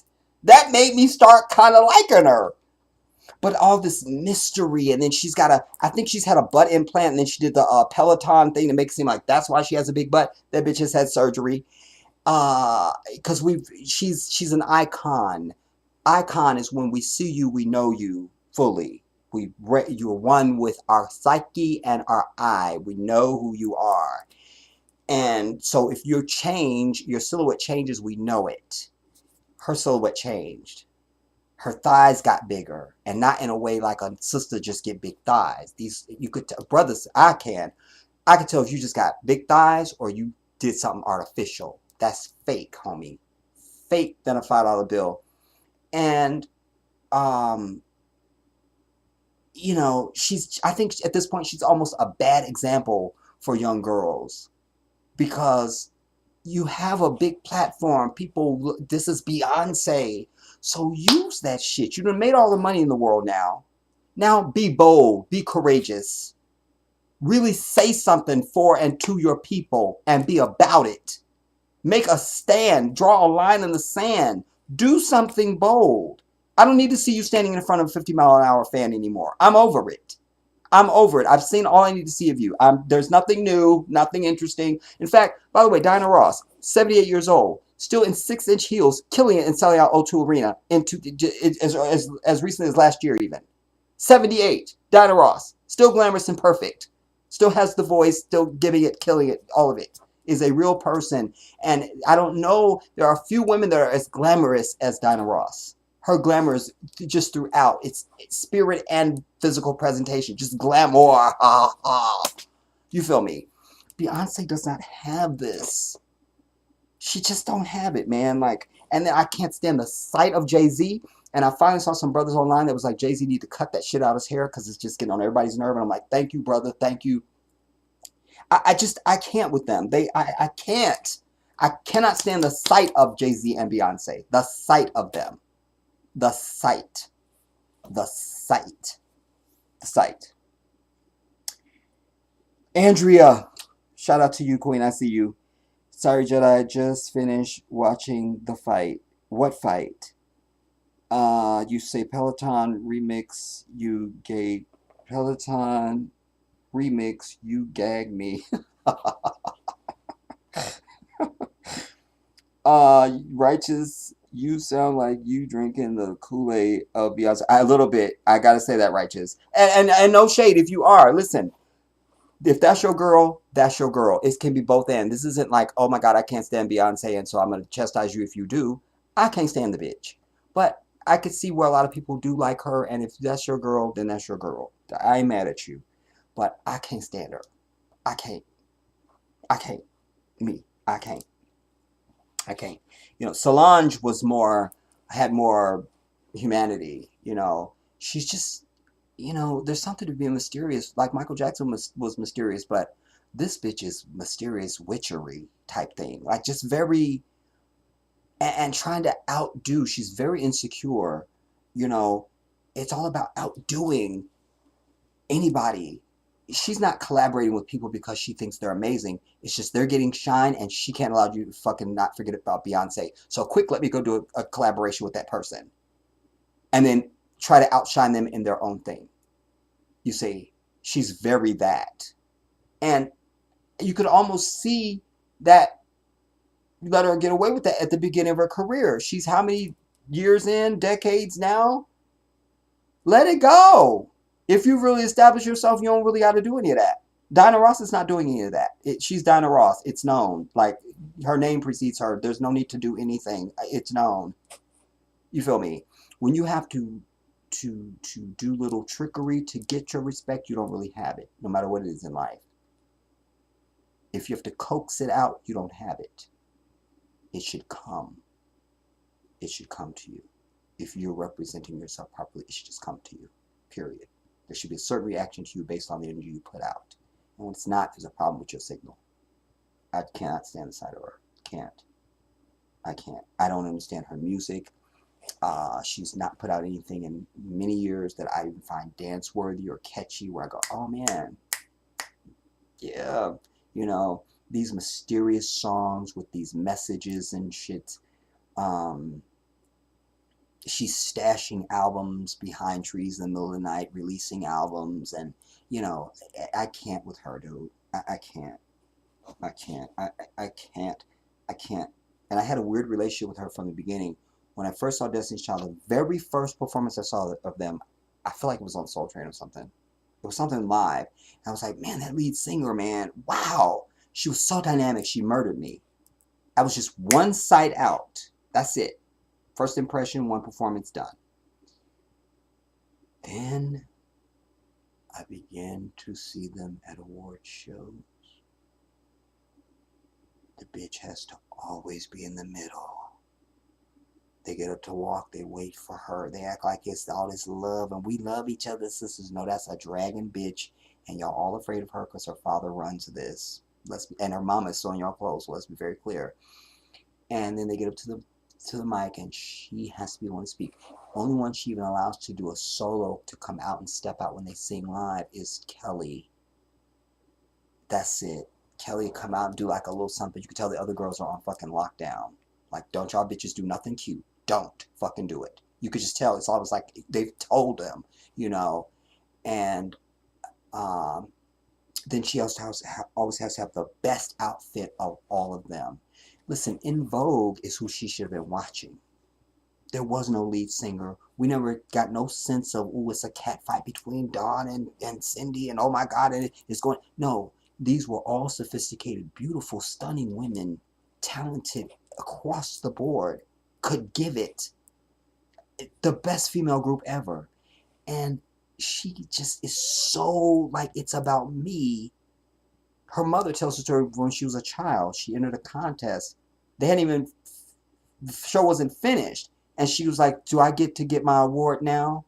And I'm like, no, baby, they got to judge the contest. At least the bitch is consistent. You have to give it over for that. That's worth something. That's worth a little something right there. We write a check on that, but a check. So, I mean, then when she went solo, I'm like, oh, I don't hate her now. Loved Dangerously in Love. Baby Boy. My Life was when she Conceive an Angel. That was my life, dude. That move was like, I just want to wait till she do that. Wait till she do that. And just, I know she works hard. I've always given her high marks. Anytime I've torn her down to the streets and left her in the gutter, I've always been very consistent to say, the bitch works hard. She works very hard. She's also a witch and a bitch, but she works very hard. You can't be her if you don't work that hard, man. I mean, I saw video, something years ago, where she was in the back of an SUV. I don't know what it was for. But there she was rehearsing that. Boy, you know you love it. How we strong enough to make these millions, strong enough to bear the children. And she was recording this and doing something on a laptop, and she was rehearsing something in a hallway. But I don't have to see any of that. I know that she's a household name. You didn't get there by just, oh my God. And it wasn't just even Destiny's Child. She's been working hard since that, so she knows work ethic. But to maintain this level of fame this long, you have to love being in the damn studio. Before you get to the studio, forget that. You have to be able to find time by yourself to write a damn song, even if I'm going to hate it and tear it down and say I haven't heard anything since Dangerously in Love or something. All right. But there's time. And where do you get your inspiration and the discipline to keep her weight a certain way and look a certain way? It's a work, man. You see a single girl's video and you're like, ooh, Beyonce killed it. But how many hours was it to come up with the concept for even just the song lyric? Before you get to the music and the arrangement, what's this going to sound like? Here's the lyric, what I'm trying to say. Now what's it going to sound like? Hours, days, weeks, months. You don't know. Sometimes a song can happen very quickly. You don't know. And sometimes it's just, I don't know, writer's block. She's a woman, so she's got her menstrual cycle on top of that. You know, and it's not just her creativity with her writing and stuff like that. She's a public person. She has brands that she's, you know, it's exhausting to be Beyonce. It's exhausting. And then she's got to show up and look perfect. She works very hard. She's still a hateful bitch, but she works hard. She definitely works very hard.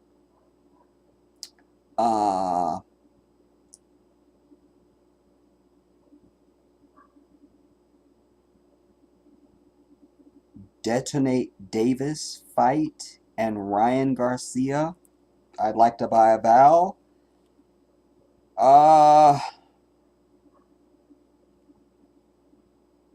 And listen, for all of her Creole stuff to Black or Righteous, I'm over it. Listen, that's just right through a black person. Well, you know, I got Indian in me. Let the bitch get pulled over and she wasn't Beyonce, the superstar. That's a black bitch getting pulled over. We don't see Creole and all that. I'm probably Creole, and you too, and something else, because look where we at. That's not really a claim, you feel me? It don't mean nothing. And she don't speak Creole, so you don't get no credit for that. Andrea, sorry, Jedi. Oh, I read that.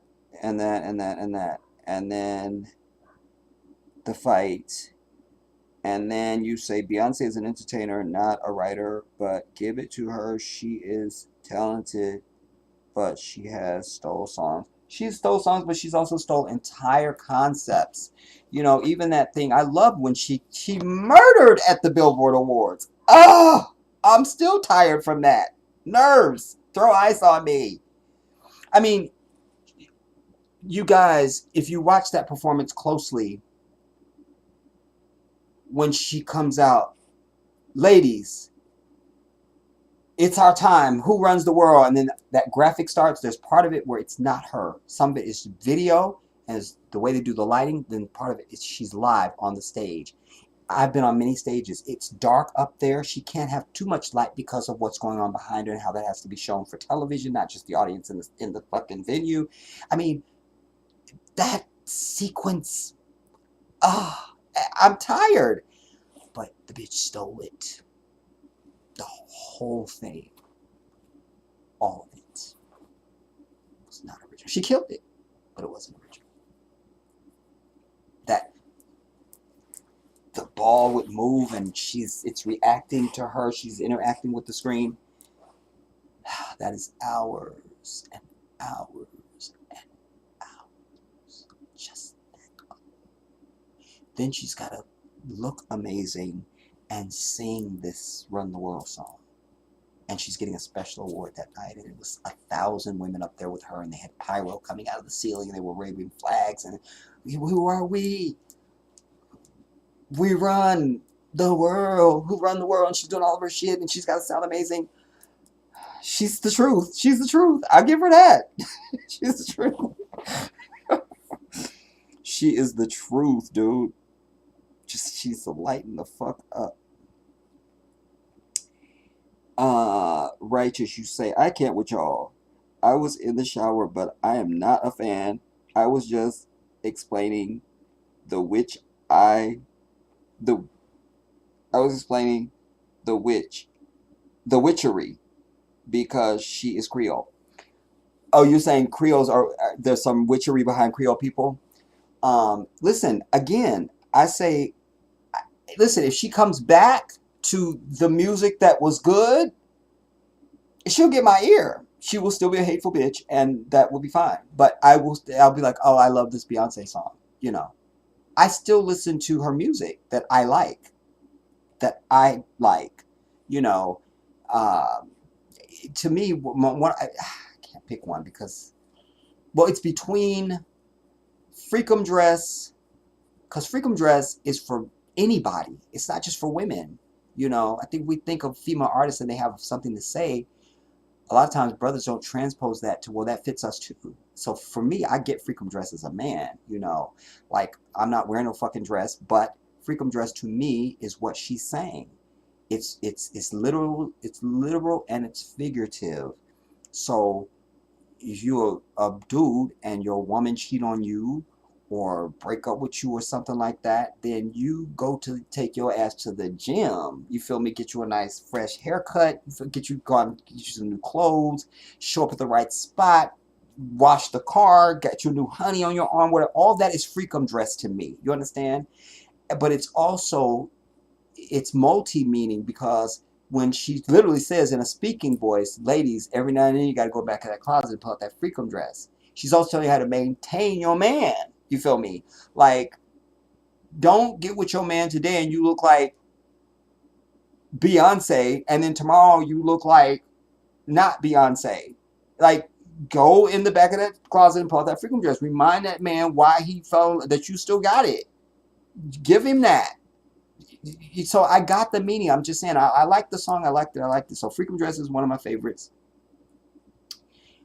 Specifically, the performance she did of Baby Boy on some award show. She had this thing coming out, and she's barefooted. They come out. They have this whole, which she copied from Quincy Jones, because it's actually the Return of the King, which is a dun dun dun dun dun, which is in Coming to America. Dun dun dun dun dun dun dun dun dun dun dun dun. When the family comes with the motorcade and all that song is playing, and Fancy them get out with the roses. That is Return of the King. Thank you very much.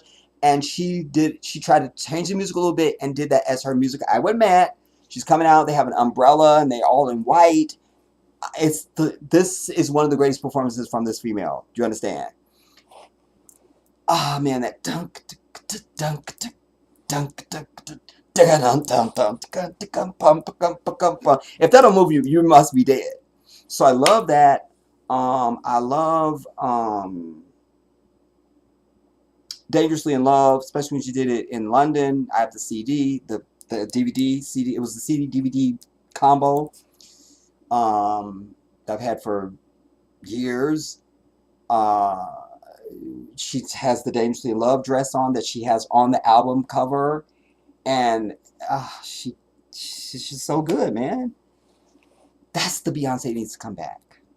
That chick. And then my favorite, well, another one of my favorites is Upgrade You. Because I don't really like the message of the song so much, because I don't need no woman to upgrade me, and I don't think women should be upgrading men. Men should be upgrading women, do you understand? Or just upgrade your own ass as a dude and let that be. But I do love when she says, just when you think you had it all, big ends, car notes collecting cars, picture your life elevated with me. You my project celebrity, I'm keeping you hot in the streets. A little burst of light makes a diamond really shine. And you already is a star, but unless you already is a star. But unless you flawless, something. If you flawless, then your dynasty ain't complete without a chief like me. And then the way she crescendos it at that point, and with a woo at the end of it, even just that song just goes out, dude. I'm just like, that's it. So I give her high marks for a lot of stuff, but she's just a hateful bitch, man. She's self-absorbed. She's jealous. She's trying to be it. Has anybody heard anything about, has she responded to Lizzo in any way? Has she done any collaborations with Lizzo? Because Lizzo is practically licking her big toe every time I see her fat ass somewhere saying something. She's just, oh, Beyonce, and don't get me started on Lizzo. I'm going, y'all. I'm gonna let y'all go. One more. What's the last of these comments here, y'all?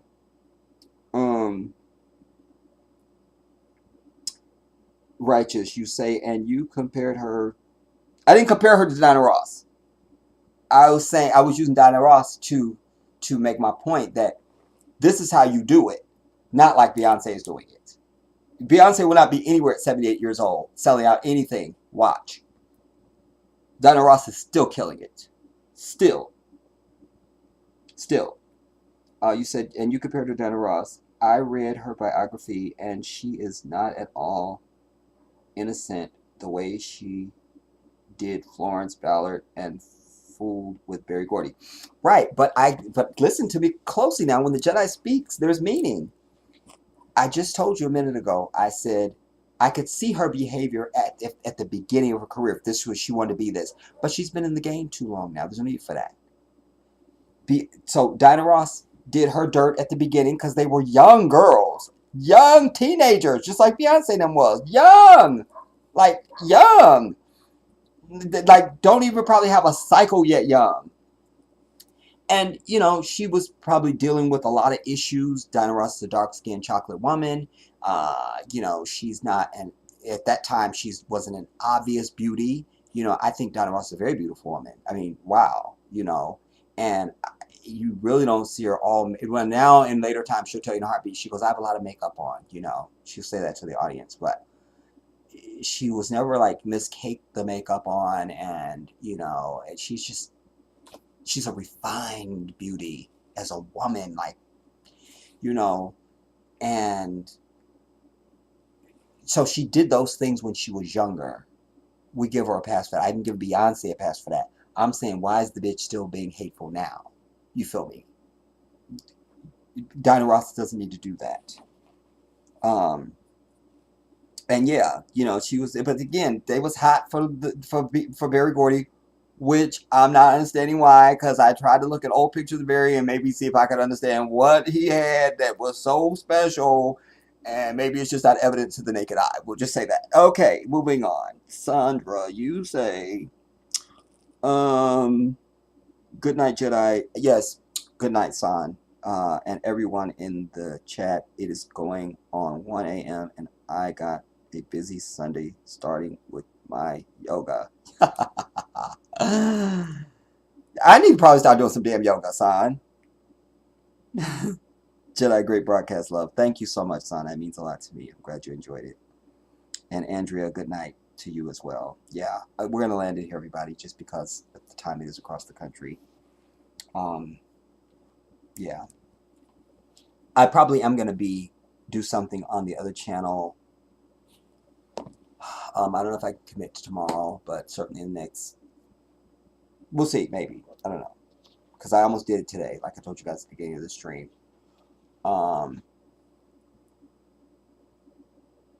But I need to do something. I need to do something on the other channel because just to revive it and keep blood flowing through it, so to speak. So, yeah. And we'll finish the rest of the video from Gambia as well, you guys. I don't know if it'll be in which order it'll be in. We'll finish that, and then I'll do something on the other channel.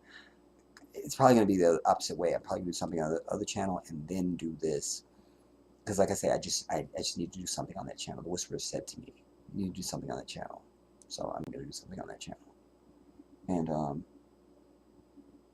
yeah, I need to find something that speaks to me that I can contribute something to, and then present that. I want to say thank you to everybody that came to be a part of the stream today, you guys. And inshallah, I will be with you. Just be checking for me. I love you all. I'll see you soon.